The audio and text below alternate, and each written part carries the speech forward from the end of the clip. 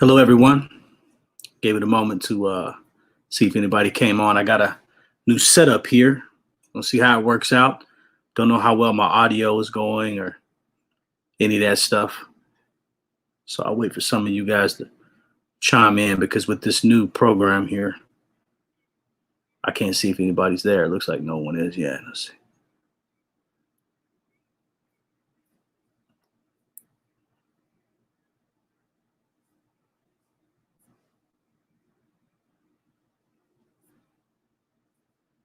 Let's see here.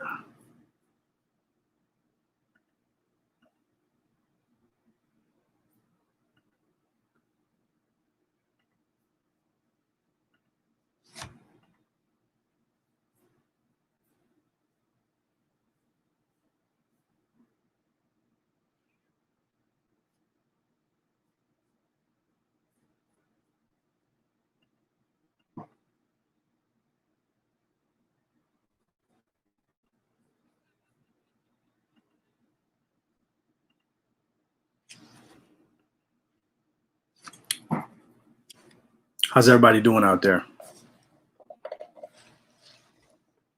Good. I hope I got some interesting things to talk about today. So I hope you guys stick along with me to hear about them because I think it's pretty neat.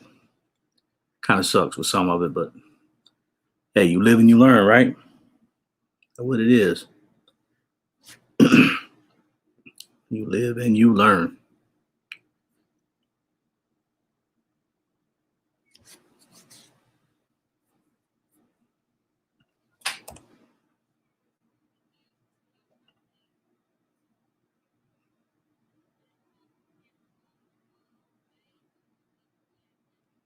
My man Jeff done dropped on in. Howdy ho. Let's see. I'm gonna try this here. You're supposed to be able to click things first to me. Howdy ho. I'm a regular Joe. My kids recommend that as an introduction. I like that, Jeff. I like that. Howdy ho. I'm a regular Joe. That's what's up. That's what's up. I appreciate you stopping by, man. I still got to figure out all this stuff out. This new program is neat. The one that's here, the StreamYard, like it says on the screen. It's a pretty cool program. I wish they didn't charge monthly for it. After you use it for so many hours, they charge monthly for it. So yeah. But you can ask hey Jeff, if you want to get on, man, I can send you a link right now. I believe you're able to get on through your phone. You just click the link is what they say. So let me know if you want in, man. I can try it, see how it works. Because I don't know how it works yet. I just know it says here that you can share and you can bring people on the screen with you. It's pretty neat. It is pretty neat. I know probably ain't nobody gonna want to watch on no Saturday night. Not me, but hey, I got to get better at this, so I'm just practicing with it, see how it works. So it is what it is. I use the word awesome a lot in my videos. I don't know if that's gonna sound kind of lame, but I do use the word awesome a little bit. Probably more than I should. It's not even a word I normally use. Excuse me. It's not a word I normally even use very often, but I guess it's a way for me to use a word that's not bad, and it's a really positive word when something's awesome. So like I said, if anybody hears that microphone, if it sounds okay, let me know. I don't have my little microphone bar on this particular program like I do on the other one. But this one here, again, guys, I'm able to actually, if you want in on this and you want to be on the video yourself, I could send you a link and you'll actually be on the screen here with me. I haven't done it yet, but this is my way of testing it right now to see how it works. Let's see. I'm able to put people on the screen with me. You can interview people. It could be mobile. You could be at work, chop on here and just say something real quick and get off. Something if you want to do, let me know, because this is very beginning. It's on my second time to do this. If anybody's on here hasn't seen me before, this is literally my second time to do this. So Hey, Mandy, how you doing? How you doing? Now, hey, check this out, Mandy. You mentioned, do I have a Twitter account? I just recently got a Twitter. I got everything, and I've had Twitters before, but I've never used them. But my Twitter link is Regular Joe Go, right? Everything else is Regular Joe Travels. So Regular Joe Travels at gmail.com, regularjoetravels.com, and then Regular Joe Travels on Instagram. And again, I don't normally use Instagram and Twitter, so it's not that I'm ignorant to it. I just don't never really use it. So, hey Jesse, how you doing? I appreciate you stopping by. Man, that's a really cool avatar, little image you got there, man. That's pretty dope. When I was 18, I got a clown tattooed on me once before, so I think that's pretty cool. That is pretty cool. Hey, Miss Jessie, I said the name wrong, included wrong again. Hold on now, Miss Sampson, Lee Sampson. How you doing? I appreciate you stopping by. That's a beautiful bird there. Like I was just saying a minute ago, this is a new streaming app I'm using, or program I'm using to allow me to bring up all of your chats, so I'm not constantly just looking down and looking like I'm crazy, you know. So I appreciate you stopping by. What up, Bram? What's up, Texas, man? How you doing, man? How is it in Texas today, brother? How is it in Texas, Jesse? You listen well. I appreciate Mandy. Hey, Mandy is awesome. She putting everybody on me. I'm telling you, I appreciate what you're doing. Let me ask you this, guys. How's my mic sound though? I'm not too loud and whatever. I got my boom mic pointed in. It's just an external mic. So hopefully it sounds good. There you go. Hey, man, that's what's up. I appreciate y'all stopping by. Mandy says, hey, Lee. Okay, then. Let me see. And I think one of them, there it goes. Kathy, how you doing? How you doing, Kathy? What's that shirt say? I like that. I like that too. Good to catch you. Hey, I do appreciate you. I mean, you don't even know how blessed I feel to have you guys here. You know, like I said, this is my second time doing it. I spent probably an hour or two trying to get this set up a little while ago, and I had to run. I had to have a building, a shop building. Had it all set up. It's nice. Got pretty drywall. Had everything set up. And my light box, got the huge light box in here. Extension cords ran everything. My internet don't pick up out there. So I had to run back into the house and try to get everything fixed up. Say, okay, awesome. I brought you some friends. Man, I'm telling you, you don't even know. You don't even know. Without you, my channel really wouldn't be doing anything, to be honest, without you shouting me out like that. It really wouldn't. Everybody from Chris's stream should leave and come over here. Chris, man, I like it. Hey, look, Chris is new to me. And to be honest, the live stream thing, Chris is the reason why I haven't spoke to him about it. I dropped on it one day and I met Mandy on there, and I met a lot of you other guys on there as well. And you guys welcomed me in, like really did welcome me in, you know, because I'm just a lame dude, man. I'm just a regular Joe. But this gives me something to get out, you know, and look forward to doing something like this. You know, I'm not doing the live stream in the vehicle yet. If y'all hadn't caught, I just put out a new video where I picked up a minivan. So I am going to be doing some traveling in that van and doing some touring and whatnot. And I will come to your city. I will come to your city, and you can show me show me around if you want. If you're okay with being videoed, maybe show me where the places to go that are unique in your town, or maybe you have someone unique that want to be interviewed. I had somebody today I asked to come interview, but they weren't able to make it out. So GGA, okay then. Hi all. Can't even read that. Follow me to the pot of gold. I know what that means. I know what that means. I'm just a circus clown monkey. I love monkeys too. Matter of fact, my son today asked me, could he get a pet monkey one day? I told him we can't do it, but they are unique. I've always wanted one as well. That's pretty deep. Thank you as well. Let's see. You run through here. Hey, GG baby.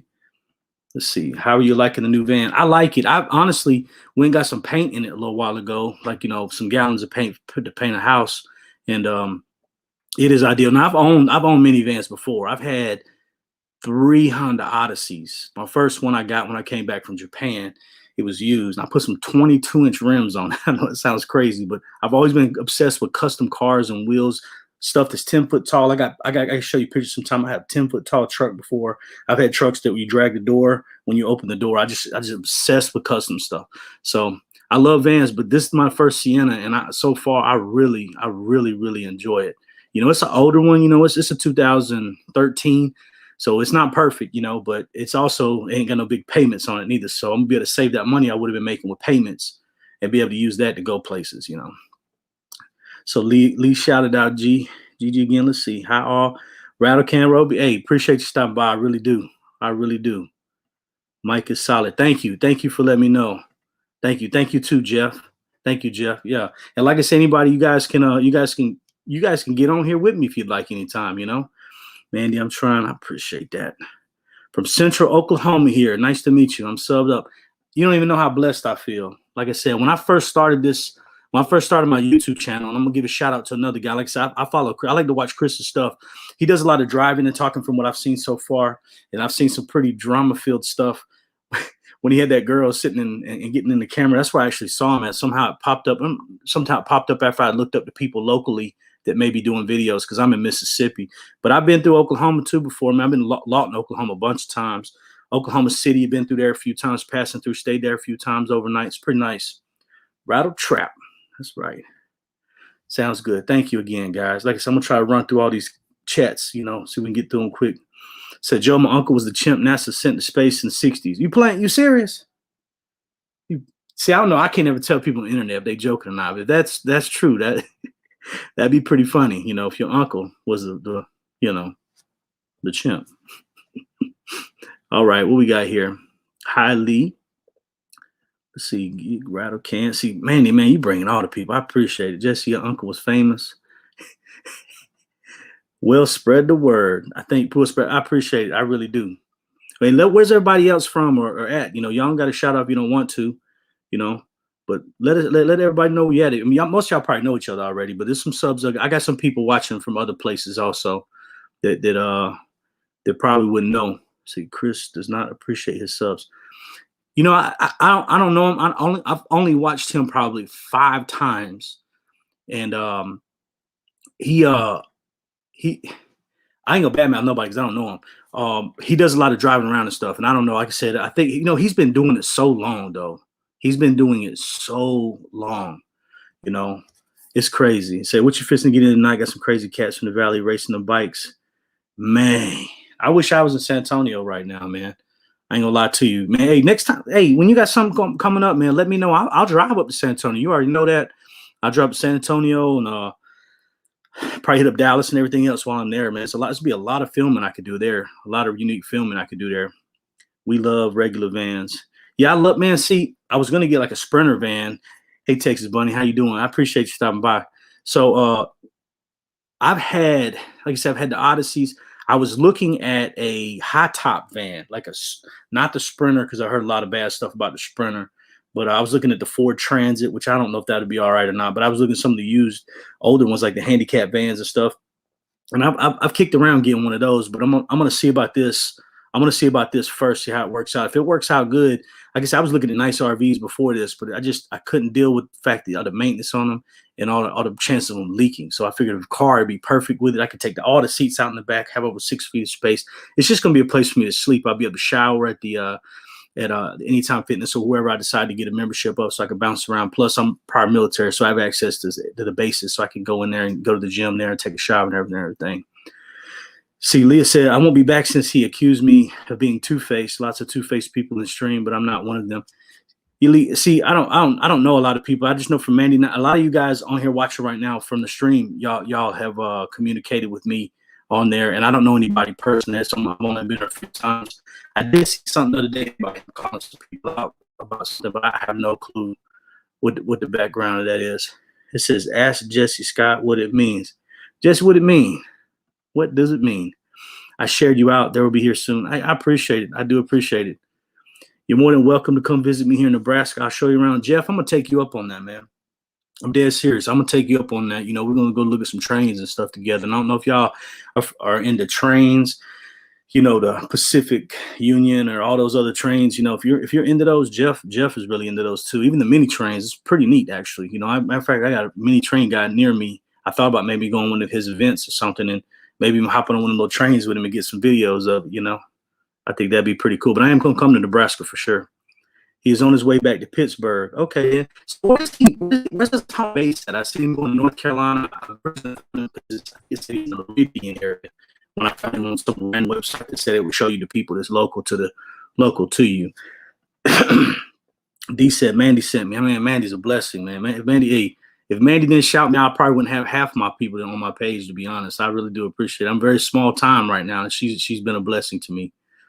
It says Cindy says to heck, okay, then the heck with Rich like. See, I don't know. Dude been doing it forever from what I've seen. Dude has been doing it forever. Say he is already back with her at least. Okay then. Oh no. The one that he was crying over the other day. Okay. Who are we? What's it say? Who are we? Where are we? Laugh out loud, Mandy. Hey, I don't know where we hanging out regular Joe at the moment. Joe, where you look? I'm in Columbus, Mississippi. In the Columbus, Mississippi area. I'm originally from Starkville, Mississippi, born and raised, and I went to military, moved all over the world, lived coast to coast. So I've lived a lot of places, and I've seen a lot of cool things, and a lot of cool things I wish I'd gotten on video. But to be honest, the video technology now, where you can pick out a phone and pick up just as good a quality videos as you can with a $4,000 camera, and I mean that. You can get awesome quality out of these newest phones. So there ain't no telling where the future is going to go. But I wish I'd have had the video camera back then. I've always been into just taking photos, and I got millions. I mean, I've literally have hundreds of thousands of photos, but not with as good a quality camera as we can get now for the low price. And what's the best camera you can get? The one you have on you is the answer. You can have a $1 million camera at the house. When you see something, you go, and you go to take the video or the picture. If you don't got it on you, it's useless. And everybody's got the phone on them. So this is a game changer. The quality level that these are making is a game changer. You get 4K, 30 frames per second. There's a Chinese Huawei phone that gets 7,000 frames per second. Like, it literally makes things look like they're standing still when they move, and it's crystal clear. I may be picking one up soon to review. Gigi, what do you get me on to? Sugar Drop. Okay, then we got that laugh he does, loving the thought of having a big secret one. Yeah, he different, that's for sure. Okay, then. Sup, everyone. Thank you, Sean T Outdoors. Thank you for stopping by. That's a pretty cool photo you got there too. That's what's up. I appreciate you stopping by. Well, hey, thank you, Mandy sending me everybody, man. I appreciate y'all. Hey, thank you. Let it go. Hey, I appreciate the sub. I do. Like I said, I'm new to this.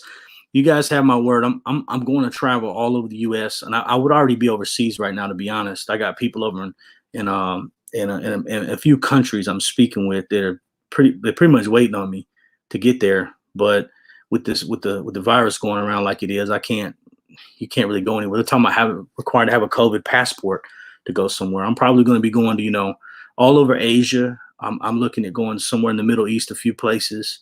I'm actually considering maybe even South Africa after I get a lot better at this and and really get out there and get more experience doing it. I'll go pretty much anywhere. D, where am I? I don't know where you at, D. You over here with me right now? Man, I lost my play. There it goes. Got a lot of messages. I appreciate y'all. Hey, D, subbed and give him a thumbs up. I appreciate that. Tiffany says, hello, everyone. Hello, Tiffany. Thank you for stopping by. I do appreciate it. I don't know if I'm supposed to click each one of these, a lot of them, but it's pretty neat how you can do this versus everybody having to constantly look down. I can respond to you directly. Laura Lee, everyone's leaving Chris and over here. Hey, he does a lot of, from what I see, he does a whole lot of driving around video, and that's no crack at him for saying that. If I can get the hours up, I'll probably ride around video, but I actually considered that, just ride. Maybe if anybody had any interest, I can ride on the way to, like I'm going to go to Memphis or something. I go a few hours away. I thought about video and that kind of stuff. Maybe probably going to Nashville soon. I'm going to try to get some videos. I'm going to Nashville specifically to, to do a little van traveling there and get some videos and just go around seeing the city. Sean T Outdoors, Mississippi. I live in Mississippi. That's what's up, man. That's what's up. Said I'm near Stillwater. Okay. Mandy says, hey, Sean T, Rattle Trap. Hadn't been in the streams. I hadn't been in the streams after they broke up, but Chris attacked me. I've been to every one of her streams. Don't talk about him, but I've been there. Yeah. Is it Rattle? Jesse's never. I'm trying to skip through. I'm going to run through these real quick, see if anything. Let's see. Rattle Can says, we've been waiting for a new chat to go into. This is great. I'll do this more often. I can't do this every day probably because I got a lot of crap going on in my life. But I will say that there for a long time I had got obsessed with a few things and I'm not going to go into what it is, but I got a little overly obsessed with what the way the world's going and everything. And I said, you know what? I can't. I did everything I could to make things better in life, and I try to change things as best I can for myself and my health. But I just figured I can't. You can't change where the world's gonna go. So I'm just gonna ride with it at this point, and I'm gonna try to enjoy it because we getting stressed out over things that we can't control is the worst thing we can do. I mean, it really is. Lars says, I like the wall decor. Appreciate it. Appreciate it. I lived in Japan for a few years, so I picked up this. This didn't come from Japan, but these here did. And I got, if you've seen, I got this is my Japanese room. It's really my dining room, but it's my little Japanese room that I really enjoy to have. I appreciate it. Rattle County, Jessica. Yeah, I appreciate that. Let's see. Mandy says I'm in Mississippi. Well, how far are you guys from? We say Mississippi. We got Mr. Sean T Outdoors and Mandy. How far are you guys from like the Golden Triangle area? Y'all from Tupelo, Meridian, Jackson? Like that's what's up. We got Arkansas here. Okay, then. I've been to Arkansas. I've driven through it a gang of times. I've only been to the Little Rock here. I think I stayed there once, but I've never really had any business. I've had. Well, I'll take that back. With the business I had been quite a few times there also. Excuse me, but it was always just a turn and burn. I had to come back because I had other stuff going on. Miss Cindy said Alabama. That's nice. I'm only literally probably 10 minutes from Alabama. I thought about actually moving there one day just because they got some other benefits that I consider moving there for, but I'm pretty much rooted down here at the moment for my actual physical home. Ontario, Canada. Okay, then I'm coming to Canada. I'm coming to Canada. I don't know if you still watching right now. I'm coming to Canada. There's a guarantee I'm coming to Canada. For sure, Toronto. I don't know where else. I thought about driving to Alaska as soon as they open up the border where I can. Like I literally thought about like next week going to Alaska, but I don't think they'll let me through there. Maybe if I said I was going to Alaska, I don't know the rules right now, but with the virus thing going on, you can't just go. You just can't go to Canada. I think you can fly in, but you can't just go. Yeah, let it go. You're right. I mean, you gotta let things go. You got to. Rattle Can said the same thing. Let it. Yep. South Mississippi. Okay, then. Yeah, I go down to New Orleans a little bit and, Picayune area. I end up going towards South Haven more times than not because it's near Memphis because we're so much closer to Memphis. But nice to meet you, Joe, Ohio. Thank you. Yeah, thank you. Is it Dav? D-A-V? Okay, then. Nice to meet you, Joe, Ohio. I haven't been to Ohio yet. I would love to go to Ohio sometime. Pennsylvania, PA. Okay, then are you? Let me ask you this, because I work with a lot of people from Pennsylvania in the back in the day.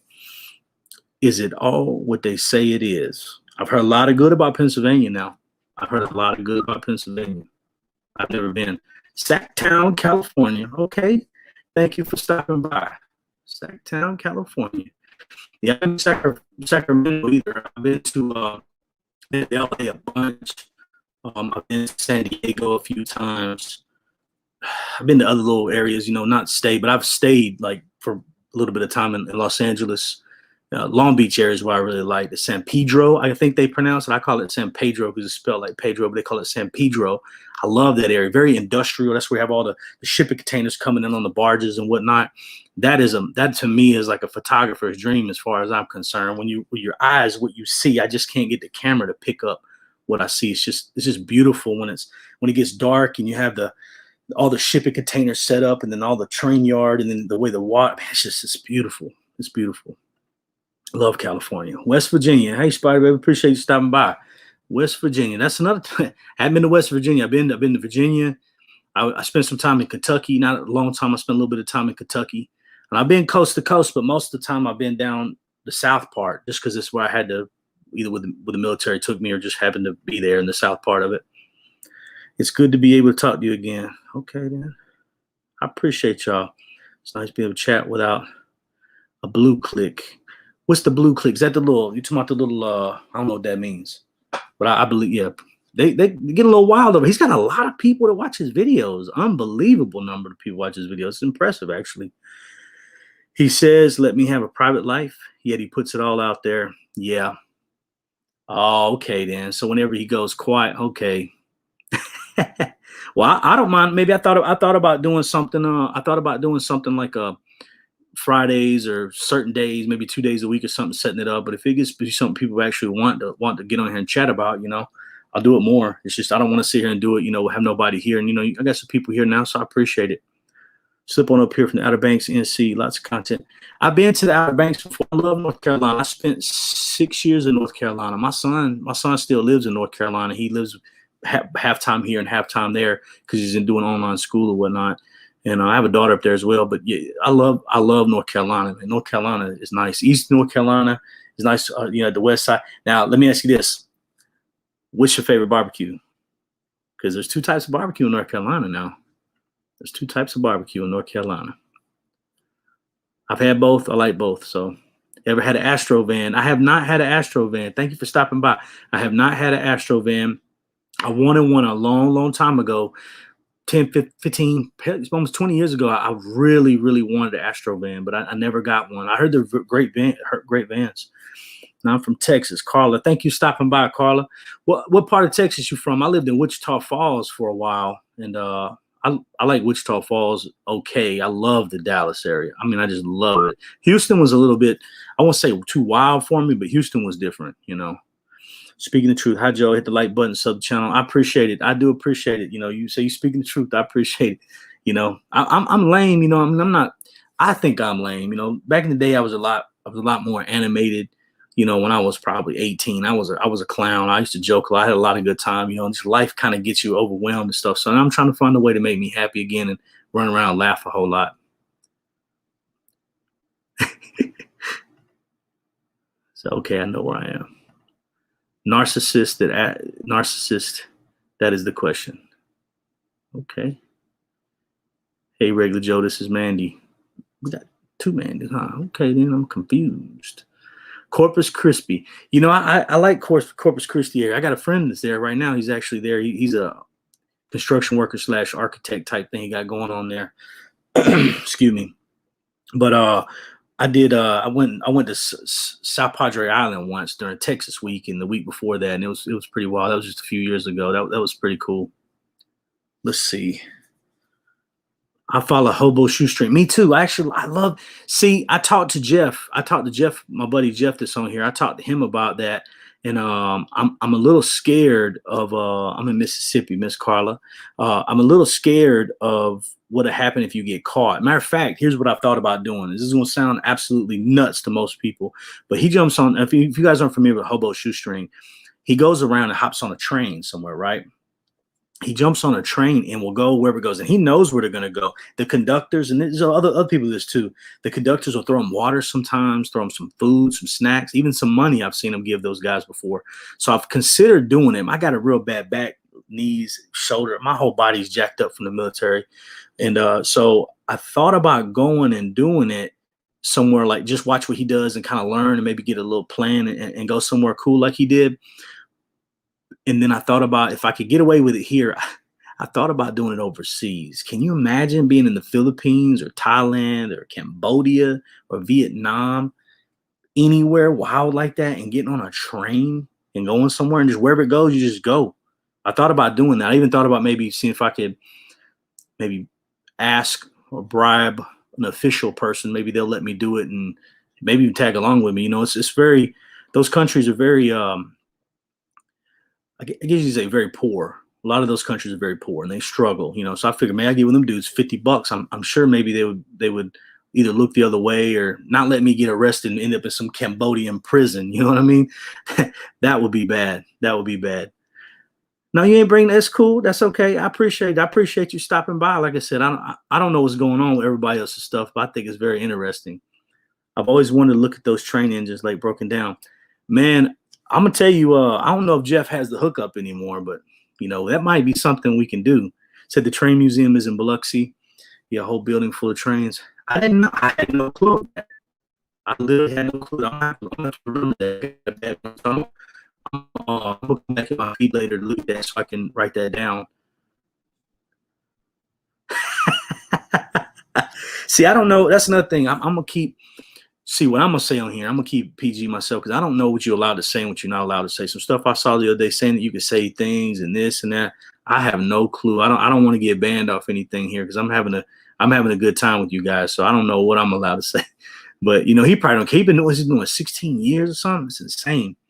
Your channel will blow up. Keep doing. Hey, I appreciate it. If you serious, I mean, like I said, I keep doing this stuff all the time. Like I'm semi-retired or retired right now, so I have the time to be able to go do some cool stuff. And I look at this as a blessing, because I'm able to get my mind a little bit more clear by doing things like this, because it takes a lot of courage to get in front of a camera like this, especially when you've been kind of closed away or just kind of stayed to yourself for a few years, and just kind of didn't, I used to be a big people person. I really was. And then I started having some severe memory problems and issues. I was going through some things, and I'm just trying to make myself better and healthier mentally and physically. And the physically part, I'm still a big boy. I need to lose a lot of weight. And like I said, we're going to talk about that too soon. Another video. I'm about to start eating on a real good meal plan and be a better person, because anything we put in our body, that's fuel for it, for our mind. So I can't do anything but better if I actually improve on that too.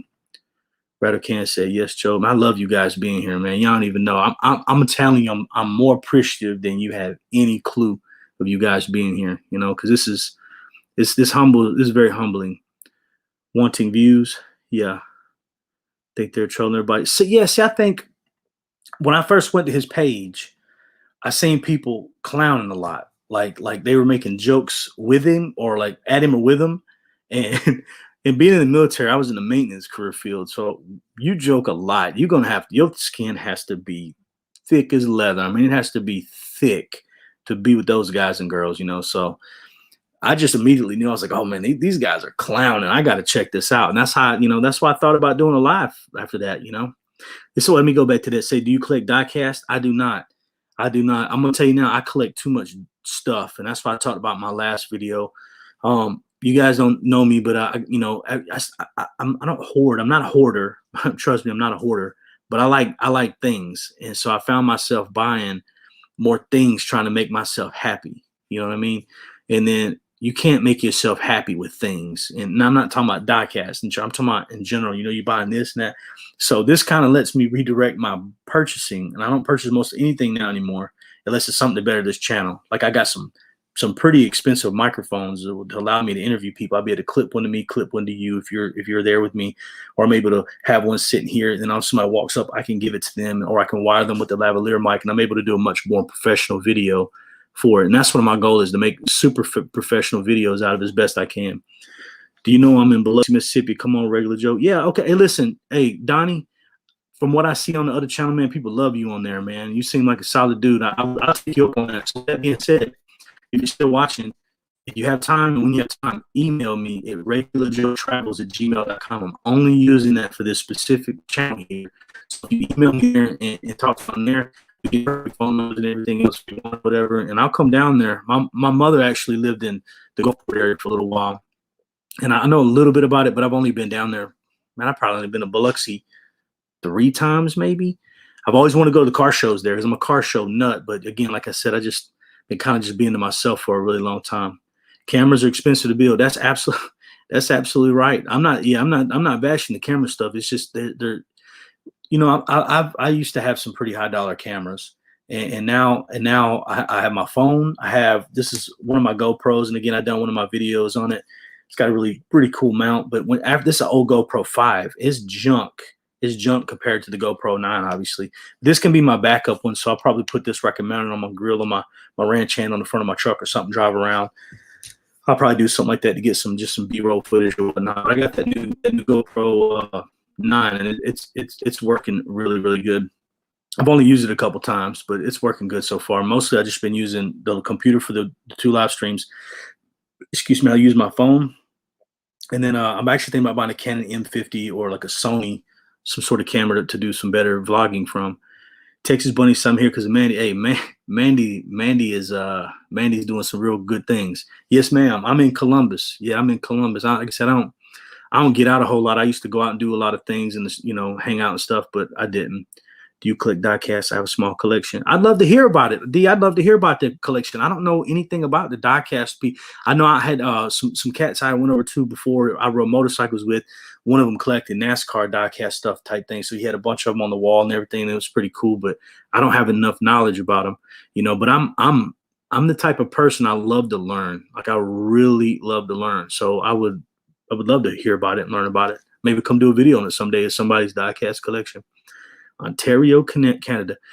See, I'm going to Canada, man. My son wants to go to Canada real bad, so I told him I'd take him to Toronto. He wants to watch some sort of professional sports there, and I'm gonna take him there one day. Came by.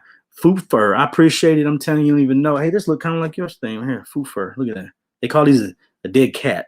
That's what they call them. It goes on your microphone. So when you're out in the wind, it hits it, it doesn't blow. So I saw that on your little logo. That's pretty cool. Speaking the truth, Mandy sent me, man. She was in Rich Chat and sent the link out. I appreciate it. I appreciate it. You're right. I appreciate that. Hi at Texas Made. See Texas Bunny and Texas Made. Maybe y'all link up. Go get something to drink one day or something.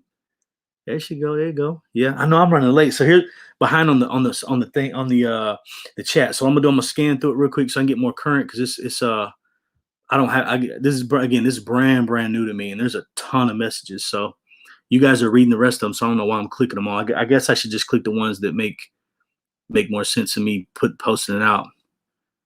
Just riding it short tags. Look like good work. Hey D. So yeah, it's all right. I got Dirty South from way back in the day. That was cool to say back in the day. And I got my little web, I love the color green. I feel trapped a lot. So I got that. Ain't got nothing to do with any other meanings.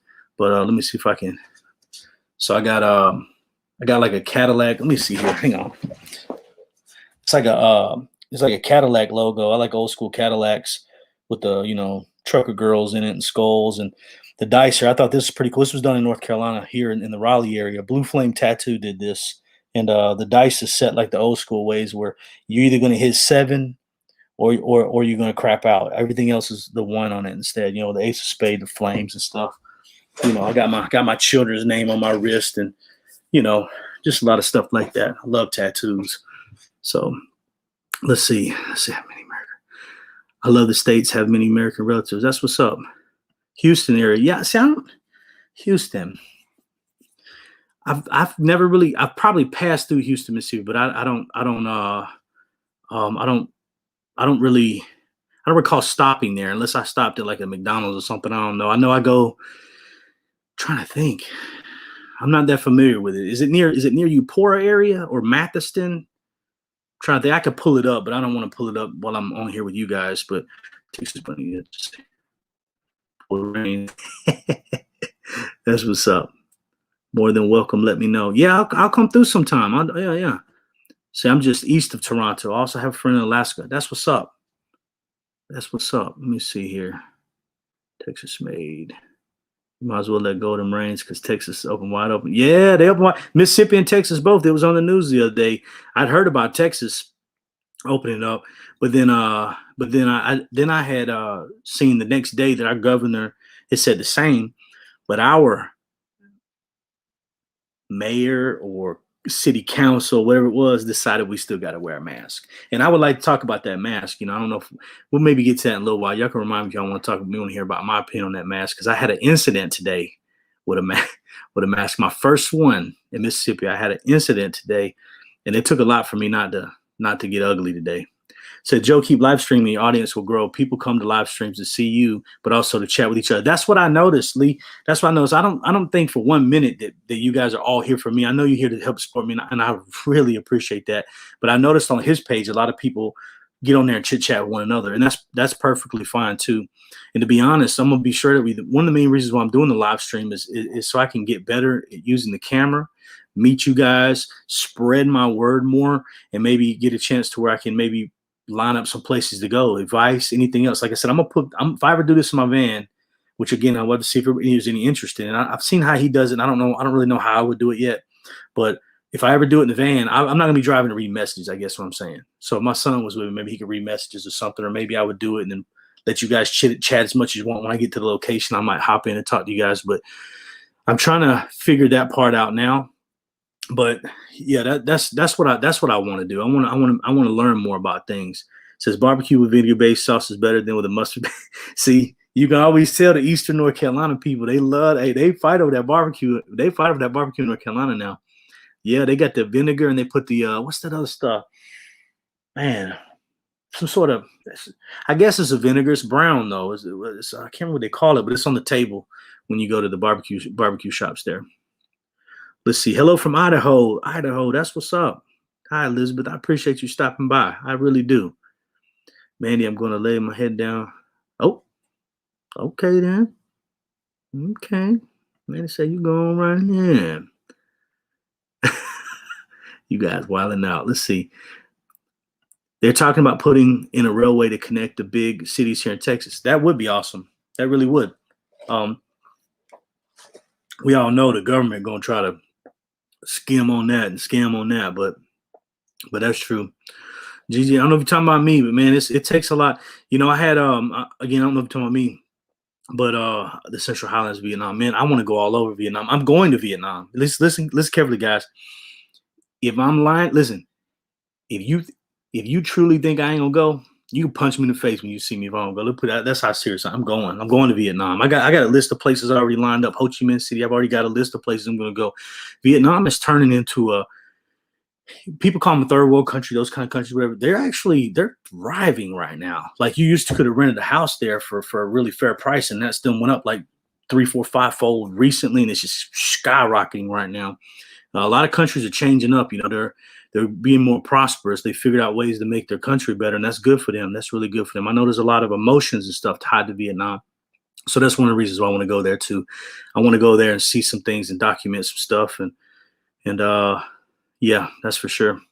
Blow it up. You speak well. I appreciate it. I really do. Like I said, I'm trying the best I can with this. It helps me mentally get my clarity together, because I have to really focus on this, just like I have to really focus on my channel. When I film a video, I don't know if you guys ever filmed a YouTube video, but it's a lot to do one clip. Like when you're walking down the street and you're trying to say something, like like the recent video I did by buying my van when I went to that pizza restaurant. You have any clue what it's like walking into a restaurant when there's probably 40 people sitting there and they're staring at you? Now I can't pull it out now, but I got my tripod, my mini tripod handle, my phone, right? And I'd like to put my phone when my screen's pointing the opposite way. So what I'm looking at, I'm looking at this, and I have no clue if it's perfectly on me or not. So I'm constantly trying to get it set just right on my tripod. When on top of that, a lot of times I have a box light, in case it gets dark, I can flip it on. And then I got this huge microphone. People look at me like I'm an alien. I'm talking about like I just stepped off a mothership. When I filmed that video on that van in that dealership, some guy ran up to my old lady and was like, what's he doing with that camera? What's he doing with the camera? That was when I used the restroom. He didn't say it to me. And he was like, well, why is he filming? And she was like, well, he's just documenting his purchase. And she was like, well, why is he doing that? So, people freak out when I get it. People don't want to be on video and everything else. And I try not to put people on video that don't want to be on video. So I just kind of, I'm very polite with it. I don't go around asking everybody, but what I do is I try to be quick. I don't like shining at people and hold it when I'm in there now. I kind of walk through and do my little thing. So it's kind of, you guys can see the background stuff. And again, I'm learning how to do this, but it takes a lot of courage. It takes a whole lot of courage. And I was out with my son last night at the basketball court, and he was shooting some ball and everything. And I wasn't feeling great, so I didn't really want to throw the ball up, but I was running around filming him a little bit and trying different techniques and stuff. And he laughed at me a lot. He's like, it looks so stupid. I'm like, yes, I look stupid when I do this. I mean, I look bad when I do it. But man, as you get older, you gotta learn. You can't care what other people think about you. I ain't never care what people think about me. But as I got older, I just like, man, I don't care what these people think, especially now, man. I don't care at all. I care. I want people to like me. You don't want to be an unlikable person. But if I'm trying to do something for some content, or maybe I'm trying to do it for my son, maybe I want to do it for him, make him a video for him. I don't care what people think about me when I run around. He don't want to get on video. I'm trying to work with him on getting on video. I thought about editing, put it up, but I really would want to get his permission, because he's my little man. You guys would love him though, man. You would. Maybe I can talk him into jumping in the camera in a minute. I doubt it though. People don't like being on camera. They're scared. Let's see what we got here. Haven't heard that text made. Let's see.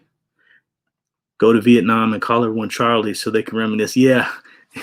Yeah, that probably wouldn't be good. 110 subs? What? Mandy, come on. Thank you. Man. Mandy told me she's gonna get me 1,000 subs. I was like, I wasn't like that for real. I'm just kind of like, wow. I believe, hey, this is a good thing. Like, I don't want to be one of them people out there just trying to get subscribers. Like, I don't want to just go, hey, sub. I'm not that guy. My guy that sold me my car, awesome guy. If you guys happen to be anywhere near the Jasper, Alabama area, the Honda dealership in Jasper did me really good. They didn't pay me. They didn't give me any discounts. I swear on that to do this because I did pick them. I did pick the van apart pretty good because there was something I saw and I didn't really care for it. I had a little fender bender in the back at some point, so that's why it was on the lift in that video. I asked them to put on the lift and we looked at it, and the guy did discount a little bit more because some things we had found. So I'm not saying that, but just trust me, they did not discount me for talking to him. But I told him I'd give him a little shout out, because times are rough. They sell a lot of cars out. That's a small dealership in a small town. But listen to me.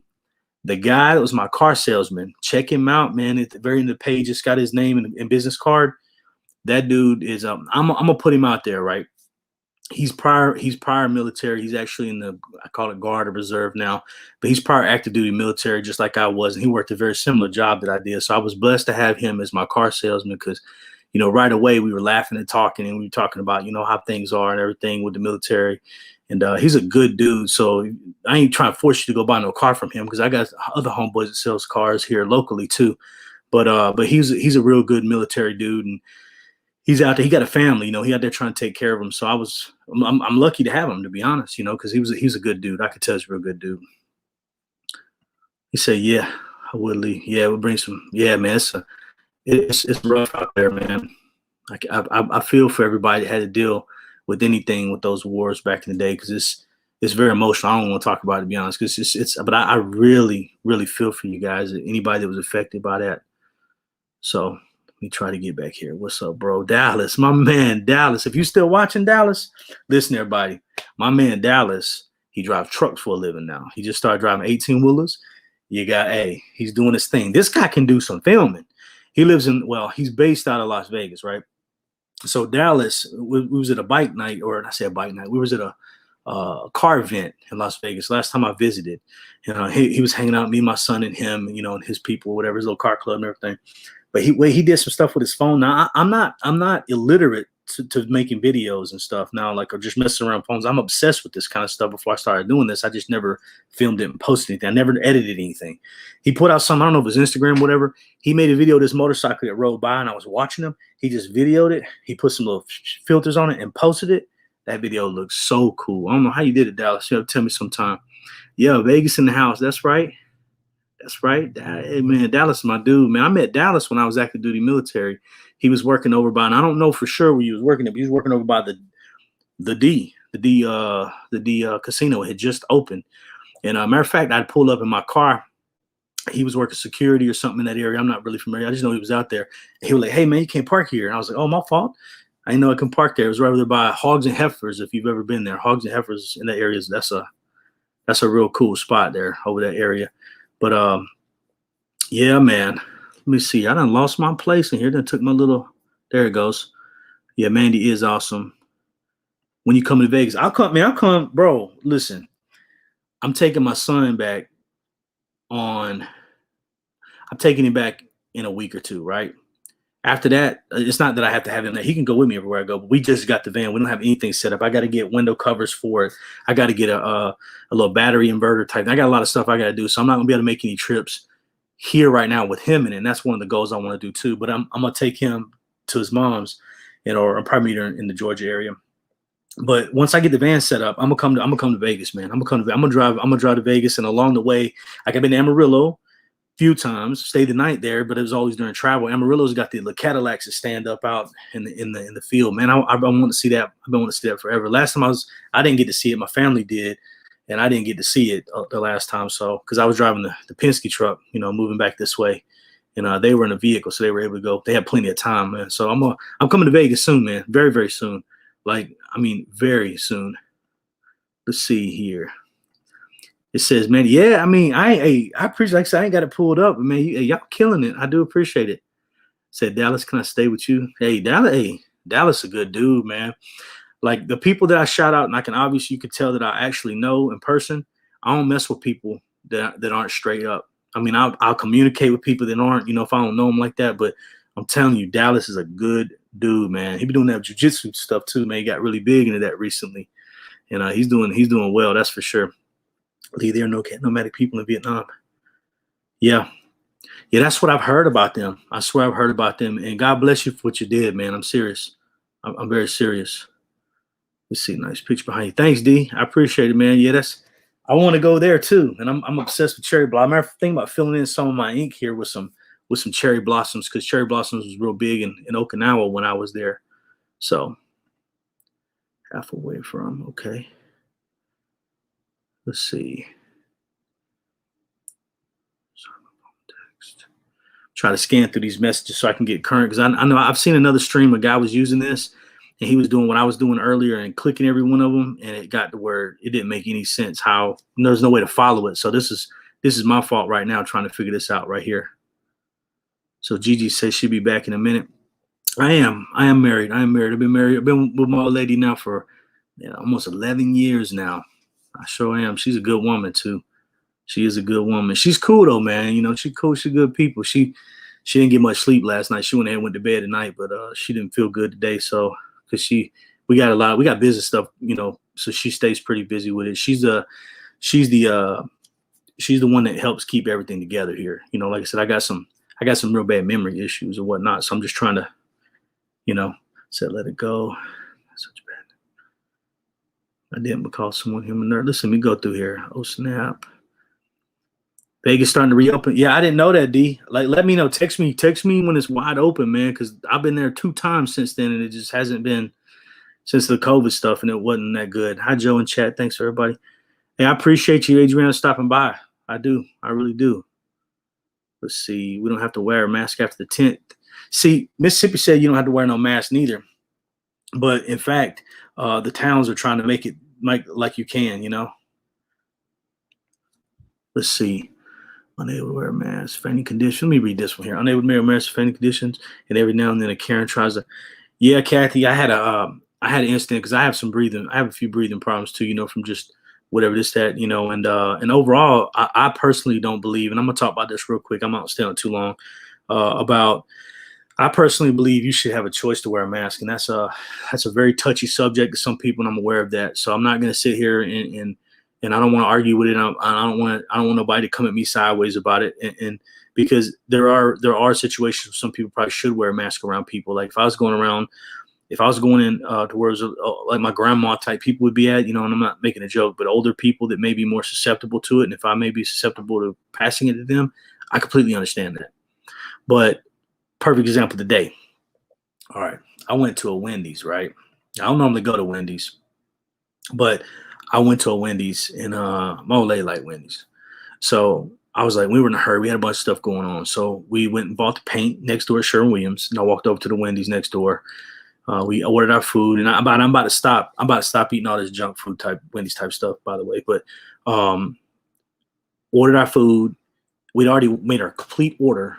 And the lady looks at me and goes, you have to have a mask on. You can't be in here without no mask.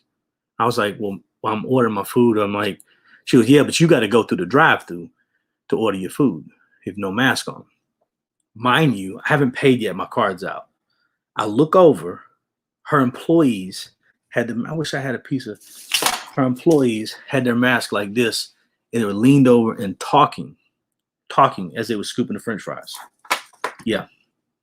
So I could be a hothead, but I didn't get angry and flip out on anything. So I laughed a little bit. And I was like, okay, well, we'll just get this to go then. I don't want no arguments. I don't want no beef. I mean, I want some beef because it's like food, but but I don't want no problems. So I looked over and I saw it and I said, ma'am, are you aware your employee right there don't have no mask on? And she yelled over for the employee to put the mask on. The employee looked over, rolled her eyes, put it over her nose. Now, mind you, when people wear these masks, they're constantly touching the mouth part, adjusting it. That's why I say I don't want to wear a mask, and I feel better sometimes when people don't wear masks. Now, if you coughing, wear a mask. If you sick, don't come out the house. I get it. Sinus times right now, people got a lot of sinus drainage, and I have that effect right now too. But for you to tell me I have to wear a mask when by the way, I can step 3 feet over and sit at a table, now you don't make me wear a mask no more. So I can sit at a table or a bar or wherever you're at and eat and drink and talk. That's fine. I don't have to wear a mask. But standing here while they have a huge plexiglass thing that I had to walk around just to pay the money for it, I don't get the whole mask thing in that particular situation. Now, to caveat that with Mississippi just said you don't have to wear a mask anymore, and it said obviously the cities, the states, or city and towns can make their own rules. But I don't know. I don't know. I get it. People that need to wear a mask, I get it. I get it around people that need to be not around people that could be sick. I get it. But in that particular situation, when you're now it wasn't just their one employee, there was two other girls that had them down there below their nose. You know, when you I don't know about I wear a mask below my nose. I'm breathing out my nose mostly because I can't hardly breathe out the mouth area. I looked around the corner. One other girl walked out. They're all just and touching your food. So I was a little angry about it, but I just kind of let it go other than saying something to her. But as soon as I left, somebody else told me that literally as soon as I left, they pulled their mask back down. So I don't get it. I don't get it. This doesn't make any sense to me. You know, says, love the conversations. You're doing great. I appreciate the compliment. You know, I feel like a fool on here, to be honest, you know, but I'm trying something new. And if people like it, I'll be there. I'll be there. I'll be there to chat with you guys, but ends up walking away. Yeah, I heard old buddy crying the other day on there. I didn't know what was going on. I think it was over that girl. He was talking about her. He said, I don't care about her, and then he just I was like, whoa. I don't again, I don't know the fella like that. I'm still watching him. I'll watch him when I have time. Absolutely. But I don't know enough about him yet. I'm still trying to learn what's going on. Texas Bunny said, I don't get along with masks. A lot of people don't, you know. Thank you for being patient with me, Miss Linda. I'm serious. I do appreciate it because I'm new. I'm brand new. I'll get this. Trust me, I'll get this. I've only been doing this less than a month now. I've been 3 weeks and some change. I have to look at the thing. By last time I looked at my analytics, it said I've been doing this for a little over 3 weeks. So it's going to take a lot of learning and getting used to. And I mean, you know, I did. You being comfortable, you know, doing it. And again, walking around in the store is a whole new level. I dare anybody just walk around with their phone out like this and just start acting like they're talking in a store and watch how everybody's looking at you like, what the? Who is that? What are they doing? It's just weird. It's very weird. Let's see. What we got going on here. Malt vinegar. Yeah, that's what it was. I'm sorry, such a delay here because I gotta go through here. Malt vinegar. That's right. It tastes pretty good on there.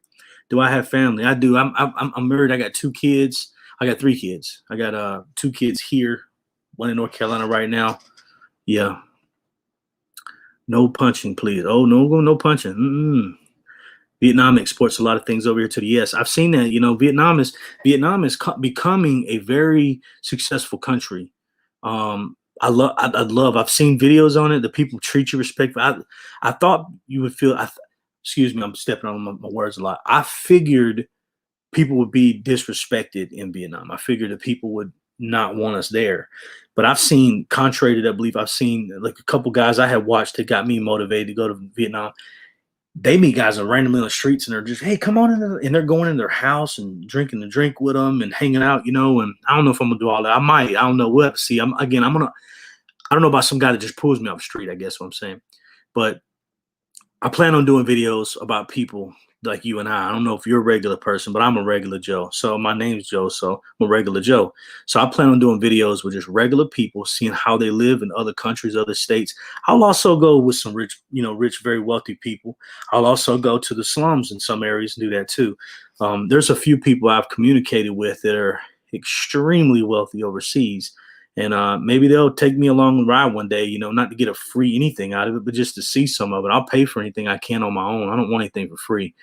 But maybe they'll be able to show me some of the, like one guy spoke, he's got tigers or whatever running around. That's insane. The Middle East has a lot of that kind of stuff, so I'm looking forward to meeting unique people and showing their story, let them say from their words how life is. And, you can always learn something from people that aren't like you. That's for sure. Let's see here. Joe, says Joe is a natural talker. He'll do well. Thank you. I try to be. So in the military, I'm not going to get into what all I did because that's just not really. I'm not ready to really talk about everything I did with the military. But I will say this is I used to be an instructor. I had to go in front of people and talk. I actually was I don't know what they call it. I almost was a licensed teacher, at one point in time. But it's still nerve wracking. It's not that Okay, let me tell you another story. I told my son, and he thought this was very interesting. But I started my first job at a place called Food Max, and it's in Starkville, and it's on top of a hill right there in the middle of town. Let me make sure I lied. I started McDonald's first. That was my first job. But they worked me till like 12, 1, 2 o'clock in the morning every day, and I was in school. I was 16. I went over to Food Max, and I said, hey, I went to ask them, and the store manager said, come on up to my office. And I was like, wow, just come here to fill out an app. He pulled me to his office, and he asked me, he said to me, he asked me a bunch of questions about my work, and I said, well, you can call him. I'm never late, because I'm not a late person. I try to be on time or early, everything, and I'm very respectful and everything. And he said to me, look me in my eyes, and I swear to you, he said this to me. He said, Joe, I'm gonna give you a chance, but if you don't make every single person that comes in here laugh and smile before they leave, I'm kicking your butt out of here. You understand me? I was like, deal. So I had to learn to kind of, at 16, he did a world of good for me, because I had to learn how, when someone come through and I'd be like, hey Miss Pam, how you doing? That's a nice outfit, talk to them, carry the groceries out for them if they wanted it. And I just learned to kind of be more of a people person from that, and that helped me a lot. And I lost a lot of that. I lost a lot of that with the military, man. The military, everything's so strict and everything's so angry sometimes. It's a lot of stress all the time. So I lost a lot of that happiness and joking throughout the years. I lost a lot of that. So I lost a lot of my capabilities of that. And I think this is bringing it back a little bit, because I'm able to have someone talk to me, and I'm able to a stranger, I'm able just to speak about something natural, just unique things. So that's awesome right there. That's awesome. Let's see. D said, I'm really enjoying this stream. I appreciate it. I mean, I really do appreciate it. Nice, calm voice, Joe. That's a good thing. That's the way you got to be. I could have got ugly with that lady, and to be completely 100% honest, I was planning on filming everything today.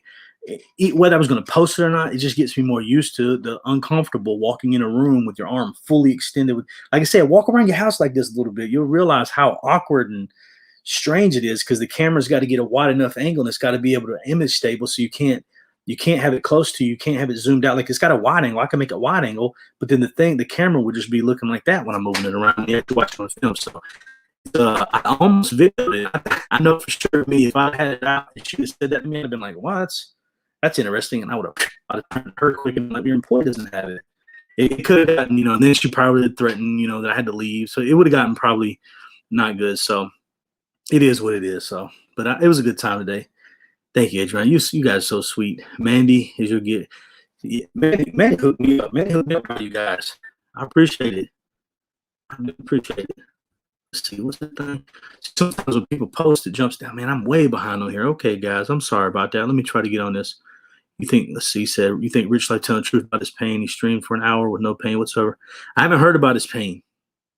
I know if you're talking about pain, like his emotional pain, yes, he's freaking out. Says Mandy Sue Jonies. I don't know how to do that. I'm completely open to that. Especially, I'm completely open to that.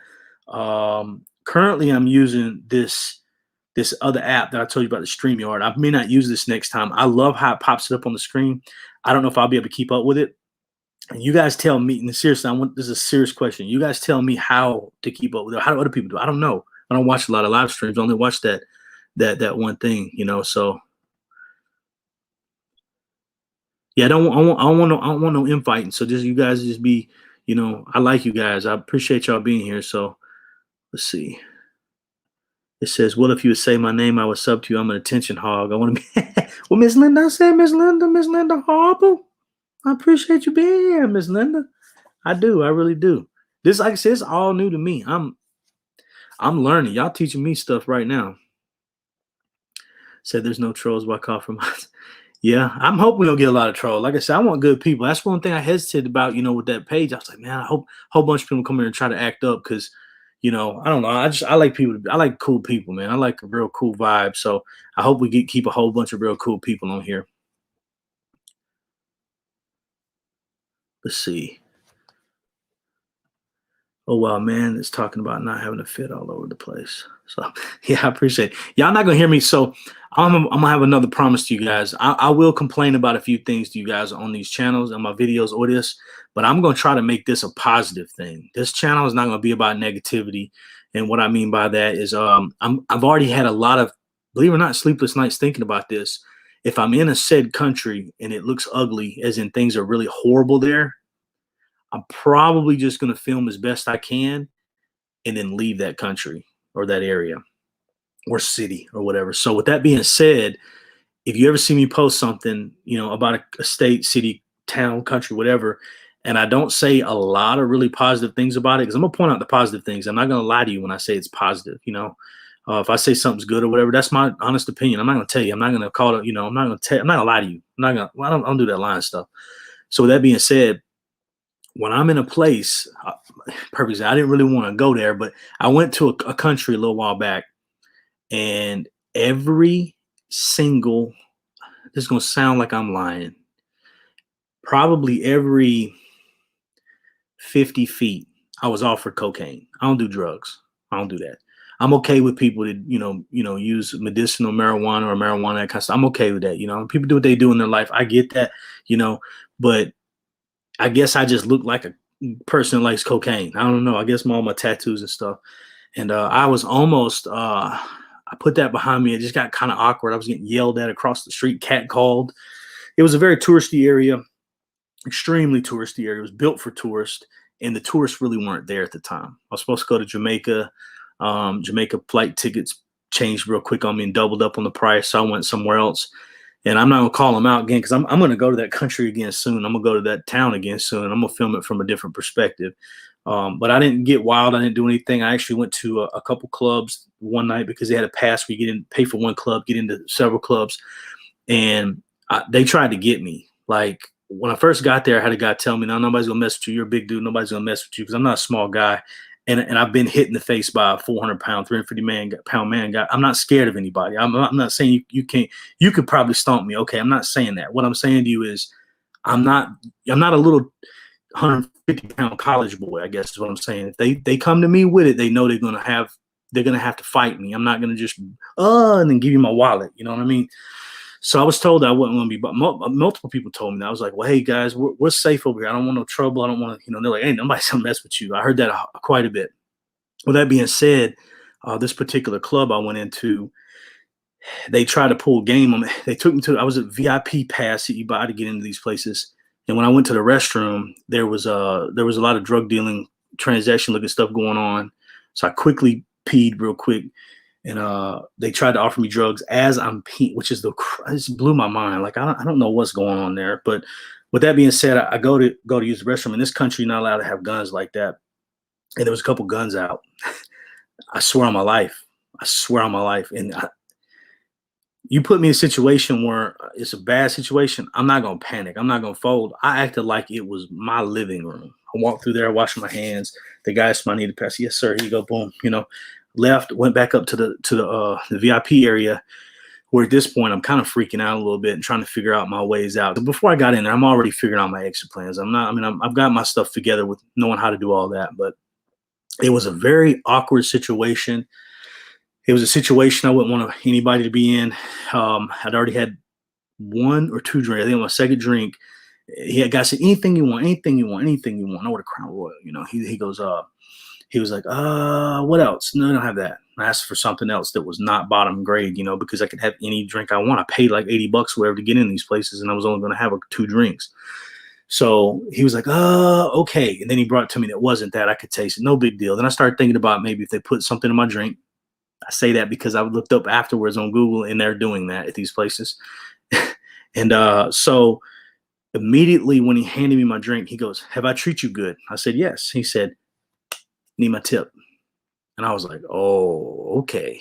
I realized then they was going to try to shake me down. That's when I realized they already took me to the bathroom. Now they had a perfect chance to do it then, because I wasn't allowed to have no weapons. So I then was like, okay. So I set my drink down, and then I pulled out a $20 bill, American, I handed it to him. He said, what is this? This isn't enough. In the same exact time, 2 really large bodyguards, and I'm not exaggerating, walked up behind him and says, is everything all right? And I said, yeah, everything's all right. I set my drink down and I beeline right to the exit, and I was able to get out of there. When I went back to my place, well, I got on the bus because I took a little cheap. Buses are really cheap there. I'm sitting there on my, everybody's got new phones, these phones, $1,400, $1,300 phone, whatever. I'm sitting there on my phone looking at my GPS to make sure I get off on the right stop, because they don't speak It's not an English speaking country.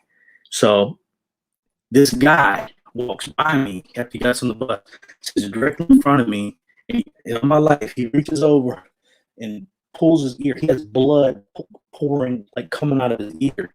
And he starts licking his fingers and licking his blood. And he looked back at me. He goes, "What's up?" I said, "What's up, man?"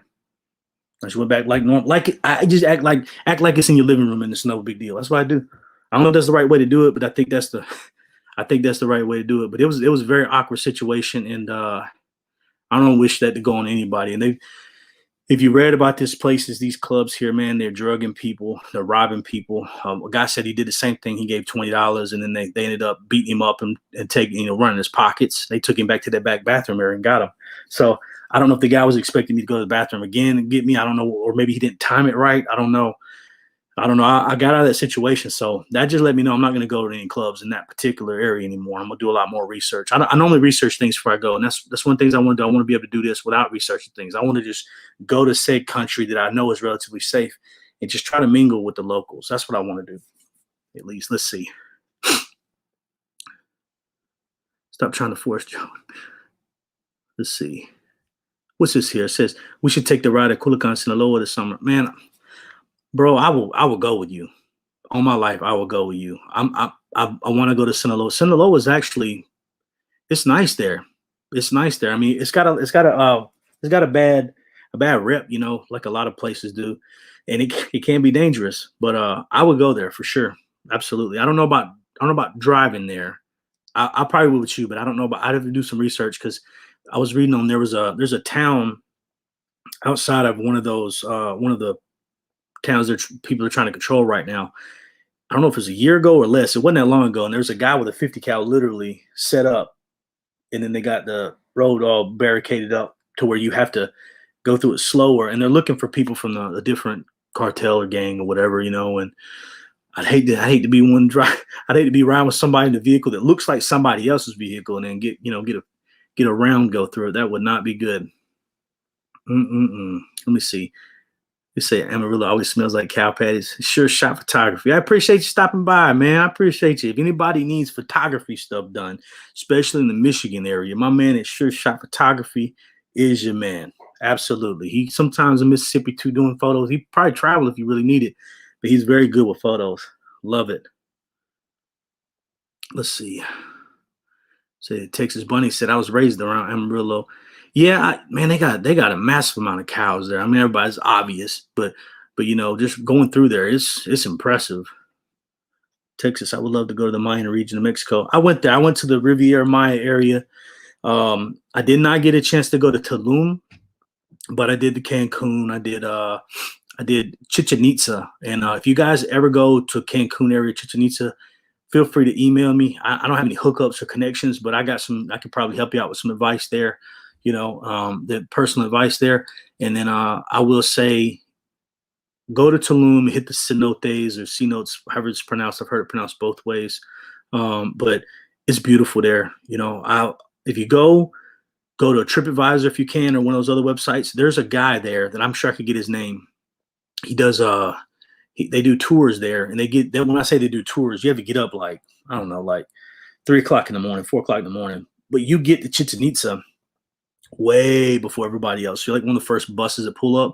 So when you get there, it's dark, right, for quite a little bit of your drive. When you get there, there's nobody there. So you get to see everything before all the vendors set up. And that's probably the worst thing about the Chichen Itza area is all the vendors set up. It's very difficult to feel like you're in a Mayan ruin when there's massive things set up with basically the same stuff on every third table is the same exact thing. A lot of Chinese junk that has that stuff on it, but it's a beautiful area, absolutely beautiful area. I think they say you're not allowed to run drones in there, but I'm gonna see if they can get permission and pay somebody. Maybe they may charge you to do it or something. So I lived in Florida for a few years. My dad was stationed there. Fort Hood, yeah, that's what's up. That's what's up. I don't think I've ever been to Fort Hood. I'm familiar with it, but I don't think I've ever been there yet. Let's say, hey, new to your channel, it's a learning curve. Nice about you. Thank you. I appreciate it. Yeah, she a good woman. That's for sure. She asleep right. She probably want to get on camera. One day I'm gonna get her on camera. You might see her every once in a while. If you watch my latest video with the van when I bought that, You can see her face right there in the little corner, talking in the back when the guy was, with the that was my salesman, man. That's the guy who was in the military. He's a good dude, man. I told him after I made it, I was like, bro, you're gonna laugh. That's off the fly. I'm gonna tell you, when you see my videos currently, in my current way I do the videos, the ones that I post, it takes a massive amount of editing to get them perfect. Now the popping sounds. My earlier videos were horrible with it, and I'm getting a lot better with it. So I spend probably 4 or 5 hours editing a 3 to 10 minute video. I'm not kidding. I give it my all. Eventually, those times will go lower, and I won't have as much time into them. But I'll tell you, when I do them off the cuff. Like I haven't planned them. There's one video I planned the very end of it. That's because I lost my footage and I had to drive an hour and a half back and forth to go there, hour and 15 minutes, hour and a half back there to get the ending of the footage. So I wrote down a few notes on my paper just because I was so stressed out from losing something that I'd already put so much time into. So that's the only time I've written anything down. Like every single thing, like just right now, is off the cuff with me. And I think that's a better way to be. You get to be your true self versus practicing what you're going to say. And eventually I might practice some things. Like if I go to, that's the thing I figure out. Yeah, if I go, like, let's say I go to Paris tomorrow, I'm going to the Eiffel Tower, and I'll look over there, and I don't want to be like, hey guys, look at that clock over there, and it'll be some important thing. I don't want to be over in some country like I'm disrespecting their country, because I don't know those things, but they know those things, so I don't want to feel like a fool, and like, hey, that's a nice looking church looking thing. Anybody want to see my wife? She right over here. You want to jump in? Okay, she ain't in now. Let's see here. Okay, then she says it's hard to laugh in these times. I appreciate people like Mandy, Jess, and Geeking Over Laughs. Y'all some cool people, very funny people. I do appreciate it. Man, I'm way behind on these messages. I know you guys probably. Let's see what Texas May said. Well, I don't know if you know it, but the virus is so smart that it will only attack if you sit down. You're right, man. I think it's a height thing. Short people are probably going to be more likely to get it, because if you're sitting at the table, impossible. I think it's funny how our mayor or our governor in the state of Mississippi was yelling at us about wearing masks, actually, on TV at one point, or very sternly telling us how to wear masks. The same day he was seen at the White House with no mask on, with everybody elbow to elbow with no mask on. So I just think the mask thing, do I think it's effective? It could be. If used properly, absolutely could be. But here's the kicker, though. We don't use them effectively. And no one's changing them, or most people aren't changing them like they're supposed to. And people just don't wear them like they're supposed to. So it's a catchy thing. I don't know. Mask wearing my pressure points made me blind. Yeah. So I get these little thin, almost like pantyhose looking thing. You ride on a motorcycle. So I got these ones I wear, almost like this Arab looking pattern. Then I got, like these different bandana looking patterns or whatever. So that's what I wear. I wear those, and they're so thin you could see through them if you really look through them. So it doesn't really work like that. If I was to go to sneeze, to be honest, I pull it off. I'm not sneezing all in my, and then what I'm gonna do then? Not wear it and rub it all in my face, throw it away, and then everybody's gonna tell me I had to wear a mask. So really, it's a really catchy thing. So next question is, have you had your COVID shot? That's a very interesting question. And I'll say this. I ain't getting it unless they won't let me travel to some really exotic place later on. That's why I bought a van. So I was going to use my money for the van to go do all my travels, which I'm still going to do all my travels overseas. And I'm still driving that van all over the U.S. And I mean it. Like, I'm not kidding you. And if my son was already, I'm taking him to meet with his mom. If we already had it set up, we can go together, we'd be somewhere right now. I probably could go by myself, but I still would have to cover all my windows. I'm paranoid like that. So with that being said, I'm going to do all over the U.S. I don't need my shot yet. So I'm hoping they come out with a foolproof, good shot. As weird as that sounds, I know a lot of people real torn with the shots. In my opinion, they weren't ready. They weren't ready for it yet. It wasn't ready for the Monday Night Football level of it. It's still starter practice and everything. I get it if you needed a shot because you are more likely to get it or get really bad sick of it or something like that. God bless you. Get your shot. If you need it, get it. But if you don't need it, I'm not gonna get it myself unless like, I'll just be straight up with you. I'm going. I'm going to Thailand. I got some friends there, like some close friends. They there right now. They live there. I'm going there, and it's looking like Thailand is going to have what they're going to call a passport, a COVID passport or something like that. So I may have to get it at some point, but I'm hoping they work out all the kinks in it and it gets made sure it's going to be something very good, because there's some very interesting people involved with the companies who are, excuse me, who are making these shots. So Linda says braver than me. It's hard. Like I said, I was at another restaurant. I don't know if I posted a I haven't posted a video on that one yet. I may post this. A restaurant called Gus's. I don't know if you ever had Gus's fried chicken. It is so good. Spicy chicken. It is amazing. And they're spread now. They're in several states now. They're primarily out of Memphis. So the Memphis area has quite a few of them. I think they have them in St. Louis, maybe in Chicago. I think maybe Nashville or Austin, Texas has one now, I believe. But Gus's fried chicken, I love the place. So I filmed in there. And when I was leaving, I had to walk in between people. They weren't there when I first started walking that way. Then people started gathering. I'm having to, oh, excuse me, pardon me. It was so awkward. And like, again, everybody looking at me like I just stepped off the mothership of an alien ship, you know? Yeah. Let's see.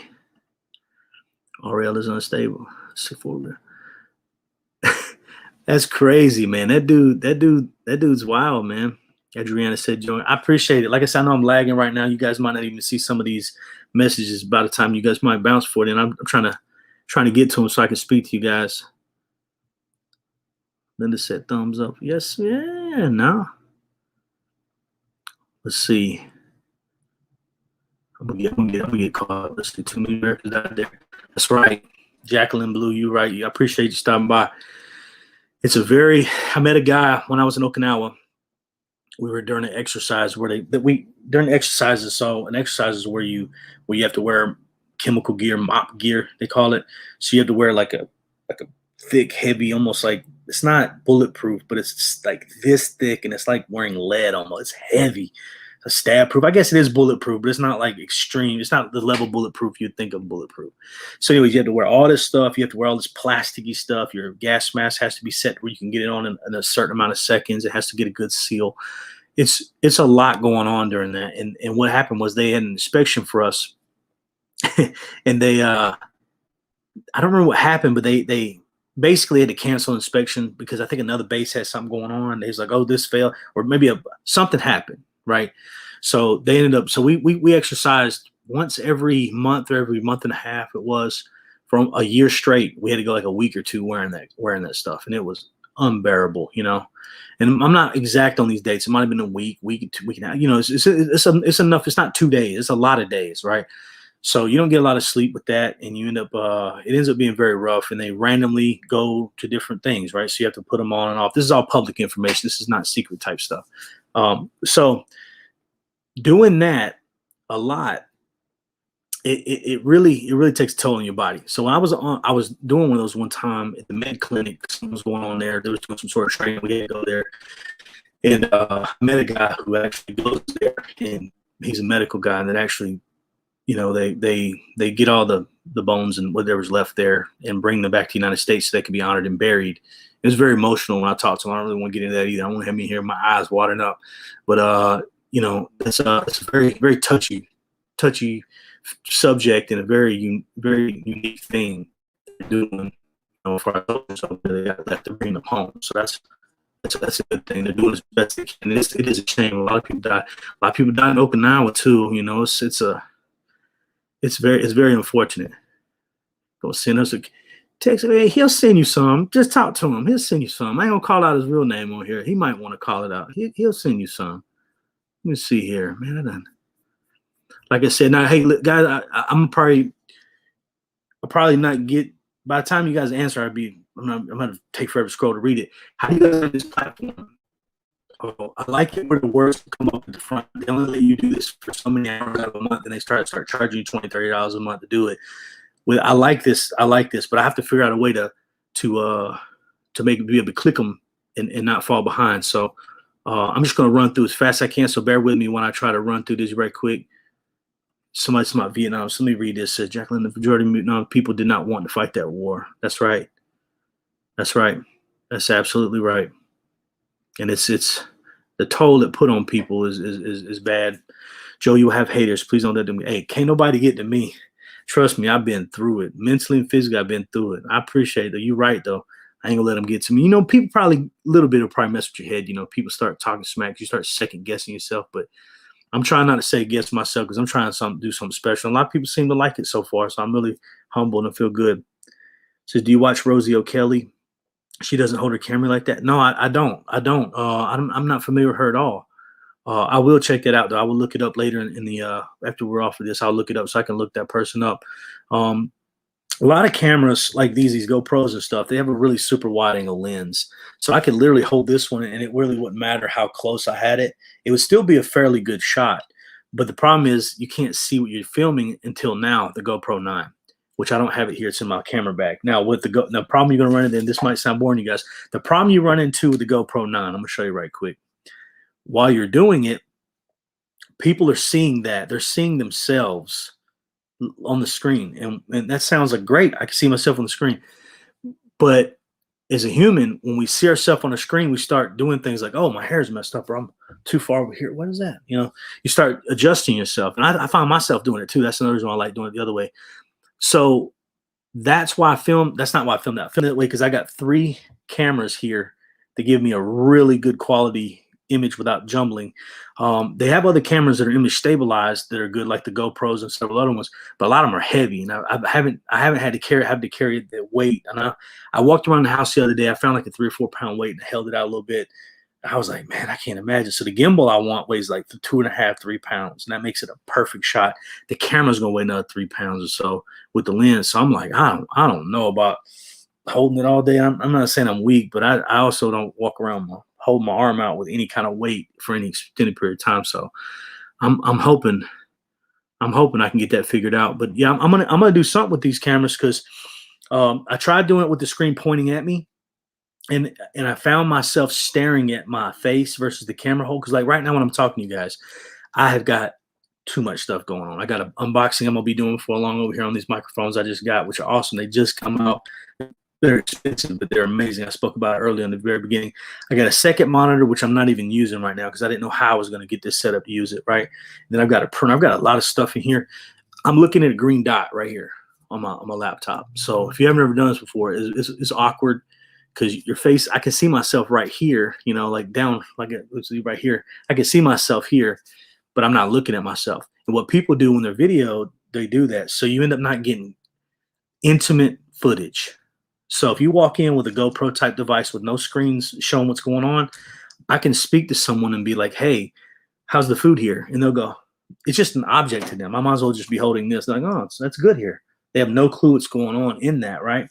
So it makes people feel a little bit more comfortable to talk about it. But once they see themselves, they start going, oh, I know my hair looked like that. You know, and it just makes it a lot more difficult. That guy bald and bankrupt, he uses like a little Sony that's about this size, and he has a little screen, like a little wide angle screen on it that I like a lot. So I don't know. I might have to figure something out.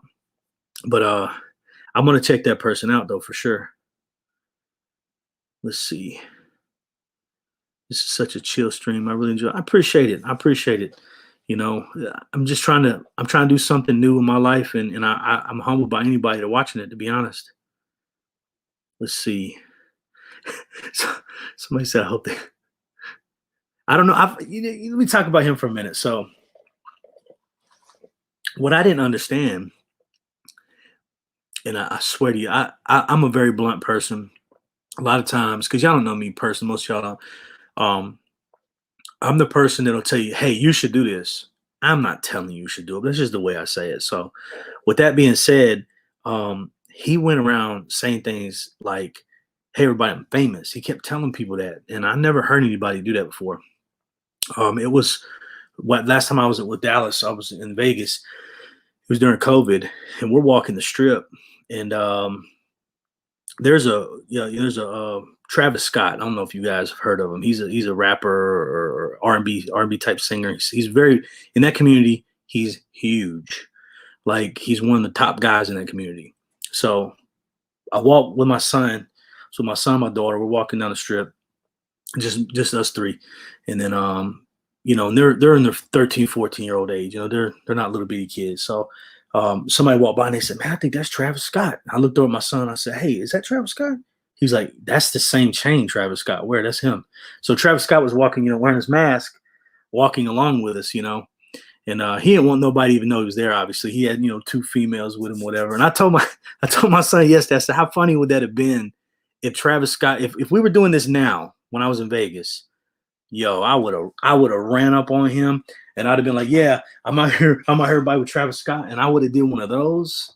That would have been funny because he would have been like, what? And then it would be like, anyways, I've met a lot of famous people. I mean, I don't know if you guys like into motorcycles. I met Billy Lane of Choppers Inc. Hung out with him a little bit. He's a real good dude. He ran into some problems years ago. He's a real solid dude. And if y'all know his history, he was a chopper builder, one of the best chopper builders in the world, to be honest. You got good chopper builders, like everybody knows Jesse James of Choppers Inc. Great chopper builder. He lives in Austin now. He's got his Austin Speed Shop, I believe. Well, Billy's out of Florida. Billy builds some of the most amazing motorcycles. I challenge anybody that's into this to tell me in your opinion on who builds a better looking bike. There's some Amen Choppers made some really cool ones. There's a lot of cool companies. Don't get me wrong. Sucker Punch Sally's. I'm very familiar with a lot of them. I had a Denver's chopper myself once. I had a Denver's chopper. I still got a Denver Springer in my storage spot with a Choppers Inc. frame under it. I got another donor bike that I've wanted for 5 years of now. I had this stuff. I can't get my mind together to get it together. I'm not a mechanic. I'm not that mechanically inclined anyways, to be honest. But I wanted to slowly work on it and build it. But I've just been trying to. This is what I've taken over. This is what I want to do now. I'm still going to do that eventually. But anyways, I know I'm all over the place right now. Billy Lane, met him.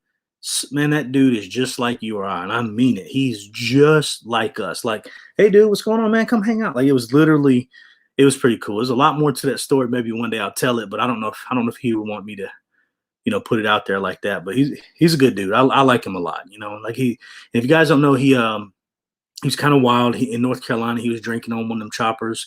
He did a biker build offs and stuff, but he was drinking one time. I believe he was on one of the bikes. He might have been in a car, and he got pulled over and got accused of a DUI. He refused. They took his license, supposedly in North Carolina. Not long afterwards. Now, this guy at the time was sponsored by Dodge. So they basically went to the bike events. Like I used to go to the bike events too. And I didn't go when he was doing it, but because I had to go overseas. Matter of fact, I met him like a month before I went to Okinawa. And that was the thing. I saw him and I spoke to him. He's like, yeah, dude, come on up, man. So I got to hang out with him in a very intimate, sitting on the couch next to him and chill out with him and actually all the other, if you've ever been to an Easy Riders motorcycle show, all of those dudes that are top builders, Eddie Trott, all of them, they were all in there. Like it was everybody in the industry and then me and another active duty friend of mine. So, I spoke to him already at the show before and I said, hey man, I spoke to you. Is there any way we could, he's like, bro, come on, man. So I had a pretty cool experience with him. Anyway, I don't even know what brought us on this dang chopper stuff. Let me try to figure this out. What was that question? I don't know. Anyways, that's what I say. I've never seen anybody say I'm famous. I didn't hang out with Roy Jones Jr. Like he's a guy. I've met him. I've actually been around him a little bit. Not a lot, but I've been around him a little bit. Mayweather. I've seen Mayweather live in person. Dallas could testify. I mean, we see a lot of famous people in Vegas, and I've never heard anybody say that. So when I heard him say that, he was drive-through or something, I believe. Some of the Vegas famous. I don't know. I don't know. I've never heard anybody say that. Just ignore trolls. I'm sure I'll get them one day. I'm sure I'll get them. I hope I don't. But it's all right though. People can believe what they want to believe and be however they want to be. We got a COVID here. COVID's no joke though. My boyfriend had it in November. Still haven't healed. You're right. I have a friend of mine, a real close friend of mine named Keith, and he's on like a honeymoon thing, I think, with his old lady right now. But he had it, and I'm a bigger guy. He's not a bigger guy. He's fairly fit, and his lungs still messed up. He still hurts from months and months ago. So it's definitely not discounting the COVID thing. I'm terrified of it, but I'm just as terrified of them putting something in me that maybe they haven't got it figured out yet. And what I mean by that, I'm not saying if you got it, it's not figured out. What I'm saying is maybe my body can't handle whatever it was. Maybe I have a reaction to it. So that's what I'm scared of. And now if they get it to where, millions and millions and millions of people have had it and they're like, oh yeah, this out of the 3 or 4 they have designed, this is going to be the better one. That's the one I'm going to end up getting if I have to get it. Miss Linda said, hang on a second. Miss Linda said, you're doing great, Joe. I appreciate it, Miss Linda. You're awesome. You are awesome. Thank you, Miss Blue. I appreciate it. Like I said, y'all are awesome. Let me try to sum through here. Let's see if they start spamming. Yep. Let's see. Blood clots. Let's see. Says Joe Vapor's gonna have a baby any minute. What? Okay, okay. Vapor, you got some ink too, huh? Okay. That's awesome. That's awesome. That is awesome. How long did you say? Somebody said, how long until they induce you? Yeah, I wonder that. That's pretty interesting. My son, hey, listen, my son, I wish I could talk him into coming here right now. He was born in Japan, right? So his passport says birthplace Japan. He's redheaded. He got long red hair, white, white, right? And he was born in Japan. So we're trying to learn, we're gonna try to learn Spanish. I don't think I can do it. Like I said, my memory is on the next level bad. Only reason why I say I do spur of the moment stuff, because that's all I can do. I can't remember anything. I sit there and try to memorize what I'm gonna say. I bumble it. I'll be what? So I just go genuine from my heart. So you're gonna hear things come from me, it's gonna come from my heart. And you may not like it sometimes. I may say something to offend one of you guys, and I may say something, I may say the wrong thing, I may misspeak, right? As we're all human. I said a wrong word I didn't mean to say, or I may just bumble it all up, but you're gonna hear it come from the heart for me. I ain't gonna sit here and BS you guys, man. There's no reason in it. I learned a long time ago, ain't no reason to lie to nobody, because you gotta memorize your lie. And then if you tell somebody a lie, you gotta remember every single time you tell that person, you gotta remember what you said to them.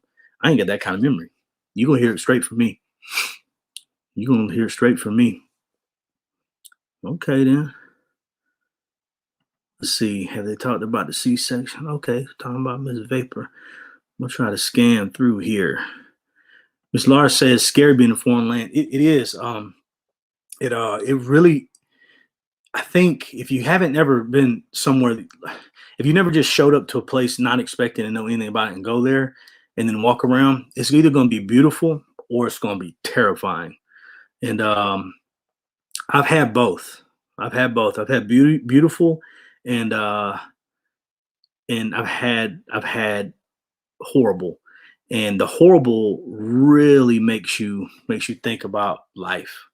You know, it got to the point, and I'm not kidding you. I'm not gonna go there. I was sitting. I got back to the room, and I rented an Airbnb, and it was a really nice place.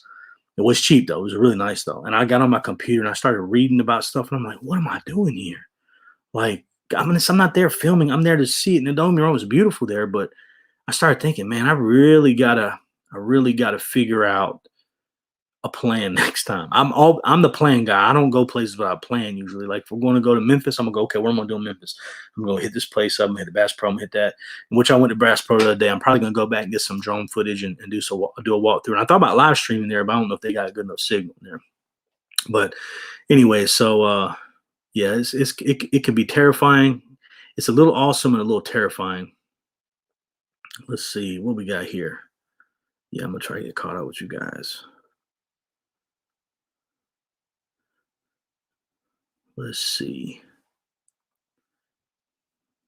We got Sure Shot again. There you go with him. Hey, I'm telling you, man, my man Tony was Sure Shot.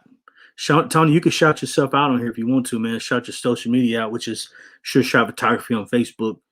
You know, I'm not sure if you got the gram and all that. Again, like I said, guys, I have Instagram. I probably got 3 Instagram accounts from years ago. I've created them, never used them.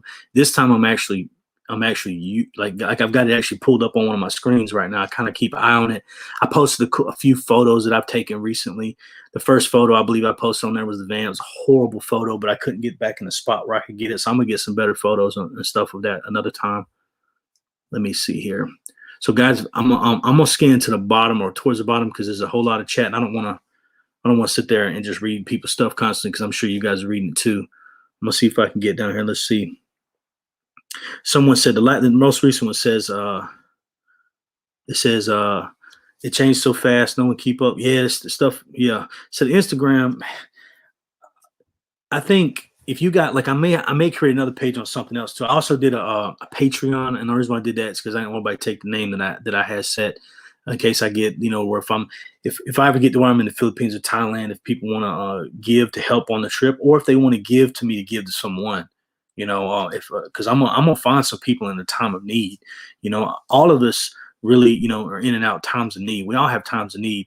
But I'm gonna actually try to help some families out and stuff while I'm there too. And I'm not gonna be one of them ones that say give it to me and I'm gonna keep it. There'll be some taxes involved, and I'll have to figure out how that will work. Because to be completely honest, if you give me $10, tell me give it to him, they're gonna charge me $3 on tax or $2 on tax. I had to figure out how that will work. Um, with that being said, I'm gonna go out and try to help people. It's not gonna be an actual charity, because if you create a charity in a few of those countries, it ends up being a really, really big deal. There's a lot of laws and rules on that. So, and rules that are actually really against us. Now, what I will do is, if in that case, if someone gave me money, like I would give it to someone else. And I got that idea from a guy named Sunshine Shoulders. He's in the Philippines. He's a guy from Louisville, Kentucky, and he's very clear spoken. And man, he's a very good speaker. Matter of fact, I watched him. Started watching him because I'm obsessed with Philippines. This cheap living, great, beautiful place. Has its positive and has its negatives, but I haven't been there yet, but I want to go there. I fell in love with the Philippines, the people and everything. I met a lot of people in Japan that was from Filipino, background, and there's a lot of good people in a lot of countries, and that's what I'm gonna go to Myanmar. I'm going everywhere. You look at it on the map over there, I'm gonna go. As long as it's not like trying to shoot us at the border when we're going through, I'll go. There's a few countries I'll have to figure out how that will work, because I would love to go. I would love to go to Israel, and the problem with that is, and I don't have a big church biblical reason why I want to go, but I just love to go. But if you get certain things stamped on your passport, it makes travel harder later. And I don't understand that. I really don't understand that at all, how that works. But I guess they have some infighting in between each other, the Palestinians or whatever's going on over there. That's their beef, just like they got beef here in America. I don't want any trouble. So I've really got to figure that part out. And I'm just being candid with you guys. Some people probably don't want to say those kind of things on video, but I don't know how that works. I don't want to get something stamped on my passport and then they're going to put me in a room if I try to go through another place, right? I don't know which countries have that kind of beef with one another. I know the Israel thing is, that's why I mentioned them. Let's say Texas made unstable understatement. Okay, then y'all got some stuff going on over here. So this person said, I would love to go. Say Miss Linda would love to go to Israel. I hear it's beautiful. I'll go there. I will go there, but I'll have to figure out if there's going to be any implications after I go there. I have no clue. And guys, I don't know if some of you guys might have seen me earlier, because I've been on here quite some time. I'm able, with this particular StreamYard, I'm actually able to bring someone in if they wanted to be on the chat as well. And I think that's pretty neat. So it's got a bunch of options down here where you can bring people in and adjust this or that. And it's supposedly one of the only ones that's easy to do this with. A lot of them you have to have some real complicated things to make it work, but that's pretty cool. Probably won't be using this all the time again, because they limit you how many hours you can use. So I'll probably run it till they won't let you use it no more, and then I'll be good. Okay, then what y'all got going on over here? Let's see. What does it say? Joe, tell us what that mask is on your wall. Oh, that's I don't know how to explain it. That's they believe in having those kind of the gargoyle type things. Shishi dogs, I believe it's called. I've got some more. I've got a lot of stuff over. I got some actually. I have over here a table. You can't see it. I can always clean this up one day. This kind of got messy here from my business and stuff we got going over here. But I can clean it up someday and get some pictures of it. I got this stair step. As a matter of fact, I can show you a piece of it right now. I got the stair step table here. This made of reclaimed wood, and this came from the Philippines. I didn't get it from the Philippines. It almost has like not a waxy, but almost a waxy feel to it. But it's reclaimed, and it's got the drawers and everything. It's really neat. But I got that when I was in Japan. But the guy that sold it to me, he said that came from the Philippines. They built it, hand built it in the Philippines. Here goes another little thing. It's a little dusty right now, but it's a money tree, and it's made with the little jade type things and a money tree. This is another thing. It's big. It's like this in my little Asian room. I got a book I'll share with you some guys someday. I can't get to it right now, but it's a book where of Okinawa that's beautiful. And my son and my daughter was actually in the he was in the they were in the magazines, like they were little and everything. When we got the photos, we all wore the full out dress like you were a samurai and all that kind of stuff. And he was real little and he's leaned over, whatever. He's a little bitty baby. I'll find the photo. I got it over there. I'll show you guys sometime. It's a pretty cool photo. Let's see. Joe, do you mind if I ask how you travel so much. You look pretty young to be retired. Will you hand me that photo of the kids when they're in Japan? So I'm retired from the military. So with that being said, I have investments and whatnot, and I'm retired, but my wife works. And when I say she works, we have a business. I don't want to really get into that right now. We have a business, and we also have rental properties. So I'll do I'll do the social media stuff on her. I'm not big into social media, but she's not social media at all. So I'll go in there and I'll advertise things. I'll list things. I'll help her in all those ways. If a truck needs to be driven, I got a dually. We got 2 trucks. I'll go get things and move things. If she needs something from Lowe's, I'll go to Lowe's and get it. So I'm retired in that aspect. I still work, but I don't work. I can go like, hey, I'm going to leave for 3 months. And as long as she's okay with it, it's perfectly fine. Now, in those 3 months, while I'm in the Philippines, I'll have to log into my computer and deal with social media stuff, dealing related to business and anything else while I'm over there, or maybe just help her with stuff. Cause she's not big into that kind of stuff. So with her, she doesn't really know how to, use a lot of it. So here's a photo. I don't know how well it's going to turn out when I'm going to show you, but this is a photo of my kids, my son and my daughter, when we were in Okinawa, and that's the one they used the photo of to put in the magazines, over there in Okinawa. So it was pretty cool. It's pretty cool. I love Japan. If I could live in Japan, if I could move to Japan right now and never come back, and I don't mean like screw America, never come back. I mean, if I can move to Japan and I can live there comfortably, financially, I would probably do that. Because I just love it. I feel it. But again, I haven't been to all the other Asian countries over there. So I know the Philippines and Thailand is going to be different than Japan, completely different in many ways. Thailand's pretty affordable to live there. The Philippines is super affordable. The downside is it's really hard to live in Thailand unless you're Thai. The visa program is very difficult. Now they have something called the elite visa, and the elite visa means you're going to pay, I think, $40,000 or $60,000 to get the visa for like a 20-year visa. It's a lot of money. Whatever it is, factor in $200 to $250 a month. That's what it is. So it's around that, but that means you don't have to leave the country. They take care of the 30 day. So every day we get a visa somewhere, like in a country like that, every 30 days or 45 days or 60 days, you have to run to the border, maybe 90 days. Again, every country is different. You have to go to the border and then leave the country and then come back. Then you can stay another 30, 60, 90 days, whatever the program is set up for. So can you only imagine how much it's going to cost to get on? Because they won't let you cross the border on land a lot of times. They make you fly. Again, every country is different. They have different rules. But a lot of them where you have to fly. So if I lived in Thailand and I just wanted to go there right now and I fall in love with it, and I'm like, okay, I'm going to live there for a year, 6 months, whatever. I'd have to reapply for a visa. Now, right now you can't because of COVID anyhow. But I'd have to reapply for a visa every time. And then I'd have to go and fly somewhere for a night. So you fly to Vietnam or Cambodia or fly somewhere for a night and fly back, and then boom, it resets your clock. With this elite visa, it's really designed for wealthy people. I'm not wealthy. It's designed for wealthy people. But if you factor in the initial cost, it's going to cost you approximately $250 a month. Let's say you're a retiree, and I'm going to do videos on this. Let's say you're a retiree on Social Security, right?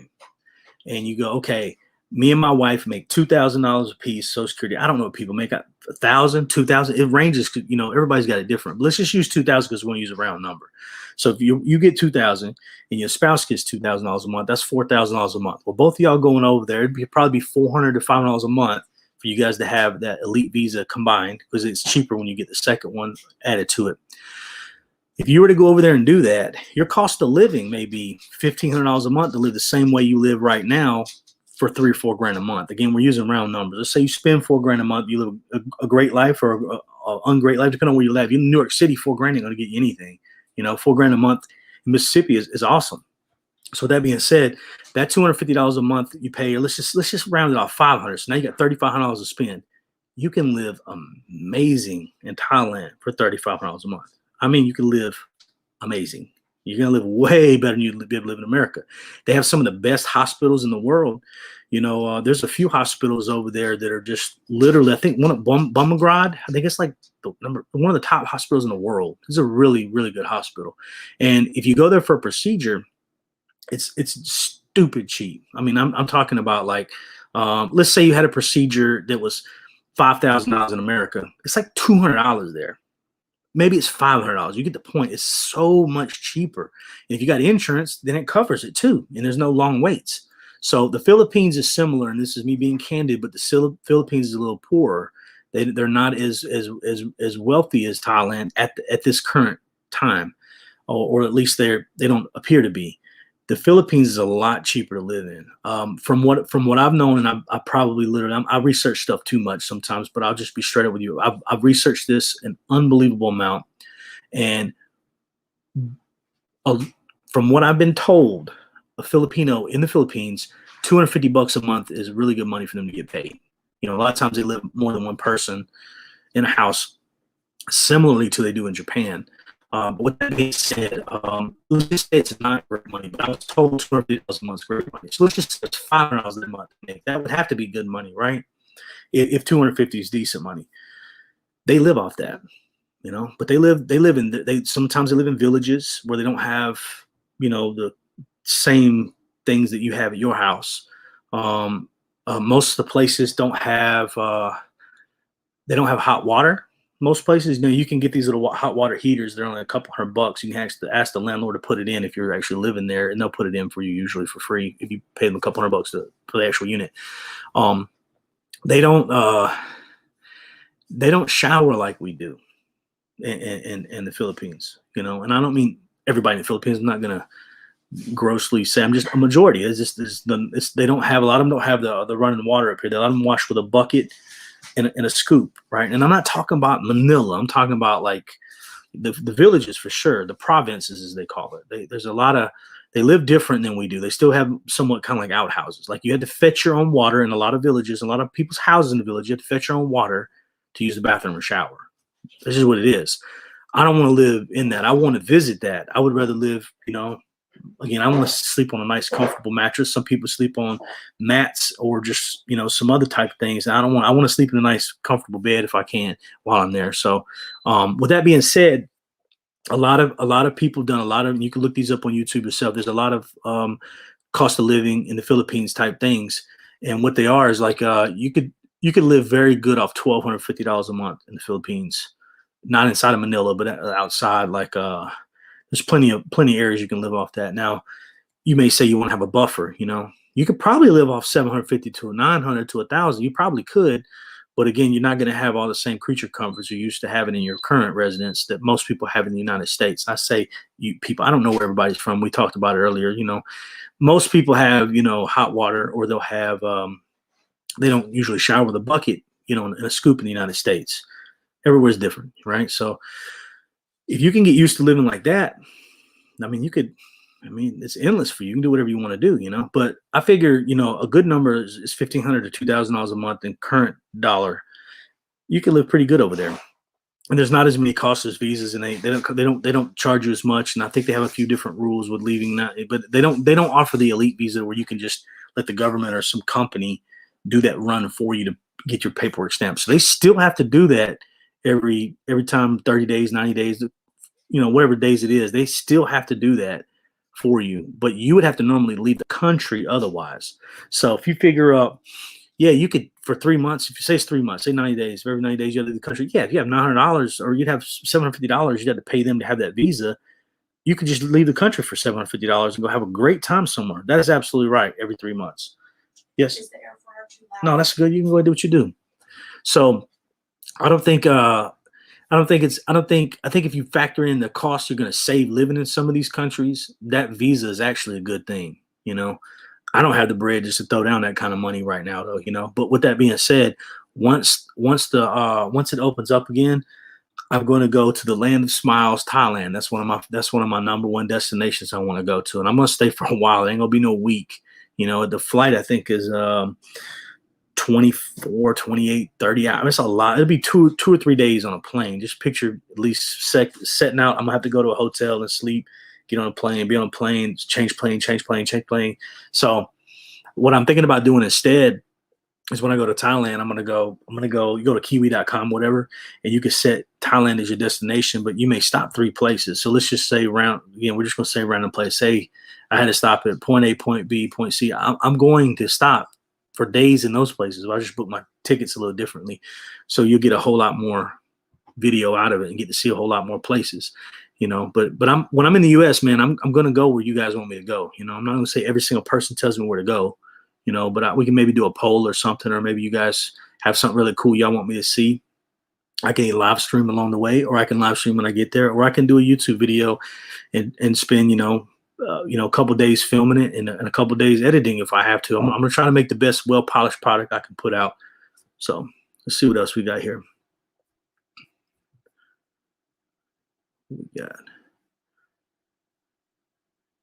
this person says, Sassy Girl says, you're a natural streamer, do your channel grow. I appreciate it. I've heard that a few times recently. A guy I met in Starkville at a football game, actually, where we were out tailgating one day. He told me that, it meant a lot coming from him, because I know him. And he's actually, he wanted to go to Panama. That was his thing. They'd done up this cool bus, and they videoed some of it and did a little thing. And they bounced around. They went all down the West Coast down. They were going to go down to Panama, like the Panama Canal. And it was like a school bus painted with like a rainbow, or like this. It was tie dye, whatever. It was tie dye. It was really, really cool, man. But he inspired me a little bit when he talked about that. I was like, man, I would love to do something like that, because I want to do a motorcycle tour. I wanted to drive from somewhere up top, maybe Canada, maybe just cross the Canada border second to say I did it on that drive, and then come all the way down and go down like near Panama. And then they'll take your bike, and they'll move it, they'll ship it for you or whatever too. You get on some. I seen this guy they take his motorcycle apart and put it on a bicycle on a boat. And he's riding with his motorcycle torn apart on a boat. It was crazy, man. They do some wild stuff. Let's see. What's Texas may say? Joe, when my homie comes back, we can get on his chopper and knock down some hogs. Let's do it, man. That sounds awesome, man. That sounds pretty awesome. Let's see here. Thanks for telling us you and your wife's smart. I appreciate it.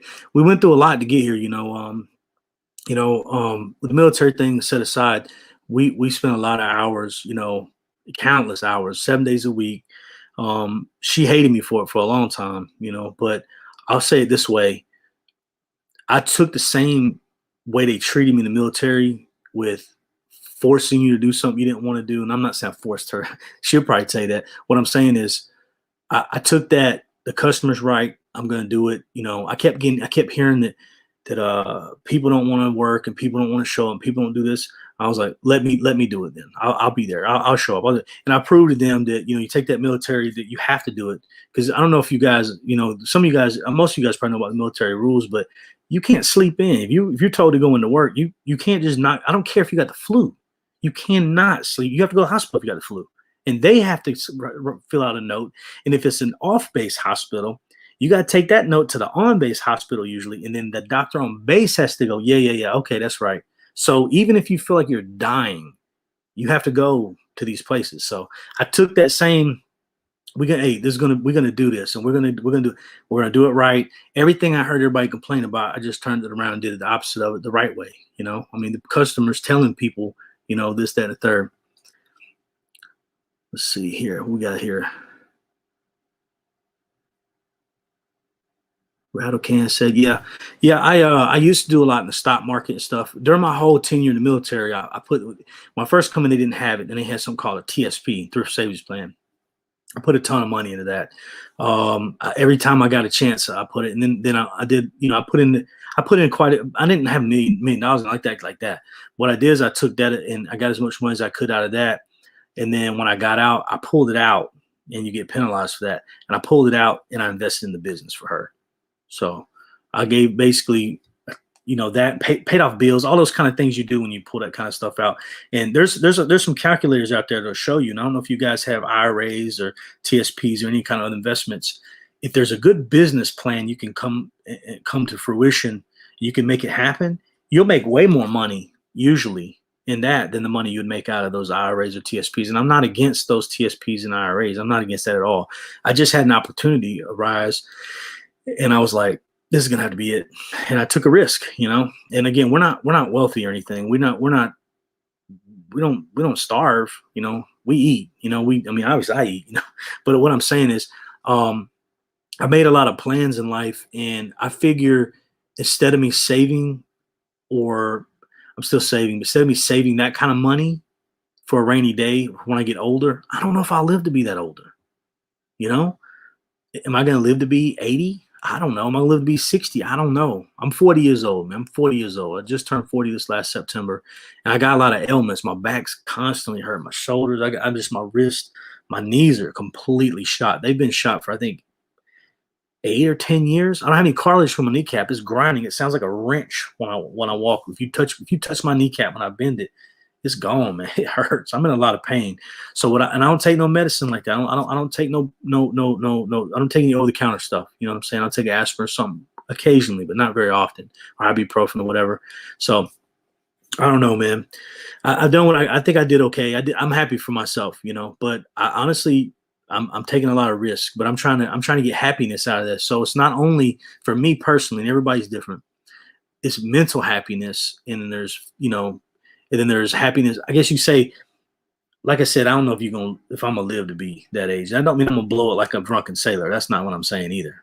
What I'm saying is, for me to do it, I had to find something to be happy with, you know. And I've been struggling finding something to be happy with, you know. Or when you get in the military and you got a lot of stuff happens, all these things happen in your life, you kind of lose some of yourself. And I was trying to find something that could not necessarily take my time up, that too, something to do with my time, but something I can really focus on. And I mean focus on. Like, I'm taking everything you guys say, I'm taking it and trying to get and trying to learn from it.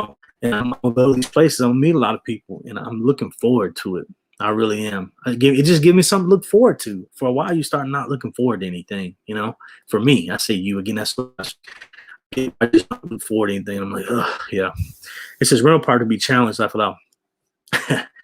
Very, very. I'm gonna leave that one there. Very, very difficult. Mm-hmm. It says all head.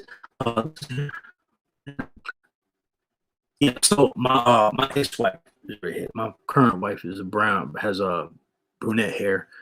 But I've been with my wife here we've been together 11 years now. So, but my son his hair looks really cool. I wish if I could find a photo quick enough on my phone, I could show you. I don't want to sit there and just thumb through my phone. But yeah, beautiful kids. Yeah, they're good. Yeah, yeah. My daughter. Yeah, my daughter hair's a twinge red. It doesn't look really red anymore. His isn't like, he calls his auburn. It's not the bright red. But a little while back, he was with me because when the virus thing happened, he started going. We put him in an online school. It's actually an online college, but it's a college school it's a good one. So we put him in that. I told him, I was like, dude, grow your hair out, man. Live a little bit. My dad would never have told me that. I was like, grow your hair out, man. If you don't like it, cut it off. And he did. He grew it. So now it's like, it comes down. It's pretty low. Like I'll post a video soon on the. I'll probably post a little clip of it on YouTube or something. I wish you see YouTube's funny if you don't have the right amount of people. If you don't have the amount of subscribers. I know I mentioned that before about 1,000 subscribers. If you don't have 1,000 subscribers, it might be you get something with 100. And you guys said I've already hit 100, right? I get that. But at 1,000 is when I think you're allowed to go to the community, and the community lets me put up photos. Like I can click it and like say, hey guys, here's a cool thing in Memphis. Anybody want to go? And I could be there and everybody would see it. And I wouldn't have to post a whole video. It's really, when you do a video, of course we can do a live like this, but to actually do a quick video, make something look good and get the pan shots, then come back from a different angle. It's a lot of work, but with that, you're able to go just get a little image of what's going on and talk to people about it. And then they can chime in just like you guys are doing right now. And you could just chat it up a little bit. And then I could go, okay, oh, y'all say that's the barbecue joint? Oh, not this one. And then I can go to that one. So that will be pretty cool. I'm looking forward to doing that too. And that's going to be able we can communicate a little easier. And I know I've been neglecting these little chats here. So let me get back to a little bit. Say thank you. Thank you, Miss Harper. Yeah, they're beautiful kids. I love them to death. I love them to death. Let's see. Here we got a Philippine comment. Let's see this. I know a man who just bought a house in the Philippines, but he can't move there. Yes, that's right. He's American. His father was in the military. He was born in the Philippines. So you need to talk to him now. If he was, if your father or mother was born in the Philippines, or you were born in the Philippines, you can. Now, don't quote me now. When I say you can, I read you can, but there's some sort of process he may have to go through or fight with it. There might be some loopholes he has to get through. So you might want to mention to him, and if nothing else, I like to research stuff. If I can remember to look this up tonight, I probably won't be able to sleep till late tonight anyway. I'll look it up. I'll try to find it, because I remember reading it was 2 days ago. I was trying about every 3, 4 days. I look up to see if there's any updates to be able to go to Philippines, Thailand, because I'm so passionate about going there. Um, it did say something about if you had family members that were born or directly this or directly that. It's pretty easy to search. I'll look it up. I'll look it up later if I can, and I'll talk about it. Let's see. Okay, I want this person say I want to live. Bo, hey Bo, how you doing? It says I want to live in Florida. The end. I've been to Florida. I lived. I quote. See, here's a good question, guy. I want to see if we can get this comment in. Again, I might have to go pee in just a minute. But I'm gonna tell you this. So I'm gonna get this comment in. I'm gonna say this so maybe you guys I can get your comment in a minute. Where do you consider live? And I asked that to ask this. I've never asked anybody this before. I lived in Florida 3 months for military training. I lived in New Mexico for on and off 6 months to a year. I don't even remember. It was a lot. I lived in San Antonio for 3 or 4 months combined. You know, like a month or two here, a month or two there. I don't even know. Like people ask you where have you lived, and sometimes I'm like, oh man, and I just tell them the places I've been for like 5 years. Like I don't really tell them the places I've been a year. So I always wonder how that is because like for me, for example, if I'm thinking about doing a video, and I'm thinking about moving to Mexico. You understand me? Move there, but I'm not gonna move there forever. I'm thinking about doing it really soon. There's a chance that I'm gonna get actually permanent residency in Mexico. I've got some things worked out. I'm actually talking to some lawyers about it in Mexico. I'm waiting on them to reply back to me on a few things. There's programs where you as an American citizen can become a permanent resident of Mexico, but not give up your U.S. citizenship. You lose nothing here, but you do have to live there, you know, and you don't have to live there forever, but you have to live there. So I'm kicking around getting my permanent residency in Mexico. Well, with that being said, if I live there for 3 months, I move there. Say I move there with no time frame. I live there as long as I want, and I live there 3 months, and I'm like, I think I'm gonna go to Colombia. I go to Colombia. I live there a month, 3 months. Can I say I lived there? I want to know what y'all got to say about that. I should do a YouTube video on that one, like an actual video, because I'm seriously curious about that too. Say helicopter. Yeah, I know what you meant. I know what you meant, man. I want to do that. I'm scared of it. I'm not gonna lie. I'm terrified to fly in a helicopter. I'm actually of all funny things is of obsession. I'm obsessed with helicopters. If helicopters are flying near me, I'm watching it. If I don't got anything to do, if it's not emergency, I'm watching those helicopters because I just love watching them. It's something about a plane or something in the air that's not supposed to be there. You know, I mean, really, helicopters not supposed to be there. You know, and they're awesome, but they do come down, and I'm kind of that. I'm you know, I can't do that neither. This person says, see, Lee says my medical. So that's correct, Leah.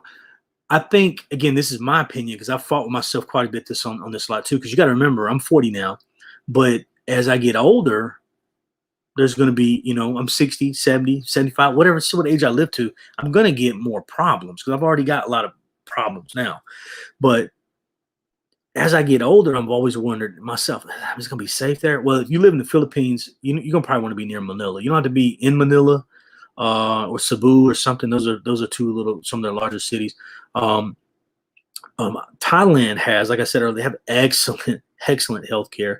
So if I lived in Thailand, I'm probably gonna, if things work out, I'm gonna move to Thailand for some period of time, whether it's 3 months, 6 months, I don't know, or maybe I'll live there and I'll come back to the U.S. and stay here 3-4 months and I'll go back. I don't know yet, but I'm working on that.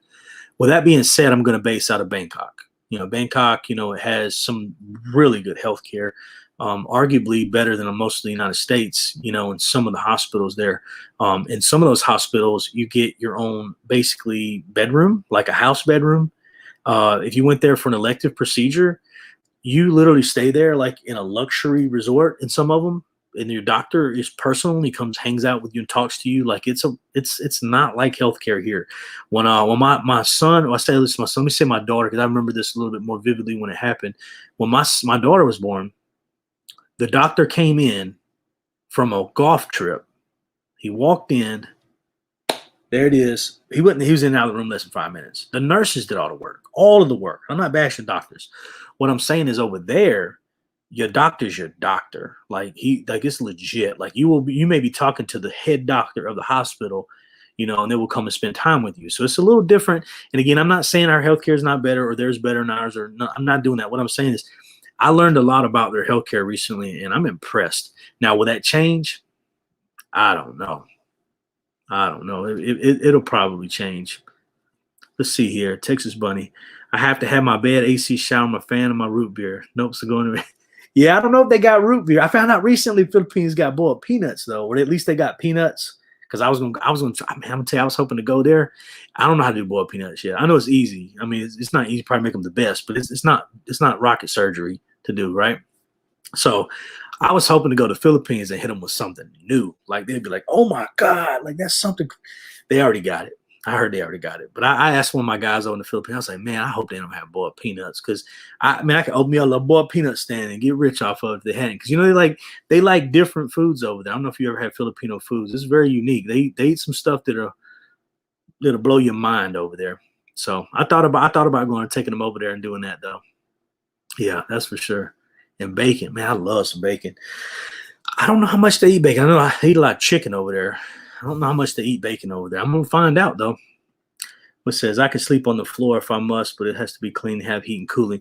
Leah, so the Philippines, maybe the next live stream I'll get some information, and I'll try to post it of some videos that I have watched. But you can get in let's not talk about the city center of Manila or anything like that. We're saying, let's say maybe 30 minutes from the city, just like a lot of people live 30 minutes from town.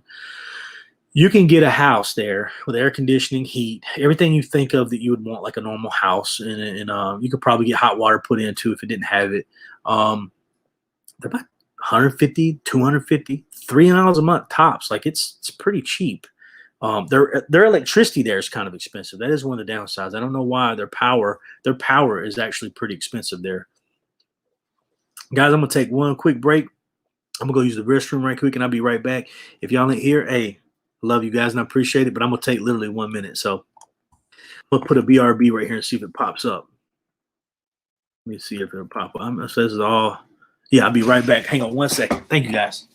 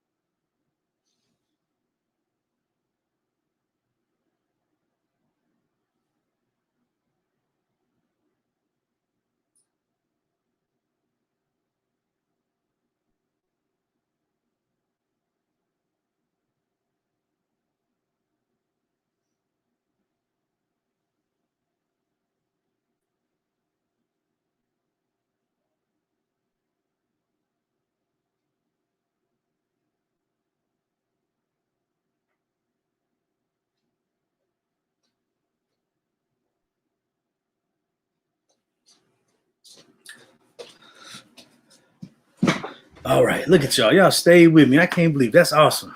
So, I had to wash my hands real good. So, see that picture? You can see me there. Um, with the when I shave my head. So normally, y'all might think it's weird. I'm 40 years old. When I got out of the military, my kids asked me to do my hair in a mohawk, right? So now I've been mainly rocking a mohawk ever since because they thought it was the coolest thing in the world. So in that picture, I didn't have it. But that's at Chichen Itza right there. So that the mohawk thing is going to be one of my signatures. What I'm going to do is I'm going to get a graphic design type thing done pretty soon. Matter of fact, let me pull it up right quick and see if I can show you. This is going to look retarded what I'm about to show you. I'm sorry about that. People don't like that word sometimes, but ignore my writing and everything on it. But I thought about getting a logo of my head, maybe like the outline of my head, and then either have like my guy Texas Made said, maybe have somebody climbing it, or I'm thinking about putting like a bunch of really cool, monumental type things like the Eiffel Tower, this and that, and then having somewhere put regular Joe. I don't know if the Joe will be in my beard. This was my idea. Really, I think it would be really cool, like the old '70s logos. Having something like having like a logo that had like, I don't know if you can really see it that good, but there's some really cool fonts out there. Here's a better example of it. I thought about getting like the name, like saying like the Joe like that, a regular Joe like coming out of my beard, make it have like a big large beard, because ever since I got in the military, I grew a beard and I haven't cut it since. So that's what I thought about doing.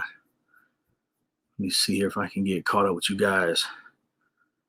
Yeah, man, I'm sorry if I missed any of y'all's comments. Y'all was asking. If y'all asking anything else, make sure you hit me one more time with it.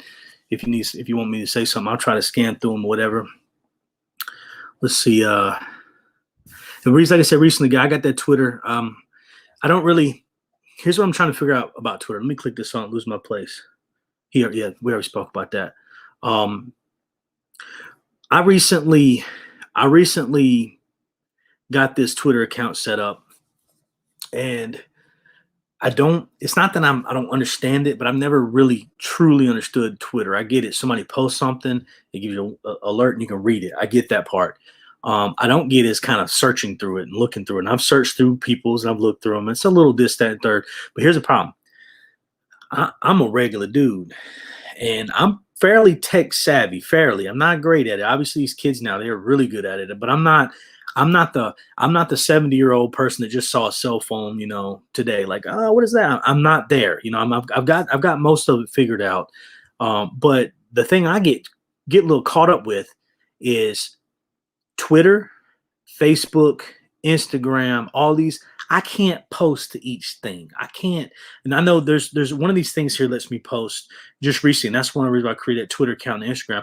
I can post something and it'll let me post to one and then share it to the rest, like a YouTube video. That's what I'm going to probably have to be doing. I can't monitor Twitter, Instagram, email, website. It gets overwhelming. Like I said, I already run 2 other social media things that I use daily. It gets overwhelming. So I don't know how I'm gonna do this. I'm still got to figure that out. Believe it or not, a lot of the guys that you may see on YouTube, we're not talking about the guy that's doing like me, this level. We're talking about the guys that get, quite a bit of views that look, but see, their videos don't look that polished. Something like if you watch the guy Bald and Bankrupt, he's one of the guys you need to watch on YouTube if you want to watch traveling. I want to film similar to him. He's just got so much knowledge. There's no way I can do like he does, because he's from Europe. He does the Russian thing. He speaks Russian. I can't do the level he does it. I'm going to do it differently and just do the regular guy thing. We're going to show and talk with regular people, and they will help me explain what's going on. And that's why I want to hear it from their perspectives anyways. Because I'm going to tell you straight up, you go to one country, they may say, oh, this, that, about this place, and it's great over there. You read online, oh, it's great. You ask a local, you're going to get a different view. You're going to get the locals' view from me.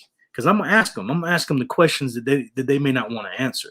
It's gonna be uncomfortable for everybody over there, because I'm gonna ask those. I'm not gonna be offensive, but if something looks messed up, I'm gonna ask them. Is that normally that? Is that like that? And then I'm gonna get those answers. I'm probably gonna go to India. I'm a little concerned with India, mostly because I'm not gonna go there. I'll just say India can be dangerous in its own ways, just like America can be in certain cities. So. I would have to do a whole lot of learning about that. Maybe Sri Lanka would be better. I don't know. Again, I'm still learning about a lot of these countries. So Leah said, I had to sleep on the floor next to my mom's bed for over 6 months. She was on meds. Will that make her hallucinate? Well, way to keep her from waking up, going outside in the middle of the night. Yeah, that's wild. That's wild. I feel for you. You and your mom. That is a big responsibility. I'm not going to talk about it here, at least not right now. I may talk about it one day, but I get super, super emotional. I talk about my dad died of cancer, and I'm just gonna leave it there. It was hard. It was real hard. My eyes right now, I already want to get a little water. Like it's hard for me to talk about it, because it's when people are sick that you love, it makes life really hard. That's for sure. It says it would take me at least 5 years of true Philly home somewhere. Yeah, see, that's what I'm saying. Like, I fell in love with Vegas. Vegas is my true home. That's where I should be. That's where I should be right now. That's where, in the United States, Vegas fits me like a glove. I thought about, actually, when I got a military, I thought about becoming a promoter there. But I think the promoter thing probably wouldn't have worked out. It could have. I mean, I could have been the best promoter there, because that would, if I was 18, it would have been my gig. I mean, or 21 or whatever, because I was a different person back then. I was very motivated, very, I had things figured out, for that kind of stuff. But I think that might be a young man's game, that promoter thing. and the promoter thing is like, if you, I don't know if you guys know what a promoter is in that type of thing, but you may want to, you may come there for your birthday party and you tell me, the promoter, that I want to fly in a helicopter. I want to see the Grand Canyon, and I want to go to the Cirque du Soleil show, and I want to get into this live a club or where the club is. You want VIP service in there. Me as the promoter, I will have as this older people call Rolodex, or I'd have a list of all these people at all these places, and basically I got to grease their pockets. So I would call one person. I'm like, hey, you got that? You still doing the helicopter thing over the Grand Canyon, which they do. You can call them up and say this, and he'll, yeah, okay. Well, I want wine bottles. This is my guy likes this kind of wine. I want this. It's normally the VIP type stuff, and they charge a lot of money for that type of stuff. So maybe you take them on the helicopter thing. You get that set up for them. Maybe find out something else they like and have them do that while they're at it. Excuse me. And then you would maybe hook them up with the Cirque du Soleil front row tickets again, because you know somebody. Vegas is all about who you know. So when I was there in a short period of time when I visited there, I learned real quick. The people. I guess my tattoo was, giving me up. People would recognize me. And I learned real quick that once you go somewhere and meet somebody, talk to them. Like for example, I met one of the managers of one of the places. He shook my hand. We laughed a little bit. Next thing I know, I was getting some VIP stuff. I'm like, wow, that's weird. And he said, hey, tell Sammy, blah, blah, blah, and then you go over there and talk to Sammy. And then Sammy goes, oh, yeah, you know him? This, that, so you get hooked up. Hang on one second.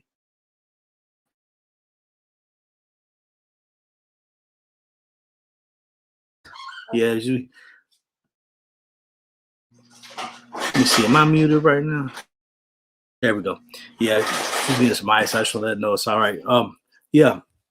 So the promoter thing is a really cool gig. I think as a young man, it would be, man, that would be for me, right? Because you get to kind of go out and do the cool, fun things, but you don't really have to spend the money for it, right?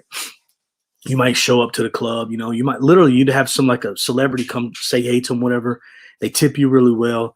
That's the kind of life I think that would have been my fit years ago, because I would have really enjoyed that. Just like I enjoyed doing this with you guys. I would be talking with some, people, and it doesn't necessarily have to be rich people. Maybe it's a lot more low key. Maybe you just want good tickets to Cirque du Soleil, and you want to a restaurant it's really hard to get into, or maybe you want to be in a certain seat in that restaurant that's just amazing that you've seen on TV.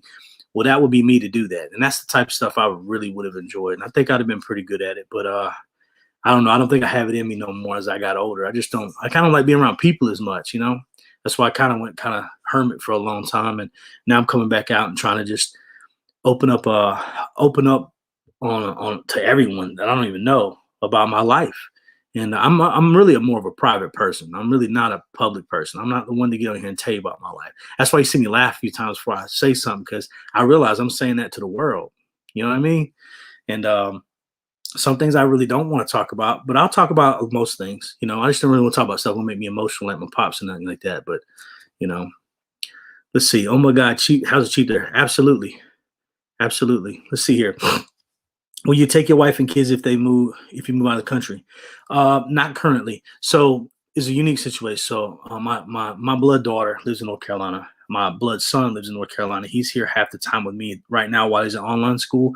When he's not, he stays in North Carolina, and then I have to either go halfway or I'll go up there and see him or whatever like that. So that's what the van's going to come in handy, because if he starts back regular school next year, I'll be able to go up there. I ain't got to worry about a hotel room. I can sleep in there if I need to, or I'll get a room for one night, but I could be there 2 nights.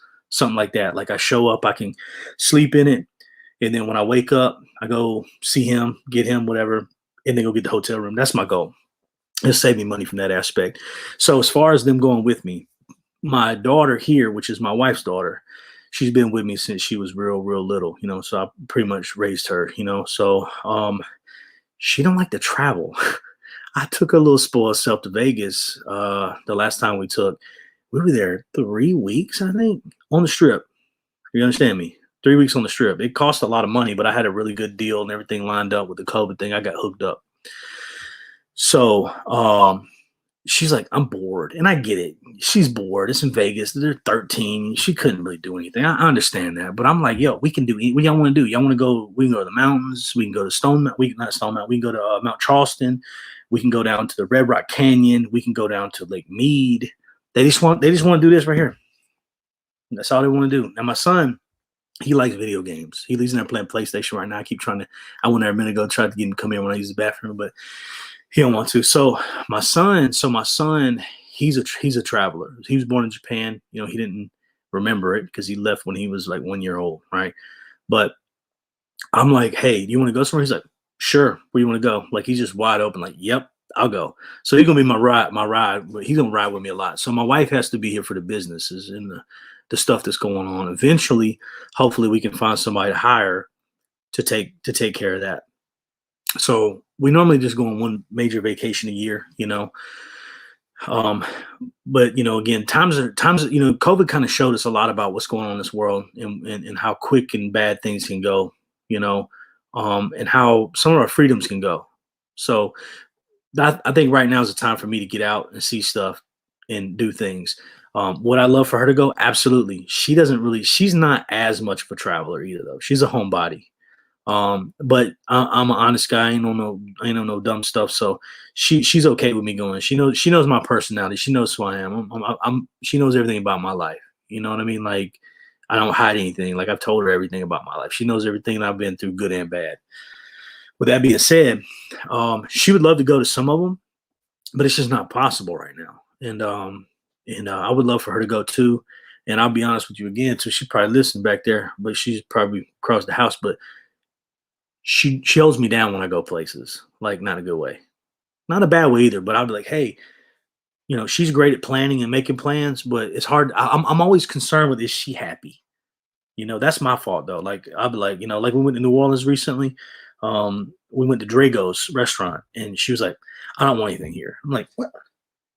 What do you mean? Well, this is awesome. She's like, it just costs too much. I'm like, yeah, it costs too much. This is one meal we're gonna have here, one meal for the whole trip. That's going to cost more than a McDonald's type meal because we stayed at the Jury Inn. If y'all never been to Jury Inn, shout out Jury Inn. It's one of the best hotel brands in the United States. I'm telling you, it's one of the best. If you haven't been, go. You get free breakfast and free dinner, and they give you a kickback. You free alcohol at night. Yeah, all that free for like $100 a night a room, 120, whatever it is, depending on where you're at. So I stay at Jury Inn quite a bit when I travel because the whole family can eat. If you add it up, I might just save you guys a whole bunch of money right there. And I'm gonna probably do a video on that one day too if I get requests for it.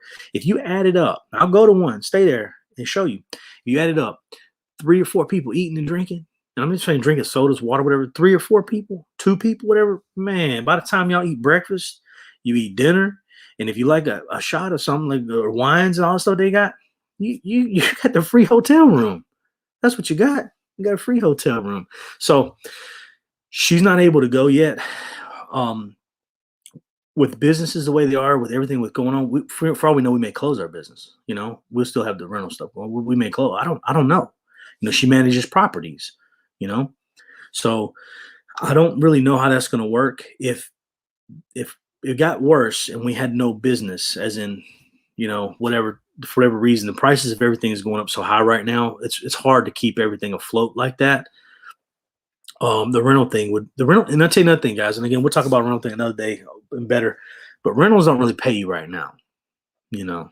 So you can get them a little money, but you're not really making any money. I mean, if you got 100 rentals, sure, you're making money. But if you get loans on properties or whatever, and you got roof bad on this when the AC is going on now, it's costly. So you don't really make a whole bunch of money right then. That's a long-term play. So what I was saying before is, if you look at it from the aspect of me cashing out my retirement from the military stuff and all that money I saved and every penny I put into it, you shift it towards something else like a rental or whatever. Maybe you buy a house, a mobile home, a duplex, buy whatever you buy. When that thing's paid off, that $1,000, you charge, let's say you just use round numbers. Let's say you charge $750 per unit in a duplex, right?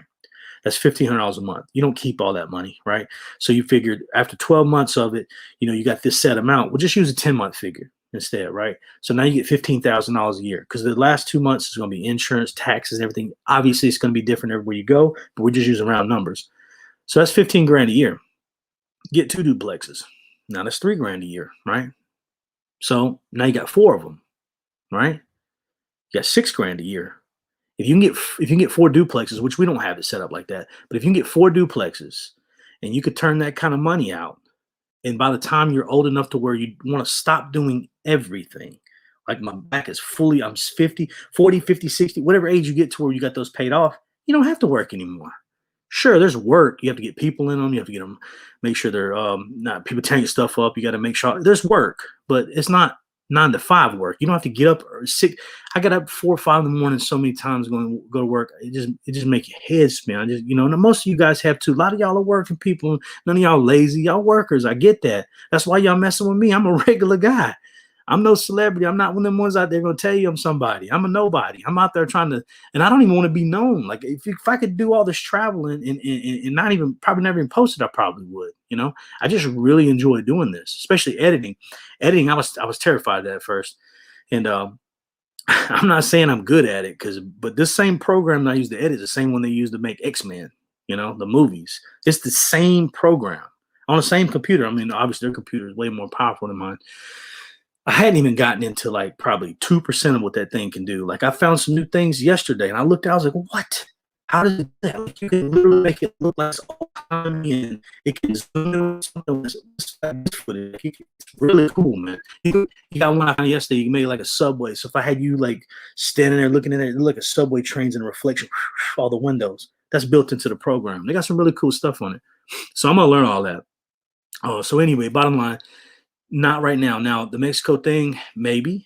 Again, if we can find somebody to help manage the stuff while we're gone, yes, absolutely. My daughter just really doesn't care to go. So I think I'm gonna do what because my wife does have a lot of interest in going in. She likes nice places too. I'm gonna go to some places that aren't so nice.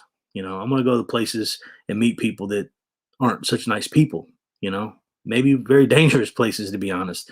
My son will be with me on some of it, but I'll never like. I'll just I'm not gonna call the other countries out, but there's one country I've been considering, but they're real well. They're really they're known for snatching chains off your neck and trying to rob you and stuff. I'm not gonna take him there, and I might not even go there myself. That's one thing I'm talking about. Um, if I did go, it would be with someone who spoke the language and or can I won't say guide me, who can guide me, This is a unique thing. Again, I'm gonna try to get y'all's comments because y'all probably answer some of these questions I've been asking. Um, I wonder if you can go like to a said country that has let's just say the crooked police, right? And I'm not saying do anything crooked. I'm saying I wonder if you could go to like a country that the cops can be paid off and be like, hey, can you like escort me through this really rough area? I don't know, like maybe ride in their cop car and film it. That'd be pretty cool. I'm sure that same guy that would try to rip you off would let you do that, or he'd rob you after you get in the cop car. I don't know, but I think that'd be something really cool to do. Like if they let me into a prison video, I'll do it. I'll do it. And I'm talking about a really rough area. I'll do it as long as I'm not going to do it because they said I can do it. If it's something like where I can feel like comfort, like I feel like that things aren't going to go bad. Again, somebody who truly I feel comfortable with, maybe can guide me. Somebody, a lot of good people vouch for. I'll probably do that then.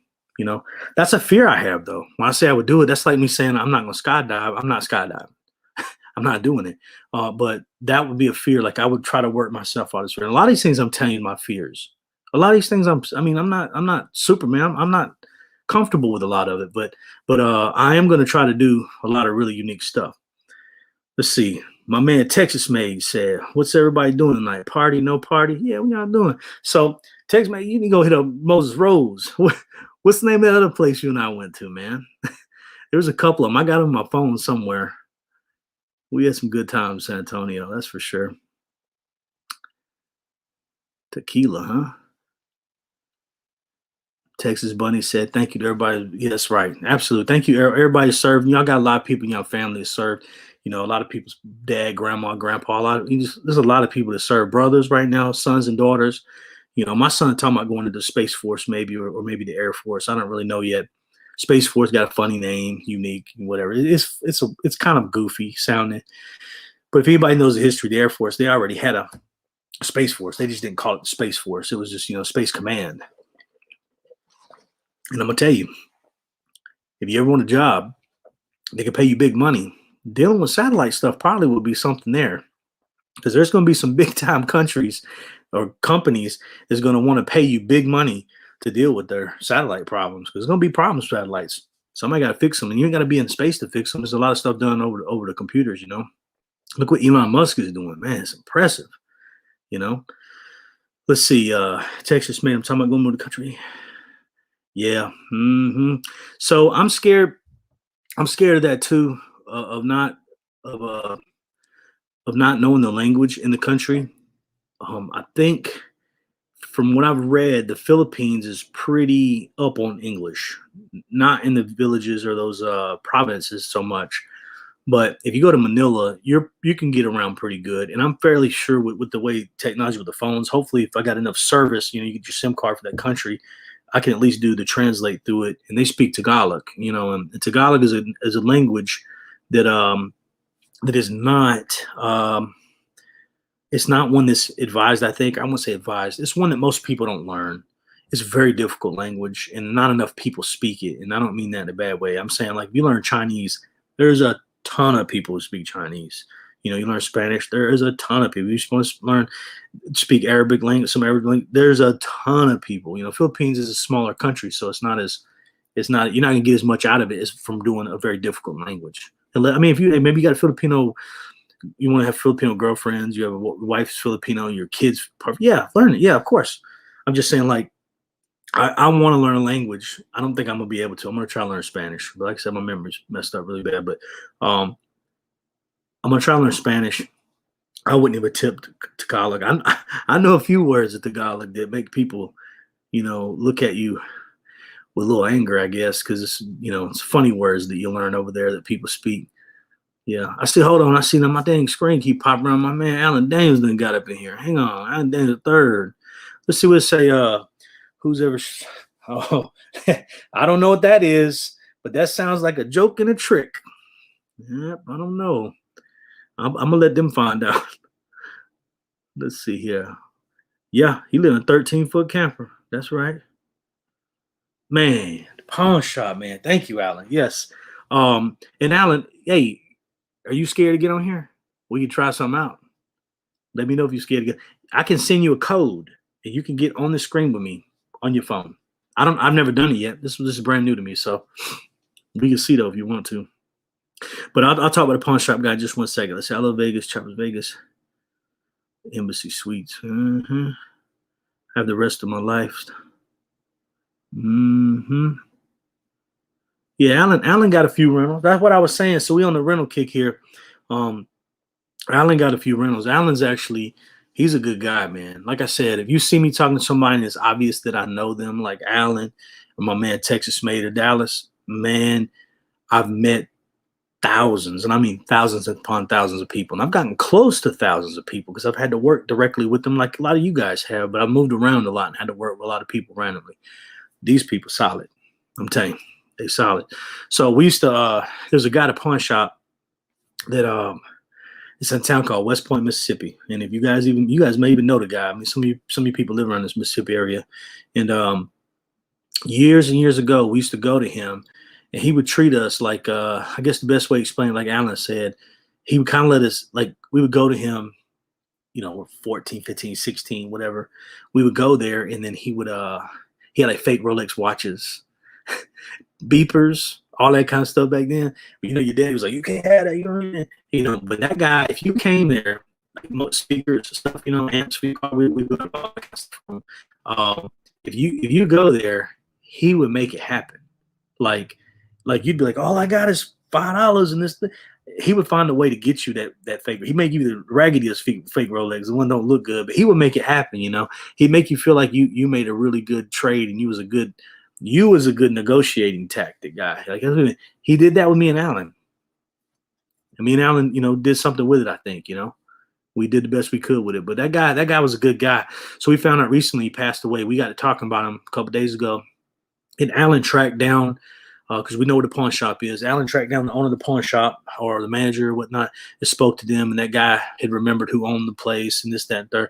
So he found out the man had died or whatever. But we was going to try to go and meet up with him and tell him, how he affected our lives in a positive way. But unfortunately, he has since passed away, years ago. But you got to remember, he was probably, he's like a Clint Eastwood type of guy, That's what he looked like. And then he was probably 60-something back then.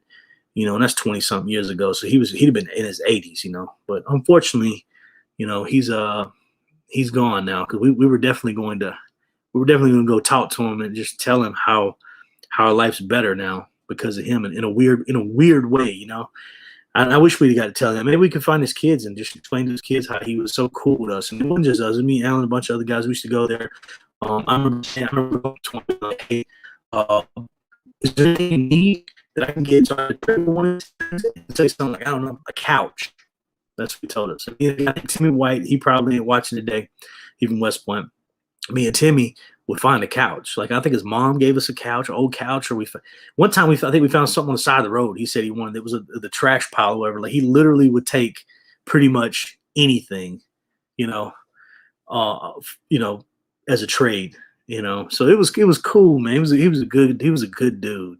So let's see, Alan said I do unless I have a company. They have number two. Alan, you wild, man. There you go. Let's see, Alan Danger third. Yeah, he can time me right. That's right. Let's see here. Third. She said, serious question. That's all I saw. So let's read it. Texas Bunny, serious question. A lot of people in Texas speak Spanish. That's interesting to know. I don't know if she's replied yet. Let's see. Texas Bunny. Okay, she did. Here we go. Say yes. And I don't speak it. I get worked out when I understand them. Yeah, that's. I know. I agree. I lived in Texas for a little while. I know what you mean.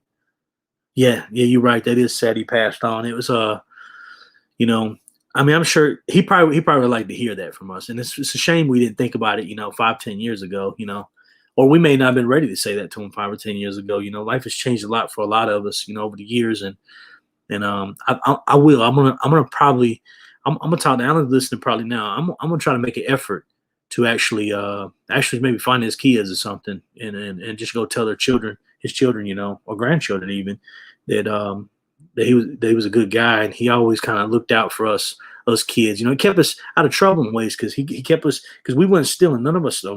Nobody I know messed with. None of us was stealing.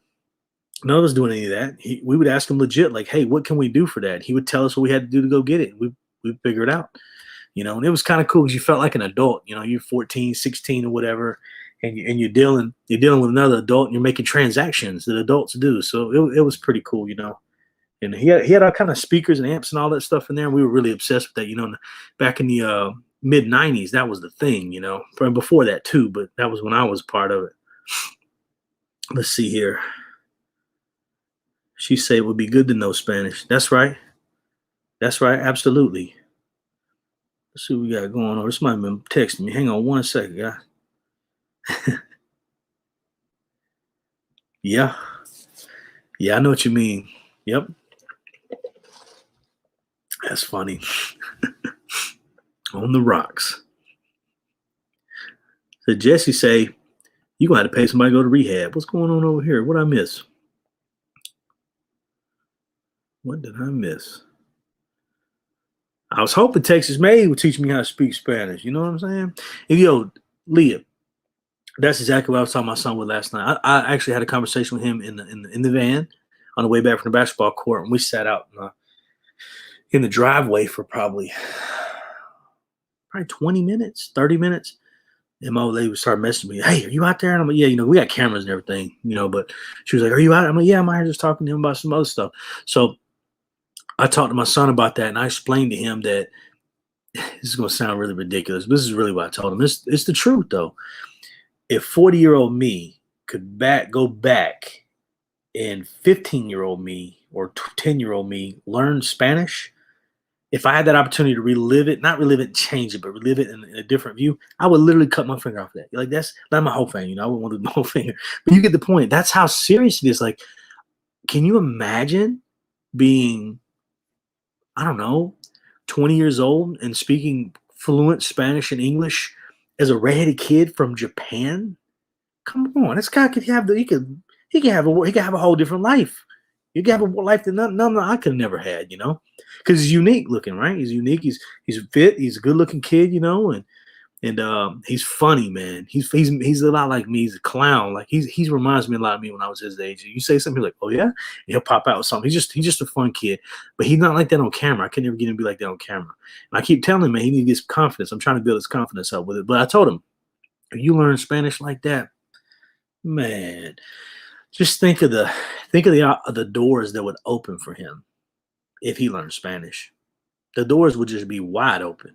And not to be stereotypical, I say this because a friend of mine named Richard, he used to run his family in Dallas had um, a sporting goods store, right? And he learned Spanish being in Dallas, and I think his uncle or somebody had a lawn care company. And being in this in Dallas, there's a lot of Hispanic people. A lot of them were Hispanic, right? He had other people working with him, but he couldn't have those. He couldn't have been the lead guy on the team unless he knew Spanish, right? Because even in Dallas and a lot of places, Texas, right now, there's still a lot of people still speak mostly Spanish, like the commenter was saying there, about this kind of Spanish stuff. So I thought that was pretty cool that he was able to do that, and it opened up some doors to him. And I'm telling this guy here, man, if he would learn Spanish, you don't got to be Spanish. Learn jujitsu, learn Spanish, learn something, do something to improve your life other than play video games. That's all. We only want to see our kids improve their lives. If anybody could just snap their fingers and learn something, a lot of us would, but that's the difference. If he's able to learn Spanish or jujitsu or anything like that, he's going to have an advantage over other kids his age. That's just what it is. Anything you do, you're gonna have an advantage. So, I mean, maybe he learns the code on the computer, right? Maybe he learns, I don't know, ham radio, whatever we'll just learn something on these freaking phones and, and these PlayStations, man, because everybody's doing that. They did a poll the other day, and I don't know if I've spoke about this before. I know I didn't on this video. They did a poll not that long ago, and I could pull it up, somebody else pull it up. I think 70 something percent of all kids they ask in that, let's just say 12 to 20 group, want to be a YouTube star. That's what they want. And I read that after I started doing this, and I looked at him, I was like, dude, I'm not gonna get 1 million subscribers. I'm not gonna get, I mean, maybe I will, but there's no chance I'm gonna get. Let's be honest, right? I'm not gonna get 1 million subscribers, and I'm not trying to. I'm doing this for my own reasons. We already talked about that a bunch. But for him, if he learns something to be outside the box, learn something different, learn something that's hard, find something hard to do and do it. That's for all of us. You find something hard to do and do it because that many people ain't done it before. Sure, plenty of people have done it, but you're going to be at the top, of your percent because a lot of people aren't going to have that same skill. So I still hope you learn Spanish. I want to learn so I can call him and just speak Spanish all the time. That's what I want to do. And I can be one of those ones where people are like, is he talking about me? That's what I want to do. Yep. Say, I learned some very true. Says, I learned you some Spanish. I know, man. I'm looking, I'm gonna learn it, man. Like orale. Remember I said the orale? I know some Spanish, but most stuff I know is bad. I can say it good though. When I say it fast and it sounds authentic. It do. I practiced that just because I don't know. Yeah, man. Let's see. Let's say Spanglish, yeah. Let's say my man say, I know French. Okay. Laissez comprendre, no? Okay then. Texas Bunny say I can talk gibberish. I'm pretty good at that too. I'm pretty good at that too. I don't normally, I mean, I don't normally talk a whole lot. Like I talk a whole lot for like a minute, but I don't normally talk a whole lot. And that's nothing. I'm opening up, man. I'm opening up, talking a whole lot more, and trying to have fun with it. Life's short, man. If you guys listen, if anybody listening right now that actually listen to me, if there's something out there you want to do it, if it's not illegal, no one's gonna get hurt, do it. What you waiting on? I almost made me cuss right. What are you waiting on? What are you waiting on? It's always tomorrow. It's always tomorrow. The same with me. I'm struggling with it. Like my son said, let's go play basketball. I'm like, my back hurts. That's what I say to him. And the next day he's like, hey, do you think? And I'm like, I'm tired. And then the next day, it did that a couple days. And I was like, you know what? I am tired, but I'm gonna be tired every day. So what I did, I said, go get the basketball. That's after me driving to go get that car in Alabama. Spend all day doing that, all day videoing, get everything. Come back, it's dark. It's 9 or 10 o'clock at night. Go get the ball. Let's go do it. Because life's short, man. We're gonna wake up tomorrow. I hope we all do. We don't know that. Do it. Do it if you can. Joe, it's easier. I know that's what I told him too. Thank you, Leah. You're right. We all think about it, when you was 14, we weren't trying to listen to no adult. Most of us weren't. And I told him, I talked to him a lot. When I say, I guess when I say I don't talk, on our trips or driving, I talk a lot, and I'm blunt with him. I tell him things a lot of parents probably wouldn't tell their kids, but I say that because they already, they got TikTok and all that stuff. Excuse me, they are seeing there's 3-year-olds looking at the WAP, but don't even look that up. You don't know what that means. It's Cardi B and Joe Biden and all them, all my this stuff. I don't want to get into all that. All I'm saying is these kids are growing up ridiculously fast, and he's still a really good kid. He's a good kid. He's good. I know people say that about their kids. I'm telling you, he's a good kid. He's different than most kids, and that's not me bragging on him. He's different. With that being said, if he can just get that extra edge in to learn this stuff now while he can absorb it like he can do right now, it's going to take him to the next level. Because I'm going to be straight up with you. Most 14-year-olds are not going to learn a second language. Most of them don't have the opportunity to go to overseas and do really crazy stuff. He's in a position right now that he knows it. He's in a position right now that can change his life forever in a good way. He can go see new things that you or I couldn't have done. I know my folks was broke, man. We never went without food, but we were broke. We were broke. So I'm able to maybe bless this boy and my daughter if you want to get out and do something. They're gonna have a different life. Hopefully, I'm praying he takes some of this advice I give him and run with it.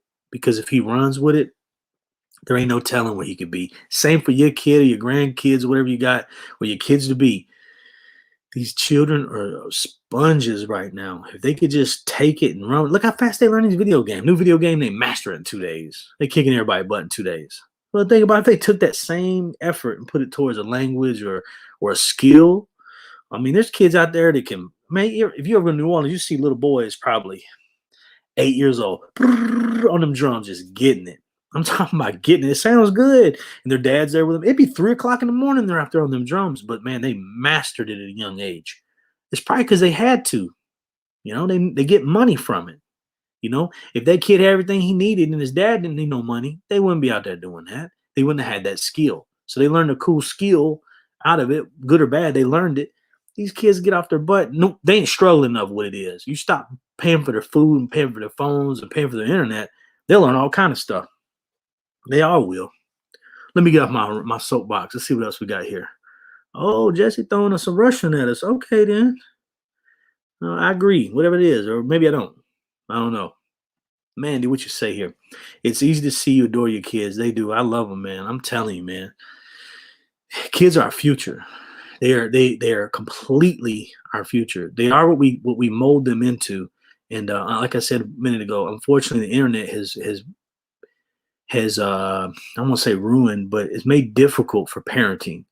So what I do, I take a different approach. I say a lot of cuss words in front of them.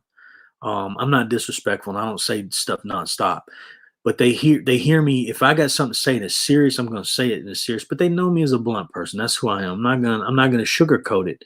The same when I go in there and hug him, tell him how much I love him. But I go in there if I see online that he didn't do his schoolwork that day, and it's 8 o'clock at night, I'm going to go in there and stand him up. He's going to stand up. You know what I mean? That's how I do it here. I'm different than a lot of people. He's going to respect me. He does. Sometimes kids start veering off the edge. You just got to get them right back into the spot. And he's good. He's doing good in school. My little girl over here, man, she killing it, man. She texts me.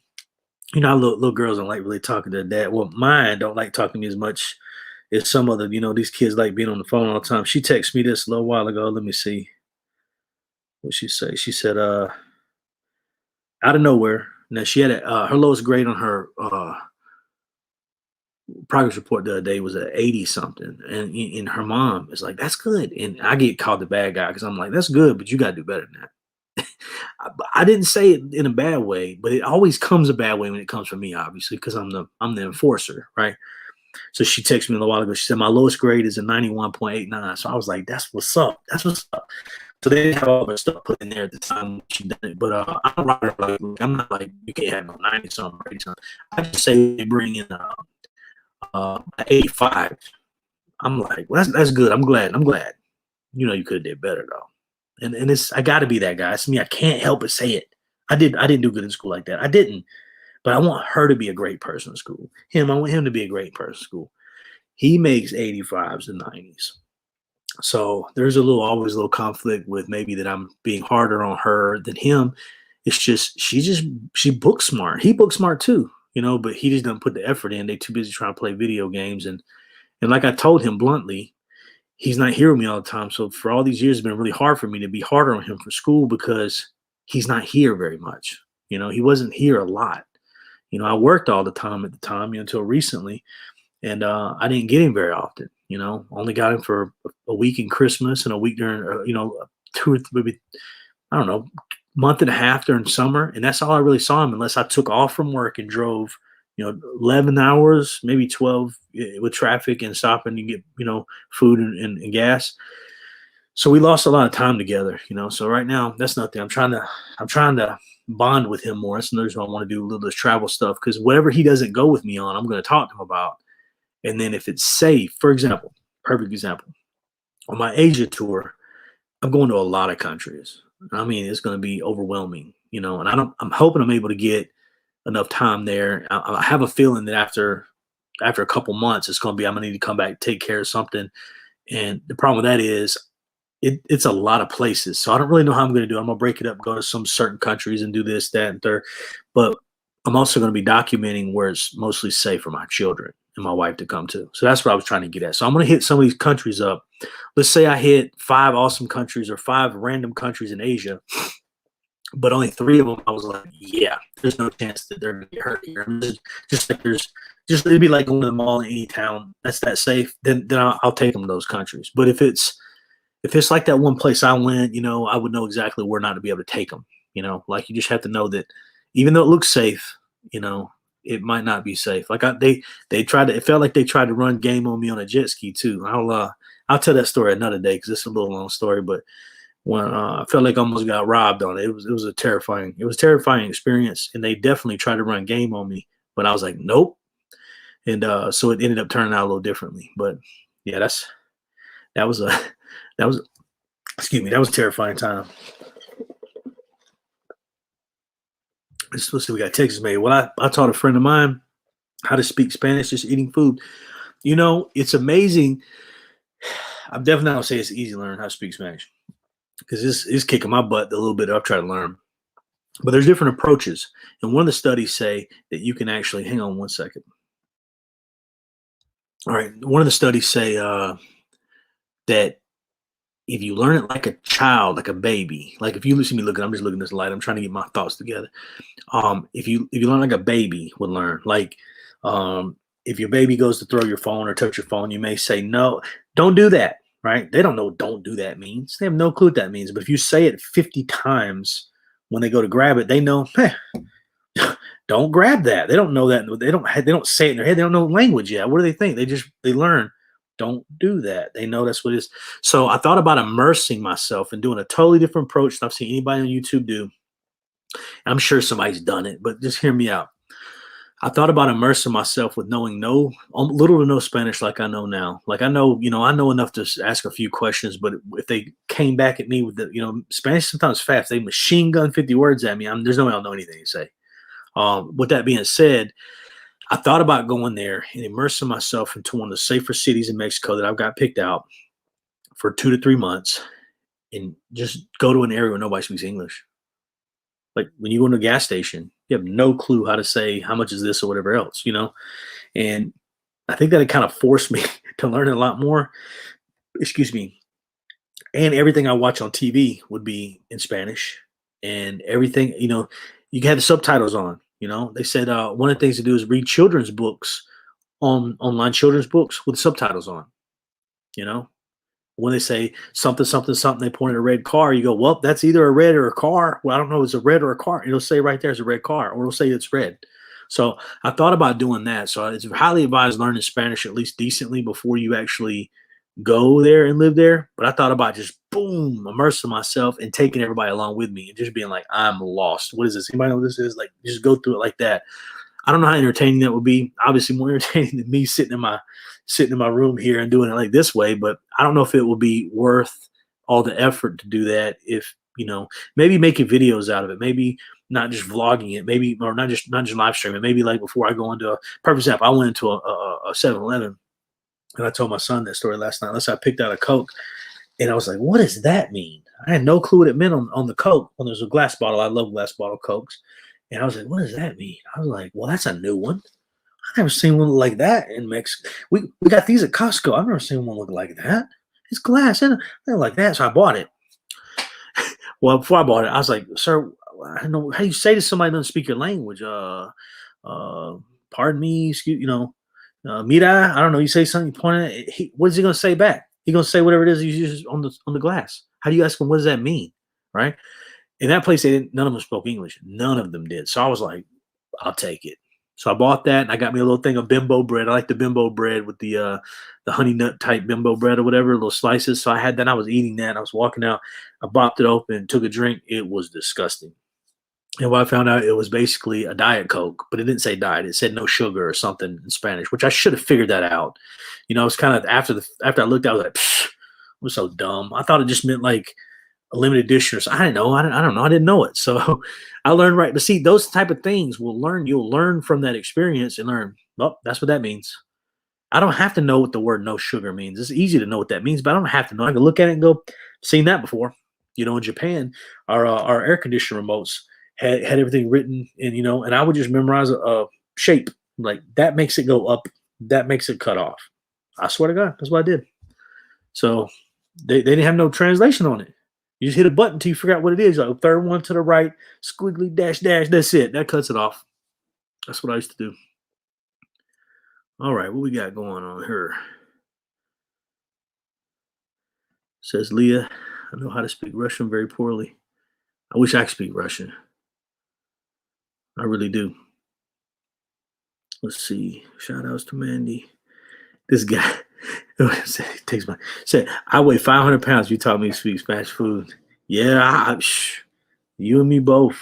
I love Mexican food though. Man, some good food. Man, I got my son some. We told y'all earlier, like party here, the Wendy story earlier, but I stopped got him some. They call it. I don't know if it's. I don't ever seen this other Mexican restaurant, but it's called a crispy chicken cheesy rice. So it's a bed of rice with the white queso, the good cheese on it, right?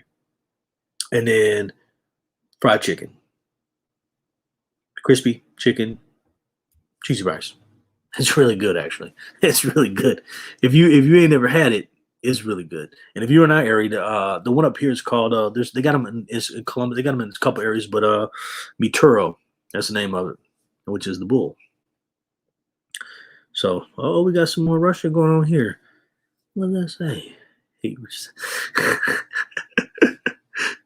Rich doing it over there, huh?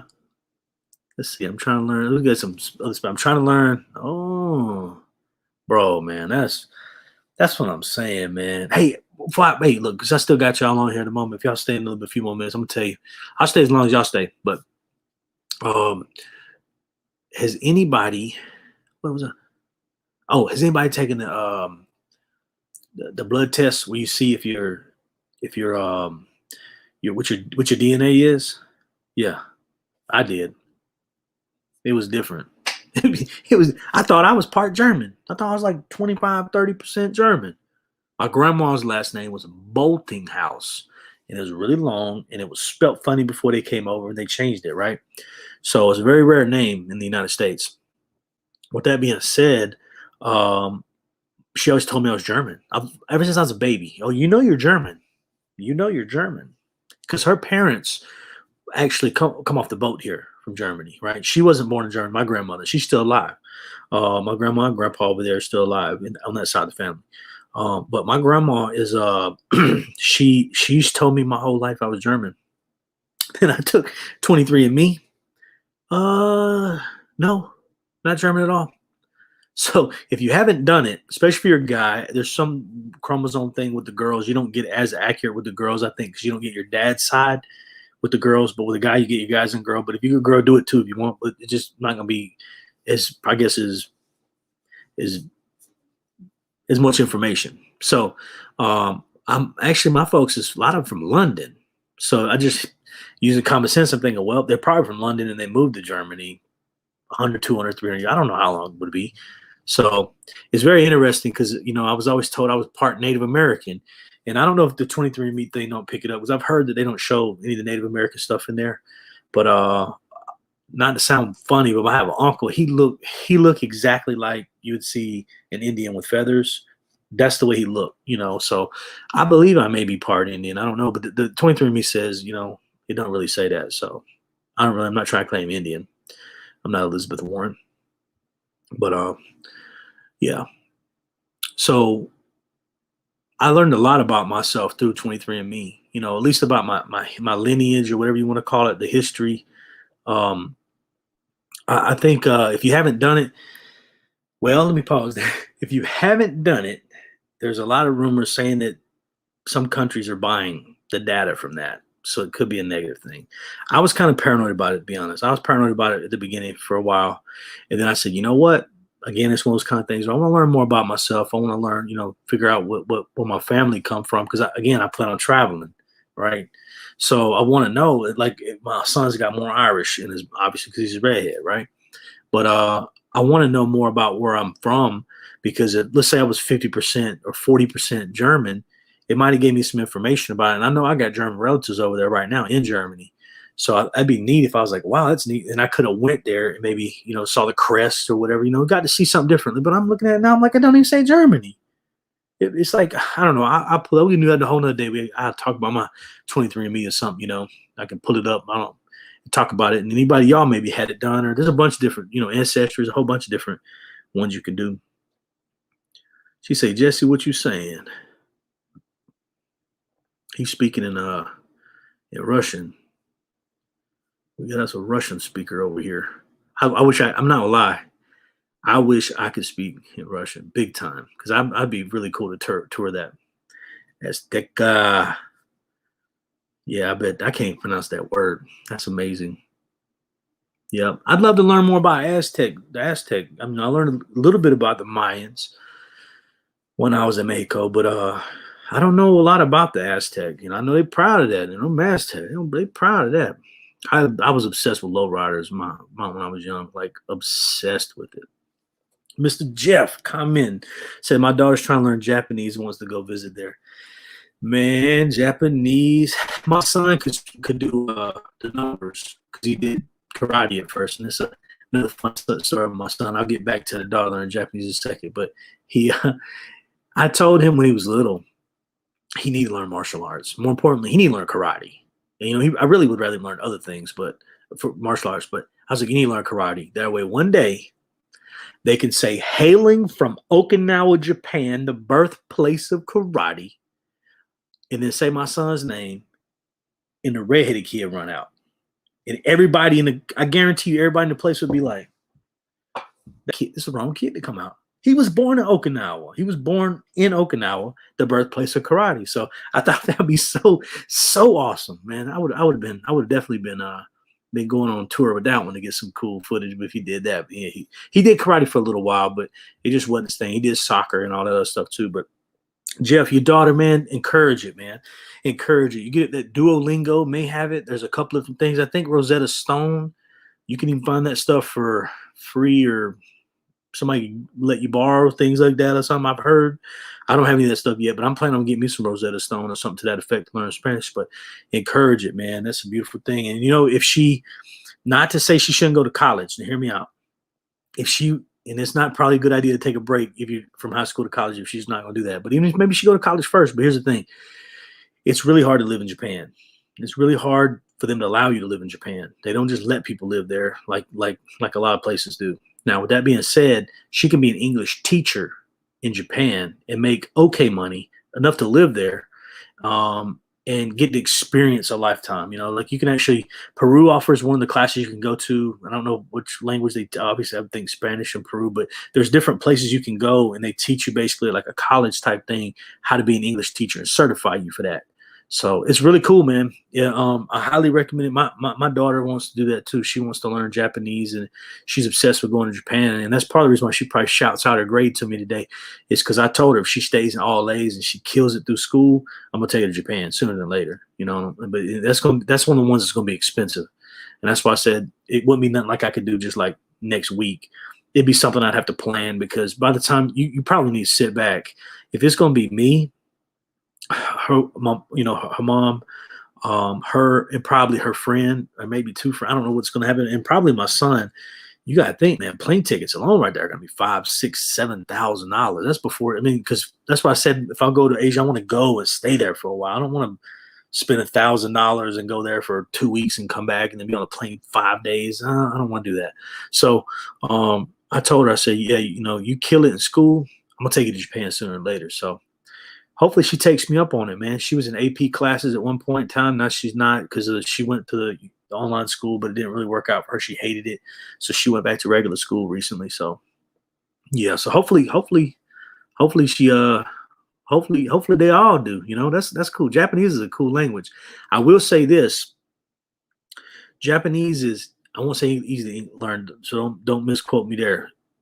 Japanese is hard to learn how to write and read. That's what's hard. I didn't say speaking is easy. I'm telling you that writing and reading it is the next level. Like that's what everyone told me when I lived there that was learning it. They were like, even the people that teach it, they're like, reading and writing it, that's the hard part because it's very complex. And you can look up why it is. It tells you that there's different meanings of things. And it's very, very complex. It's kind of like some languages when you do the voice just a slightly different, it means a completely different word. And I think there's some dialects of Chinese that the same word with just a very little tiny little bit is a completely different meaning. Like you might call your mom a horse versus me, I have something to drink, that kind of thing. I guess a completely different thing. I saw a video on that. That's why I know that. Let's see. Good luck, Texas. I'm out. Okay, then. Texas Bunny Yachty says, that's true. Let me read this one because that's some truth. I just read a few words. There's so many distractions nowadays, the internet, social media, parenting is harder than ever.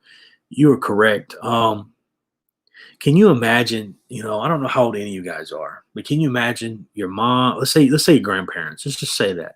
Let's say when you were 20 or 30, if you're not that age right now, you may be older, that's fine too. Let's just say that if you could look at your grandma or grandpa that didn't grow up with any of that kind of stuff and they didn't exist, just like a lot of us that didn't exist when we were younger, and tell them when they were 20, when let's say they're 70 now, right? 80 now, when they're 20, that you'll be able to pick you something, you'll be able to pull something out of your pocket and ask it anything in the world. And if it's public knowledge, you can get the answer. That's what we have. We have more power than the president did 10 or 20 years ago. Let's say 30 years ago. This has more knowledge and power than some of the airplanes flying over your head right now. Just know that. Some of these airplanes are really old, antiquated stuff. It's unbelievable what we can do with what's in our pocket. And we regret it. We don't we neglect it.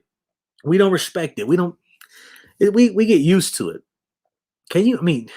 Pulling something out of your pocket is a caveman and saying, how to start the wood, and it show you a video of it? That's where we're at right now. Can you take an engine apart? Can you build a house? You can learn how to do that on YouTube. It's free. It's unbelievable. We just have information, but what comes with the good, you got the bad. Now, what is the bad? All the nasty stuff our kids are seeing, all the stuff that is just rotting their brain at a young age and just seeing stuff that kids shouldn't see. And it's sad. It's sad. Let's see here. I'm gonna read this one because I think that's some truth to it too. So hope Chris, okay. Yeah, I think he's struggling a lot. I'm struggling a lot. Maybe you're struggling a lot. We all struggle differently though, right? He's struggling his capacity. I'm struggling mine, you struggling yours. But like I said, I don't know enough about the fella. I feel bad for him too, because he seemed like he could be a really good guy, you know.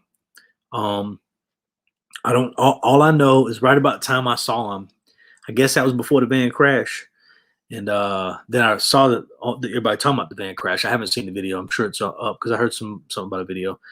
Then I saw the crazy girl in the screen. I say crazy because he has some. I don't know if he put those comments there, but and the main thing had to be him, right? Like, is that his girlfriend? Uh, That looked like that could be a TV show. Whatever they had going on, that could have been a TV show. I'll just tell you that right now. Let's see. Let's see. Texas Bunny. We say, well, I take a sleeping pill, a sleep text. I won't know if it's on bad. Yeah, no. Wait a minute. Text Bunny, you the one that takes that, the one that comments about somebody says that on that page. Somebody said they take them Ambiens and they get them messed all up. I'm scared of Ambiens. Yeah, say as long as you don't sleepwalk or drive, you'll be all right. Takes Bunny like Costco. Let me tell you about Costco. I love Costco. When I lived in Las Vegas, that's all we shopped at was Costco.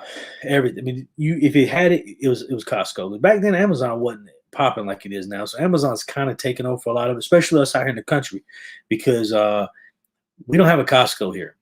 When I say I don't have a Costco here, I'm 2.5, 3 hours from any Costco, and that's just unfortunate. We have Sam's Club, and not to badmouth Sam's Club because I've been a member with them for a long time too because we don't have a Costco, but they are not good. The help we get there, the customer service, everything is not good. Everything is not good. Let's see here. And now you know. That's right. Where's everybody, man? That's what she said. Let's see. Right here. On the Lakota reservation, they have what's called the Lakota Immersion School, which is students only speak Lakota. That's cool. Yeah, I can see that. I can see there's a lot of that's good information. I didn't know that. There's a lot of I'm trying to think. I saw something recently about a rare dialect it was in China. And there's so little amount of people that know it. It's gone. Like this one here, just that one is pretty much gone. And the only reason why I know about it is this one guy. I don't know if you've ever seen him on YouTube. For whatever reason, I keep getting recommendations to watch him, and I never watched him until not that long ago. But he speaks rare Chinese dialects. He learns languages in like 24 hours.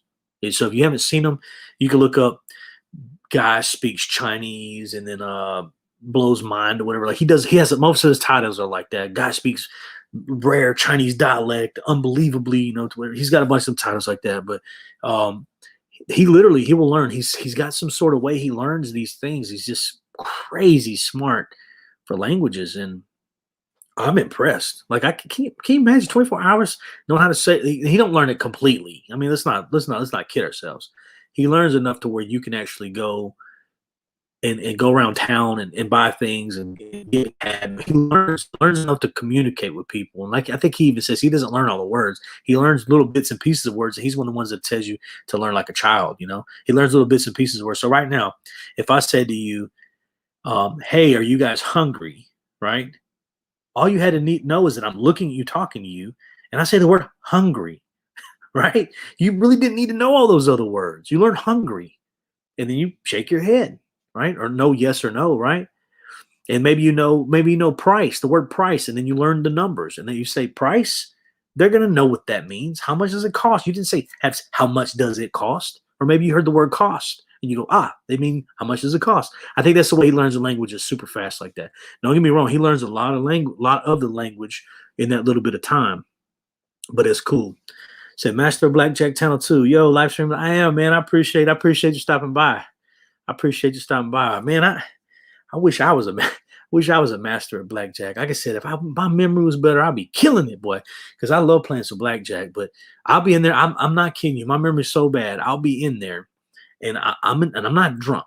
No, feel me. I'm not drinking at this point, and I'll be like, man, everybody's looking at me. I'm like, should I hit on that or should I split tens? I already know you ain't supposed to split tens, but I'll be in there like, oh, I don't. 20. Now I get it. I get it now. I've kind of figured out the whole, you don't hit past when the dealer's sitting on a soft card or whatever. I get that, like a low card. If the dealer has a 6, you hit with you don't hit with a 12. That blows my mind. That blows my mind. But obviously the math is there. There's a 10 going to come out. Either he's going to get it or you're going to get it mathematically, right?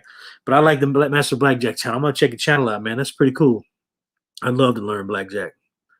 I don't know if you talk about it or that's just your name on here. I don't know you like that yet, but I'm going to learn you if you come around here. Let's see here. Hot blackjack. Nashville, Tennessee. I'm planning on going to Nashville. I've never been to Nashville. I'm going to Nashville. I got to plan a time to go.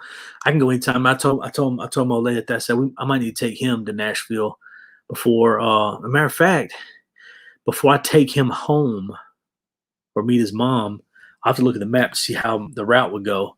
But I might could go to Nashville for a couple of days first there and just get a hotel room probably those days because it would be too awkward with all the luggage for me taking the stuff home. Maybe going to Nashville and coming cutting over whatever because I've never been. I'd like to go.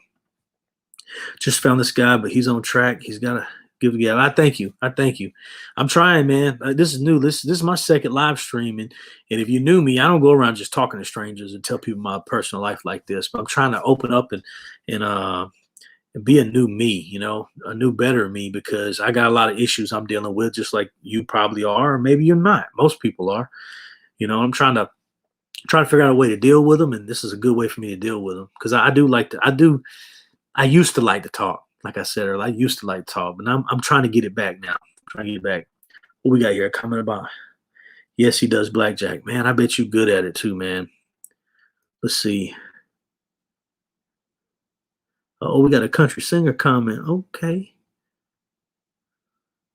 Yeah, Lisa, you're right. It, it it it actually made me very angry when I read the other day. I heard that a country had just recently acquired a lot of data from some of these things. That's why I caveated with I've done it, you should do it, but maybe you shouldn't if you're fear of that. I'll say this. We got letters when I was active duty. I had a really good security clearance. And in that security clearance, we got a letter saying that basically some country had gotten a hold of all of our security clearance applications, which these applications went extremely deep into your personal life, who you went to school with. I mean, you just can imagine, even a regular secret security clearance it asks a lot of very, very intricate questions, but they know everything about me. And it's scary, and that's why I decided to go ahead and take it. I told my son, it could be a risk of, anything, but I don't know, just he got his done too because I thought like know how cool it'd be to see where his red hair, where his actual family came from. But yeah, it's man, I don't know. It's it's something to be worried about. Really it is. It says if we get this guy in shape, he might be able to do 8 or 12 hours. Might be. I tell you, my throat be hurting after a couple hours. I need to drink more liquids. I need to drink more water, guys. I'm about to start cutting these sodas out. Cause this ain't soda here. This is orange juice. But I'm about to cut all the dumb stuff out. All the foods and drinks. I'm gonna do that. Definitely before I go overseas. Like I said, you guys are just now coming in right now. See, I got a few more people. When I get ready to go overseas, you're gonna see me lose a lot of weight. I'm gonna get in a lot better shape. This is good for me too. I ain't never stopped. I ever talked for 3 hours and it's not straight. I'm be honest. I don't think I ever spoke this long. As you guys know, if you watch it, I was an instructor, so I taught stuff with the military and had to speak. I had to speak a little bit, but you don't speak very long. You speak a few minutes, you don't speak a few minutes, you don't. So it's hard. But I'm more impressed at blackjack, man. I wish I could learn it that good, man. I'll go in. I put like $100 down total. Like I like to play two, and then I may be wrong for it, but I like to play two decks at once or two hands at once now. Mostly because when a lot of times I go, there are only like one person or something. It just gets kind of boring. So I like to play two hands at once. And I try to play. I'll ask the dealer or the other person what I'm supposed to do there, not because I don't want to mess their hands up. That's partially it because I don't want to be the butthead that takes the card when the dealer would have busted this, and it was a kind of a rule, and I'm sure you call it a rule, but a rule that you kind of follow. So, but I feel not good about it because, like I said, my memory problem sometimes with something simple like that, I should be able to memorize it, and I struggle with it. So, but I love blackjack though. I really do. Let's see, blackjack don't we mean? Oh yeah, I'm good. I'm good. I'm good. What's the record for the longest live stream? I don't know. But if you call me like, oh, he does, I'm not him. I hate him. I'm not him at all. I don't know him like that. I can guarantee he doesn't like me. I'm a very different guy. I love to have fun and get wild, but I like to talk and I like to just share things now with people, because y'all my new friends, whether you like it or not. I mean, you can not like it, but you get the point. Let's see. The Native American thing. Okay. Heard that the DNA test say Native Americans can mean you're Mexican, South American, but not necessarily. See, mine didn't come back with any though, so I don't. I'm not, but I think because I think the history, and I might sound really crazy when I say this, but you got Mexicans. People make folks say snow Mexicans. The people in Alaska. They're the people from all the years. They obviously didn't travel extreme amounts. Like we do now. They're not flying everywhere in planes, but yeah, the South American thing and all that they have. It's very unique. I'd love to. I'm gonna tell you something, guys. I'm gonna tell you guys something. Actually, listen. My son, I had 42-year-old. Again, I'm hoping I can get him on here one day.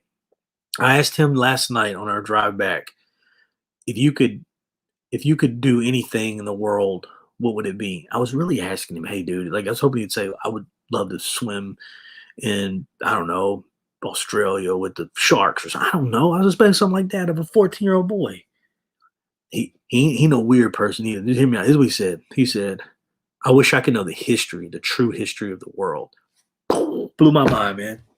Blew my mind. I would have thought of that, But he likes astrology too. And he's not, and I'm not, nobody take offense to this. He's not a weird kid. Some kids are just really weird and just, that's not him. He's an outgoing, he played soccer. He's a good kid, but he's like me.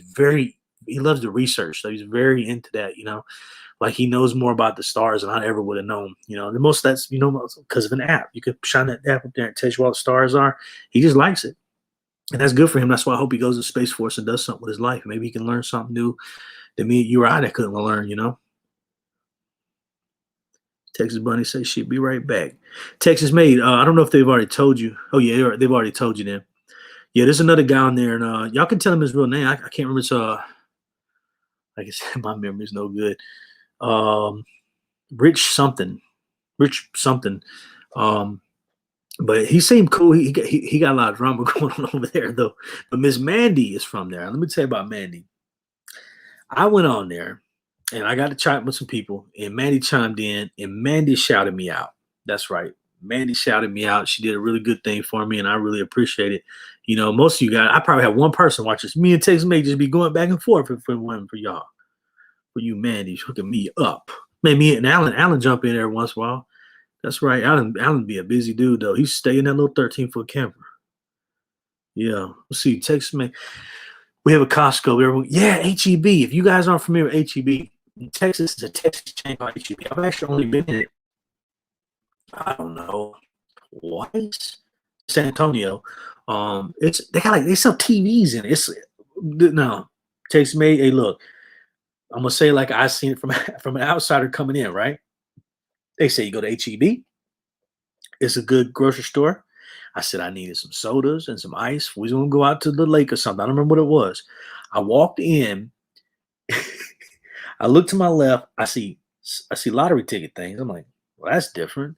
I look forward. There's a TV right next to the balloons and some bread. And I was like, what did I just walk in on? It looked like somebody had took electronics to a grocery store and was trying to sell them on the shelf. It wasn't even nice set up. And I'm not talking crap about HEB. HEB is awesome. It's one of the better stores they have in Texas. What I'm saying to you is, it was from an outsider coming in. I'm like, why is there radios and TVs for sale next to food? It wasn't like they had a section way over there. And they may have had that too. I didn't go all through the store. They may have had an electronic section. I don't know. He could chime in on that. But from an outsider walking in, I was like, wow. I felt like I was in another country again. Because like you go to another country, you walk in one of the stores and you find all kinds of stuff you never expect. So that's what it was like for me to go into HEB. You could let me know, Tex, maybe you're still on here. That's funny. Or anybody else has been to HEB. Alan James III said, people today have roach. Oh my God. You're so right, man. I'm gonna leave that one alone. Yeah, some people do. Them and water bugs, they sure do. Sure do. Let's see what Mandy said. Well, you're doing great. You make people feel at ease. You're going to kill it here. I appreciate it, man. I'm telling you, I know some of my stuff's a little lagged out because I'm not able to read it quick enough. Right now, I'm just trying to perfect this. It'll get better. So whatever y'all seeing, if y'all like this at all right now, trust me, it's going to get better. I may run out of things to talk about. I don't know, but you get the point. I'm probably won't be doing 3-hour ones very often, but But I'm gonna have some information. I'll be able to chat with you guys, and I like how y'all chat in a little thing, and that's what I noticed about his channel is a lot of people aren't necessarily watching him full time. They're chatting a lot, and that's cool too. We can all get in on chat. It's kind of like we're all friends and we're at a ski lodge right now. I ain't never been to a ski lodge, but I'm just picturing a ski lodge, right? Or like if you've ever been to the North Las Vegas, the Grand Teton Bar, or whatever they got in there, it's like a little ski lodge in it. And you go in it, and they have the nice couch that wraps way around it. It's real low lit, nice, beautiful wood everywhere. You got horns hanging. Just picture it now. They got the bar over here. They got the restaurant. The waitress is coming out. I'm talking to a couple of y'all because couple of y'all talking up here. That's fine. That's like what we're doing. We're all in the little lounge right now. And we in Club Joe Lounge. That's where we at. Regular Joe Lounge. Let's see here. What we got, Jesse? It ain't kicked in yet. I'm looking at that in. The sleeping pill, huh? Let's see. Is Chris alive? Hey, that dude, man. I want to know, I saw a little I'm gonna click this and I'm gonna talk about it in just a second. I saw a little of Chris and a lot of people was talking the other day about the part of the video I saw live is he was eating like a honey bun, and I don't know what honey bun. He was eating a lot of junk food, and a lot of people was going in on him, and they probably should. But then I thought to myself, I'm like, I don't eat like him. Like I eat something like him, but not like him. But as I let myself go and stop doing the correct food like I like to do or I should do, I was like, man, they were cracking on him for eating this and that. Now he took it to he was eating pudding with a bugle. If you get where you pudding with a bugle and then you're using the lid for the spoon, which was ingenious. I'm not gonna lie, it was ingenious. I probably would have thought about that. I probably just been mad and trying to, I don't know, dump it down. I don't know what I would have done. I would have thought of something because I got to think of things too. But he did that. But he had just pounded was it a monster? Now he trying to go to sleep. He ate a bunch of junk food. Then he ate the bugles with it, and then he went back and got a Mountain Dew and pounded it and fell asleep. I don't know how that's human possible. So I truly don't know how that's humanly possible. So, but I saw a lot of the meat. Like if I go in the kitchen and I'm like just down where I go in there, I grab some Doritos and I go over and grab a honey bun. I mean, I'm like, my problem is if I know I'm about to eat right, I just want to eat everything I ain't supposed to eat because I want to get it out of my system. Because I actually like eating too much junk and getting sick of it. Not like sick of it, but like right now, for example, if you like Twinkies, go eat 40 of them today. You won't want to see a Twinkie for a year. That's what some of the things I'm obsessed with. I really like. Like if I'm really like right now, I love Doritos in the cheese dip that you get in the little jar that ain't real cheese. Love it, love it. The other day I put a sun chip in one, blew my mind. I know y'all probably never thought of both of those, and those are for a fat kid like me to eat, to figure out. But what I'm saying to you is those things I love. So I thought about like just trying to eat 2 or 3 days of just eating that. That's just eating it. And I guarantee you I'll be just, I don't ever want to see it again. That's what I'm thinking about doing before I kick off my diet, because this ain't gonna be no diet. This is gonna be it's gonna be a real life changing thing. I'm gonna have some people hold me accountable for it. You guys can hold me accountable for it. I don't plan on doing a lot of cheat meals, as people say. I plan on just eating mostly things with no preservative. A lot of people call it keto, but the keto caveman type stuff. But limit my carbs because carbs are not good for you, and then eat a lot of eat a lot of animal fats and things like that, and vegetables. And I think that'll be real easy over in some of those other countries. It takes me. You can tell me if I'm wrong, but I'm pretty sure if I were to go to ask for some eggs, a huevos, ask for eggs, some sort of meat, some sort of proteins. But like normally, let's say you get a taco. I say I want 5 tacos, but I don't want the shell. Just put all the stuff in there, like all the stuff that I can eat, and then get it in a bowl or something. That's probably what I'll do, something to that effect. I don't know. I'm still trying to figure it out. You guys can give me help with it. Say, Joe, your son should look at being an astrologer. What's that? Astrophysicist? Yes. I think he looks at him sometime. Like I said, the reason why I say weird kid, I don't mean that I don't know how to explain. Everybody knows what I'm talking about. He's not one of those kids that are too awkward they can't even like go into a store. You know what I mean? He's a good kid. He's well rounded. That's why I don't stay on him about his grades as much. Because if he made straight A's, he wouldn't be what he wouldn't be have the character he has now. That don't give him no pass for making bad grades. Because I really wish he made better. But you get the point. Let's see here. We're talking about some Finney. What we see here? Says hi Jeff. Say Bunny, are you hungrier? Let's see, we got a spider thing. Let's see what this is. If I have listen, Texas Bunny. I'm about to tell you something. And you're probably not gonna believe me. I put my life on this. In Okinawa, Japan, they got spiders this big around. I ain't lying. We call them banana spiders, but I don't know if they're banana spiders. That's what everybody that I worked with called them. I think they fight scorpions. I don't know, man. I don't know. I ain't seen no scorpions. I'm not trying to say the scorpion thing, but I'm just telling you, they scary. They're huge. I know this because outside of our where I worked at, when you walk out, there's like an overhang across the whole building, and they had like their a bunch of military guys. So they had like a couple grills there that they had bought with the money that they had been saved up or people chipped in on. And during events like somebody's birthday, they might bring meat and cook out there or something, or maybe going away. They would use it for that. But on that back area, right when you walk out, there's a jungle, probably 20 feet past the concrete. It turns into like the big tall fence jungle. That's where I seen one. I almost walked into it, and it almost changed my life. It was horrible. I don't think they can hurt you. If they can't hurt you, they bite. They don't kill you or nothing like that, you know. But man, yeah, that's scary. So I thought about that too. That's one reason why Australia is going to be hard for me because everything there is trying to kill you. You know, ski lodge. That's what's up. Yeah, it was nice. But yeah, that's what we have here. We have a virtual ski lodge. You know what I mean? Without the skis. I mean, some of y'all might be on the slopes. I'm not. I'm drinking my orange juice. What we got here? The spot will eat. Yeah, regular Joe Lounge. I like that. I even thought about getting me a decal and put it on the side of my van for when I travel. See if I can get more people to grab me or grab the channel and pull it in. Hang on a second. Can I help you, darling? When I come, thank you. So I thought about putting the decal on the side of my van to try to advertise, but then it affects my ability to stealth camp.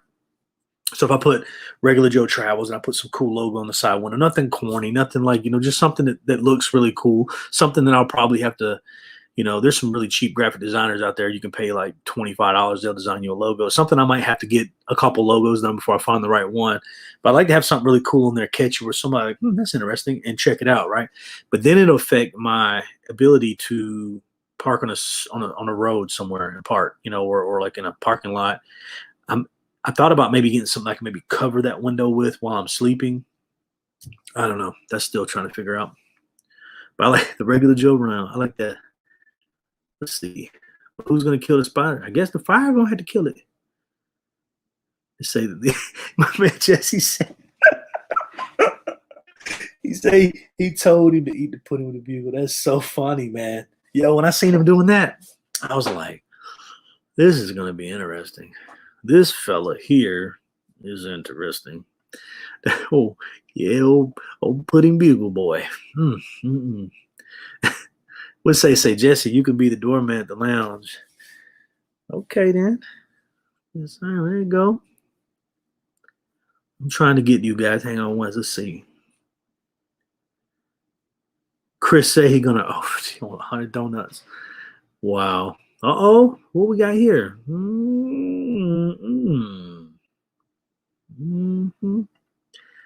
You should try going to sensory deprivation chamber. What is that? I'm going to Google that. What does that mean? If you can maybe give me a little short synopsis. You ain't got to type the world out, but what's a sensory deprivation? It sounds terrible. Yeah, it sounds terrible. So this needs to be a regular Saturday night. It may be. That's why I told my wife earlier. I said I thought about maybe making it a like Fun Fridays or someday. I don't know. I didn't think people would watch it on Saturday because a lot of people like to go out or whatever else. But then again, I mean, I see old buddy over there. He gets like what 300, 900. I mean, he gets 7,000 views on some of his videos, and I'm like, wow, that's impressive. That is a very impressive. Uh oh.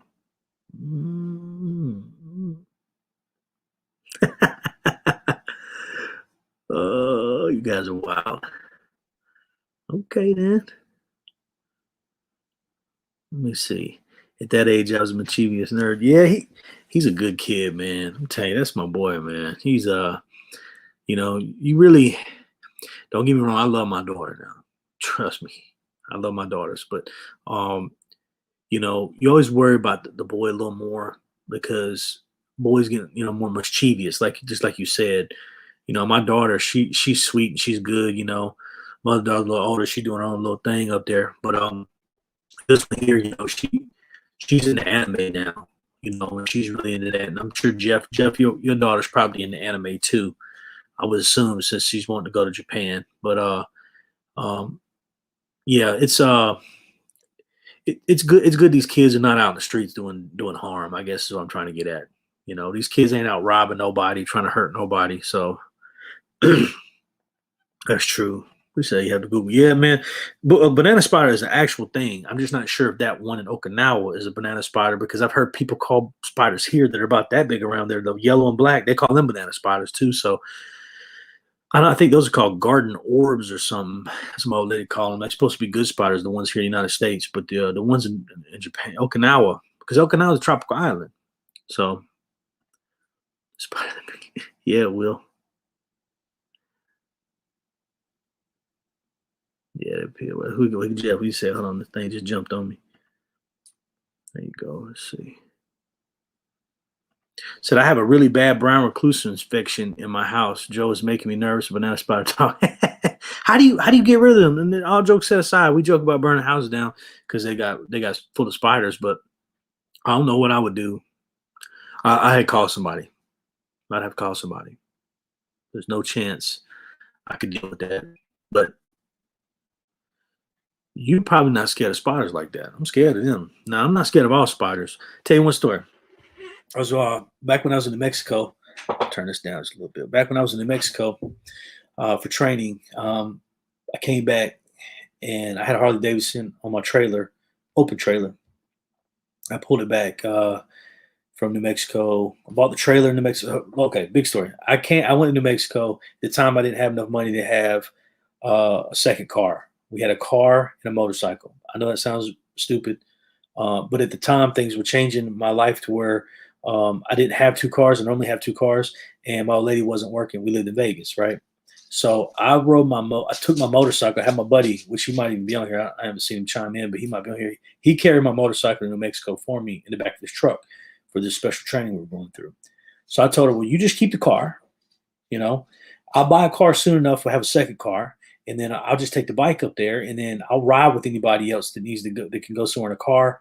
But the bike was a bagger, so I could still put. I even put a pizza in the back in the tour pack. So I was able to get all my stuff back and forth and go to the store. So with that being said, when I got the bike back off that trailer, uh, we unloaded it in the dark, and I had to pull on in the ditch area in the desert to get it out. So I pulled it out, rode it back, or it was before I rode it back. Pulled it out, got it set, had it running, and a huge black widow climbed out from the seat area where my junk would have been.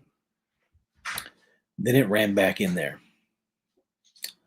Guess who had to ride the bike home for, I don't know, probably a mile with a brown recluse in the seat? This guy got it home. I'm furious about it. I'm like, she get the spray out. She's spraying bug spray because I would have just coated the whole bike. She's spraying in little spots. We thought, okay, maybe it jumped out when I was riding or whatever. The next day, it was dead on the floor in the garage. So, yeah. I kind of changed my mind on spiders, and I didn't like spiders before, but they terrified me of spiders. That's the picture of it. See, she on point. Let me show y'all this. Turn that brightness. I don't know if y'all be able to see it, so I'm gonna try to get it close. That's the spider. And you can't especially in that image, but it's definitely a black widow. That's the spider that fell off the onto the ground that day, and that's the one that almost got me. Mm. See, Mandy say you got me laughing so hard. I'm trying to wake up my kid. I appreciate it. Let's see. You say do you hear back with Lisa? So let's clarify this because guys, I don't know him well enough. Let me click that so I can. So is Lisa, Miss Linda? Is Lisa the young one that was just getting buck wild in the camera? I only know this because they popped up. That's how this one was. She had her face in the camera like and screaming in the thing. And I don't know. I haven't watched him long enough to know who he had. That's all I saw before. I mean, that's the only girl I seen him with when I watched some of the videos. So Jesse, I'm trying to picture a monkey in a banana fighter spider. Did y'all look up banana spider yet? Again, I think this thing will let me look up stuff I think and bring it on the screen, but I don't know how to do it yet. I'll probably use the other program that doesn't pop up all this stuff next time. It's gonna be a little harder for me to track probably, but because this one won't let you do it free, but for so many hours. Let's see.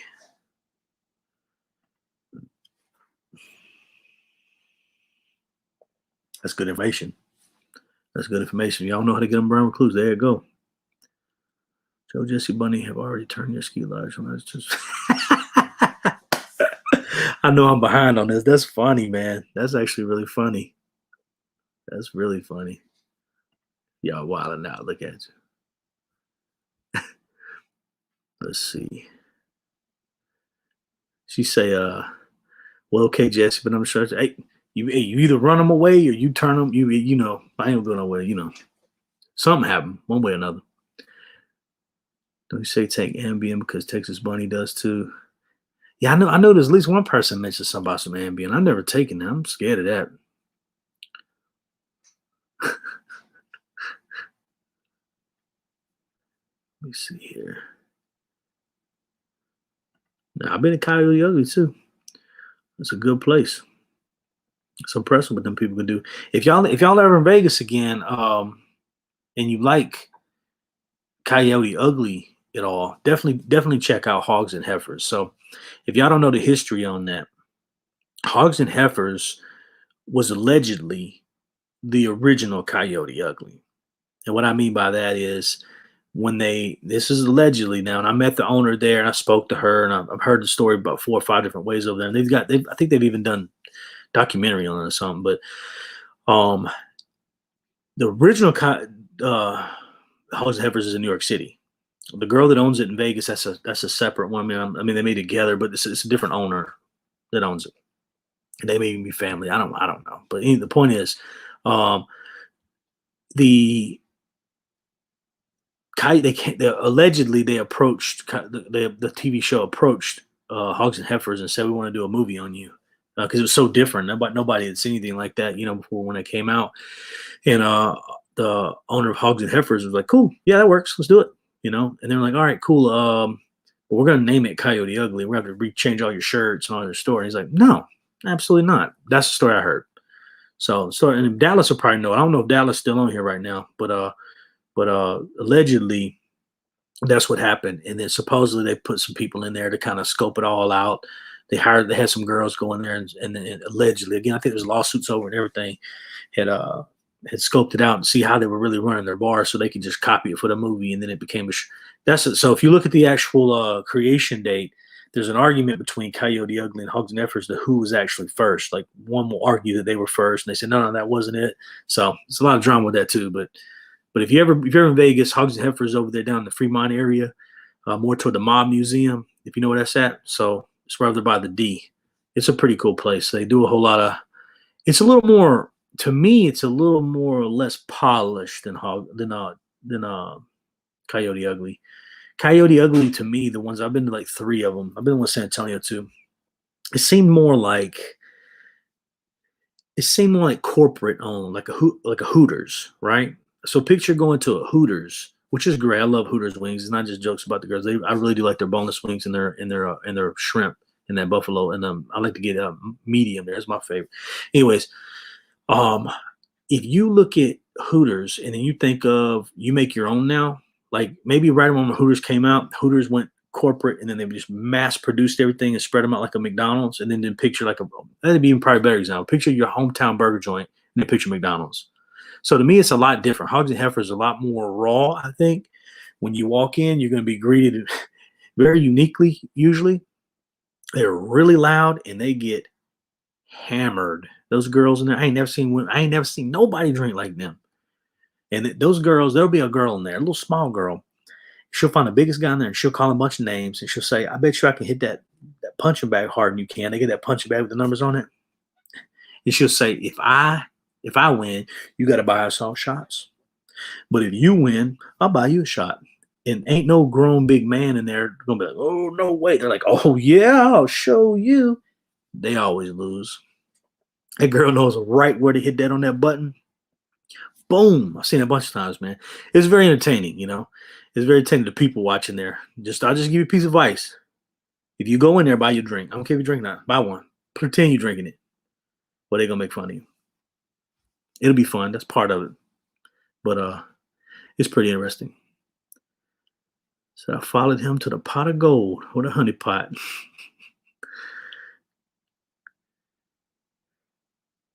See what here we got here.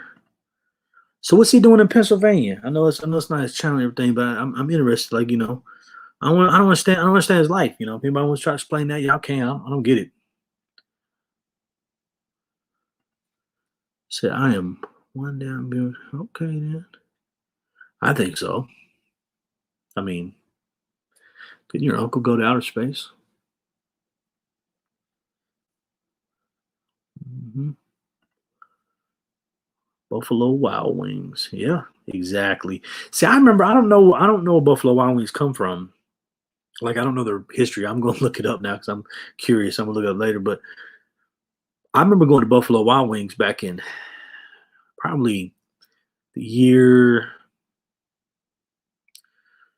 2008 in North Carolina, in the Raleigh area. I want to say it might not have been Raleigh, but anyways, I remember going in it, and it was unique. I don't know if that was just how it was back then, or if it got more corporate. But it didn't look nothing.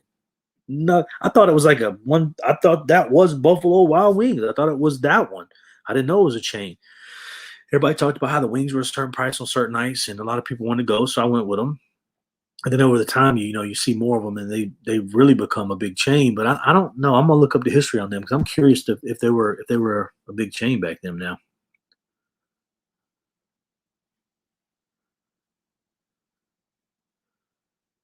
oh,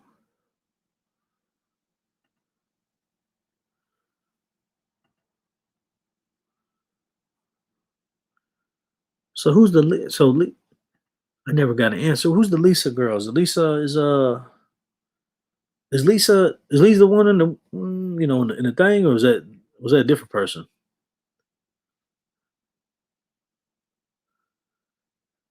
I'm gonna put my dang let's see if I can put my stuff up too in case y'all want to get on that. We y'all be calling it twatter. I don't know what that is. I'm some twatter.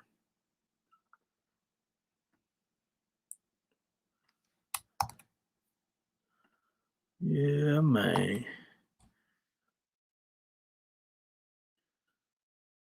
See if I can. Let's say, man, see, it put it all jumbled. But anyways, I'm regular Joe on all that stuff. Regular Joe Go on Twitter. I hate it didn't put it up the right way. But what it says, the blonde one. Hmm. I don't know which one the blonde one. I have to pull it up. I remember he had that one. That's the only one I saw was I think she might have been brown hair. The one I was talking about, huh? Let's see if I pull that up.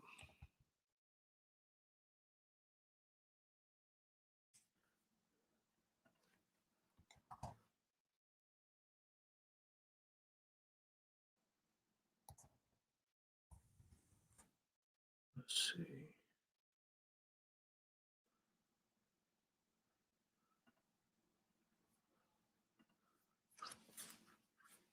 I'm trying to pardon me. I'm gonna try to look this up. I'm gonna see what this dang blind thing is. Oh yeah, not the brunette. The brunette was the one that was acting wild. That makes sense. That makes sense. Yeah, I don't know the blonde one. Yeah, and I don't know. Yeah, I don't know. I never I only saw that one. That's the only girl I ever seen on any of his videos.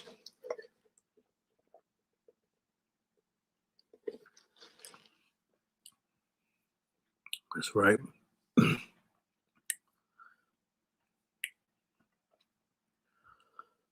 Let's see here.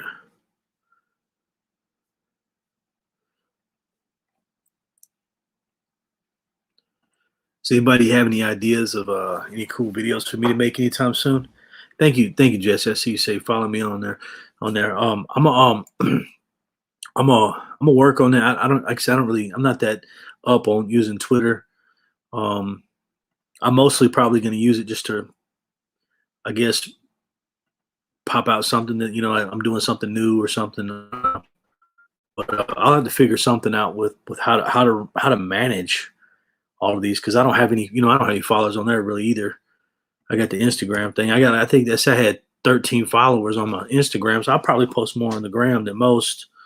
Um, but well, when I say that, because it seems like a little bit better platform to put photos on, I'll still probably post it to the Twitter 2 thing if it lets me do both, like it has been. Excuse me. But I think with Instagram, it'd be great to be able to make them make good photos and little short video clips on there. Okay, then he made them private. Made them private. Okay, here we go. Say I use Twitter more to private message people to share pics. Yeah, yeah, I can see that. Like I said, I'm still trying to get this stuff figured out because it's a lot to manage from going from nothing, especially when you got other stuff going on. So I just looked up the rich dude and I can watch that live downtown tonight. Yeah, that's true. Yeah. Hey, Texas mate, let me tell you, that fella be getting like 7,000 views on a live stream. 7,000. That's unbelievable. Now he not all at once, but he got a lot of fight. He's been doing it for try to pull some up over here. He's been doing it for 16 years now. That's a that's a long time. 16 years. He was on YouTube like when YouTube became YouTube. You know what I mean? Which is that's a lot. That's a long time. That's a long time. So I think you guys hooked me up today. I just pulled up my YouTube over here. Yeah, Alan said I be using Snapchat. Yeah, see, Snapchat young folk thing, and I'm on Snapchat too. I like Snapchat. I like it. It's probably my favorite social media now, but I like memes. I like to watch it because it's it's a lot. It's mostly memes to me, memes and crazy stuff that happen to people. But guys, I'm just looking. It says I got 119 subs now. So what that just did, I believe, like I was talking earlier, for some of you guys who were listening. I told you I couldn't go to the discussion. I couldn't do anything. I think now that I got 100 subs, I can actually add comments on my profile. I don't know if it will let me put pictures yet. I'm gonna look that up too. I think you got to get like 500 or something. They kind of baby it. They baby step you here with YouTube. If any of you guys get a YouTube channel or already have one or looking to get one, they baby step you with it.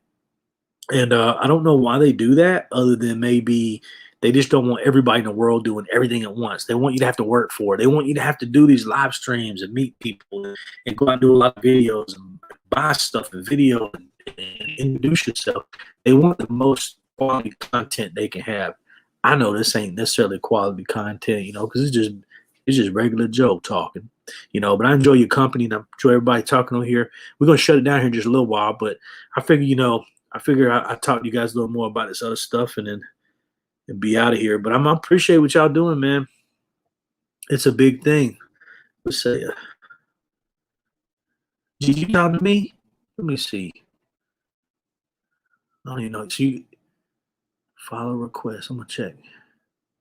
So I got some people. I don't even know. I don't know. I started learning this stuff, man. Whoever follow me, I'm following y'all back though. I'm still trying to learn this. Most of my stuff, I'm building from scratch right now. I'm building from scratch right now. So Texas made rich life has a learning disability. Oh, see, I don't never know if y'all joking or not, man. I don't know. That's not a funny thing. I don't know if y'all joking or not. Let's see here. Say, Mandy Joe, thanks for chatting tonight. Enjoyed it. Good night, Mandy. I appreciate it. Hey, you put me over 100, or you and everybody on here obviously did. But man, I really appreciate you coming by, man. I do. You're doing me. You making me really happy. You make me really happy because now I'm able to, as I grow. So you don't ever want to be stagnant. You want to get more viewers, and it's not even about the viewers. It's about content, meet people, and everything else. But if you don't get those, if you don't go up, then there's no progress. So as I get better content, I'll get more and more better at this. I'm gonna have a lot more fun. It don't have to be as long as videos if y'all don't want to. But I'll be out here. I'm here to learn. I'm here to learn to make good, fun content. Let's see. Great stream, Joe. Spend time with everyone. Thank you. I really do appreciate you coming by. I'm telling you more than you know. Let's see. Just want to be Oh, y'all wasn't joking. See, I don't know if y'all was joking. Look at joking. Said Joe in a lot of videos. You're definitely getting to these live chats. I am, man. I am, Jeff. I love you, brother, man. It's been hard for me for a while, man, and I feel like I can just open up, just talk, So it's a really good thing. We got, let's see, 120 subs. See, y'all looking out for me, Miss Harper. I love you. Y'all looking out for me. I appreciate it. Like I said, hopefully, I don't know. I've heard about the algorithm with YouTube, and again, if it weren't for YouTube, they don't really show your content. They show what they say. They show in their eyes what's quality content, right? They show what they think viewers want to see, and one of the ways for them to understand that you have quality content is communicating with your people. And what I'd seen.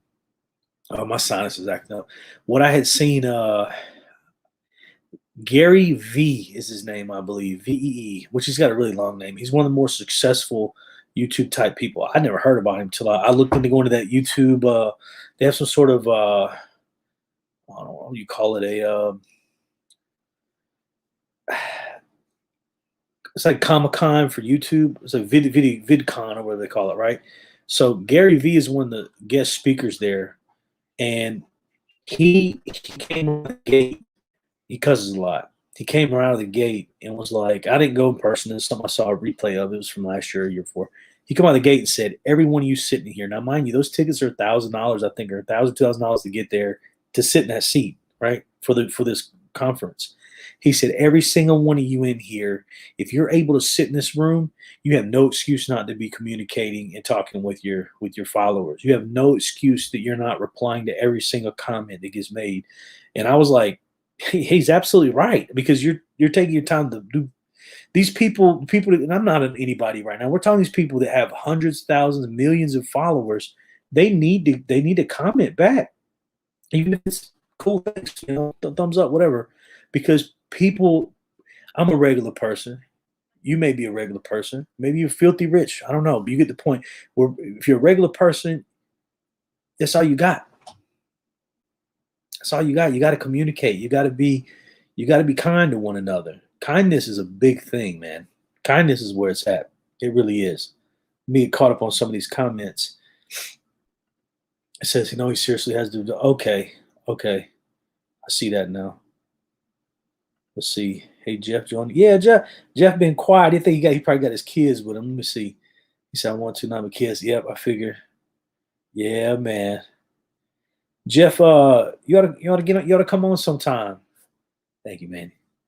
You ought to come on sometime, Jeff, man. I'll maybe not today, obviously, maybe one day. Just get with me and tell me when you got some time, and I'll try to go live someday, and I'll use this app if I can. And like I said, it's got a really neat setup here, and you're supposed to be able to just let people come in on there, like kind of like a Zoom meeting or something. It's basically what it is. You're able to let them, and how they do it is this program is not downloaded; it's web based. The other one I use is downloaded. It's probably a better program, but it doesn't have this fancy stuff. Like you can't just do this. Now you could still do a guest on the other one too, but it's complicated. This one here, you're supposed to be able to share a link, like a web link, and say, okay, you can access my camera and my microphone. That's how it's supposed to work. Yeah, that's right.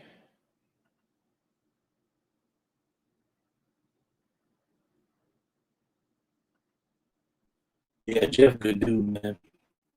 Yo, yeah, yeah, that's funny, man. I can't, what's that drink? Is that what it was called? They got the what was that drink called? It was the with stuff with the garnish. It's big in San Antonio. I don't think I've seen it in a lot of other places. That the spicy stuff on it. I can't remember. It's absolutely, you got to get with me on want to come to visit. I will, man. I will, man. I'll do that.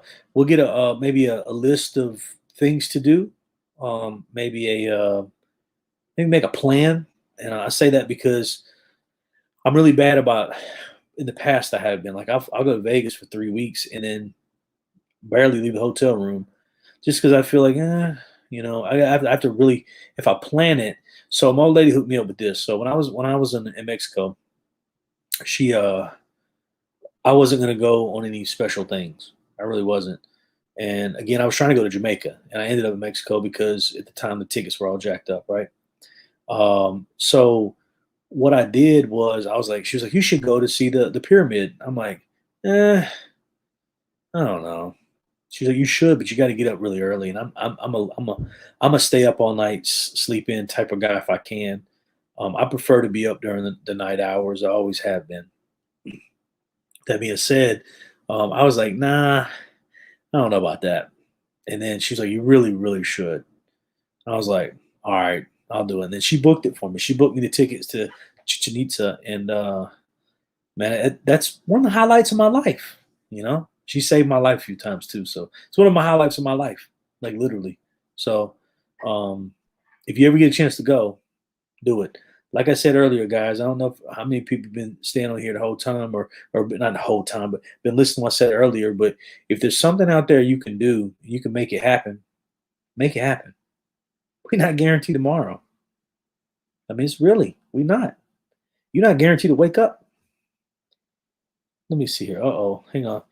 The Chumar Margarita. There you go. So you stay up on. That's right. Let's see. What does it say? All right, guys, I gotta go. She's kicking me off. Let's share this. Mm-mm-mm. All right, guys, y'all have a good night. I'm gonna cut this off now. I appreciate you guys. If you haven't liked, share, subscribe, please do. I'm humbled by everybody watching. I really do appreciate it more than you know. And if you guys on my social media stuff, I posted a little earlier, but it's regularjoetravels.com brings you to YouTube. Regular Joe, uh, Regular Joe Travels at gmail.com is the website. Regular Joe Travels at Instagram. The only one that's not Regular Joe Travels is Twitter. It's Regular Joe Go. So I really do appreciate y'all.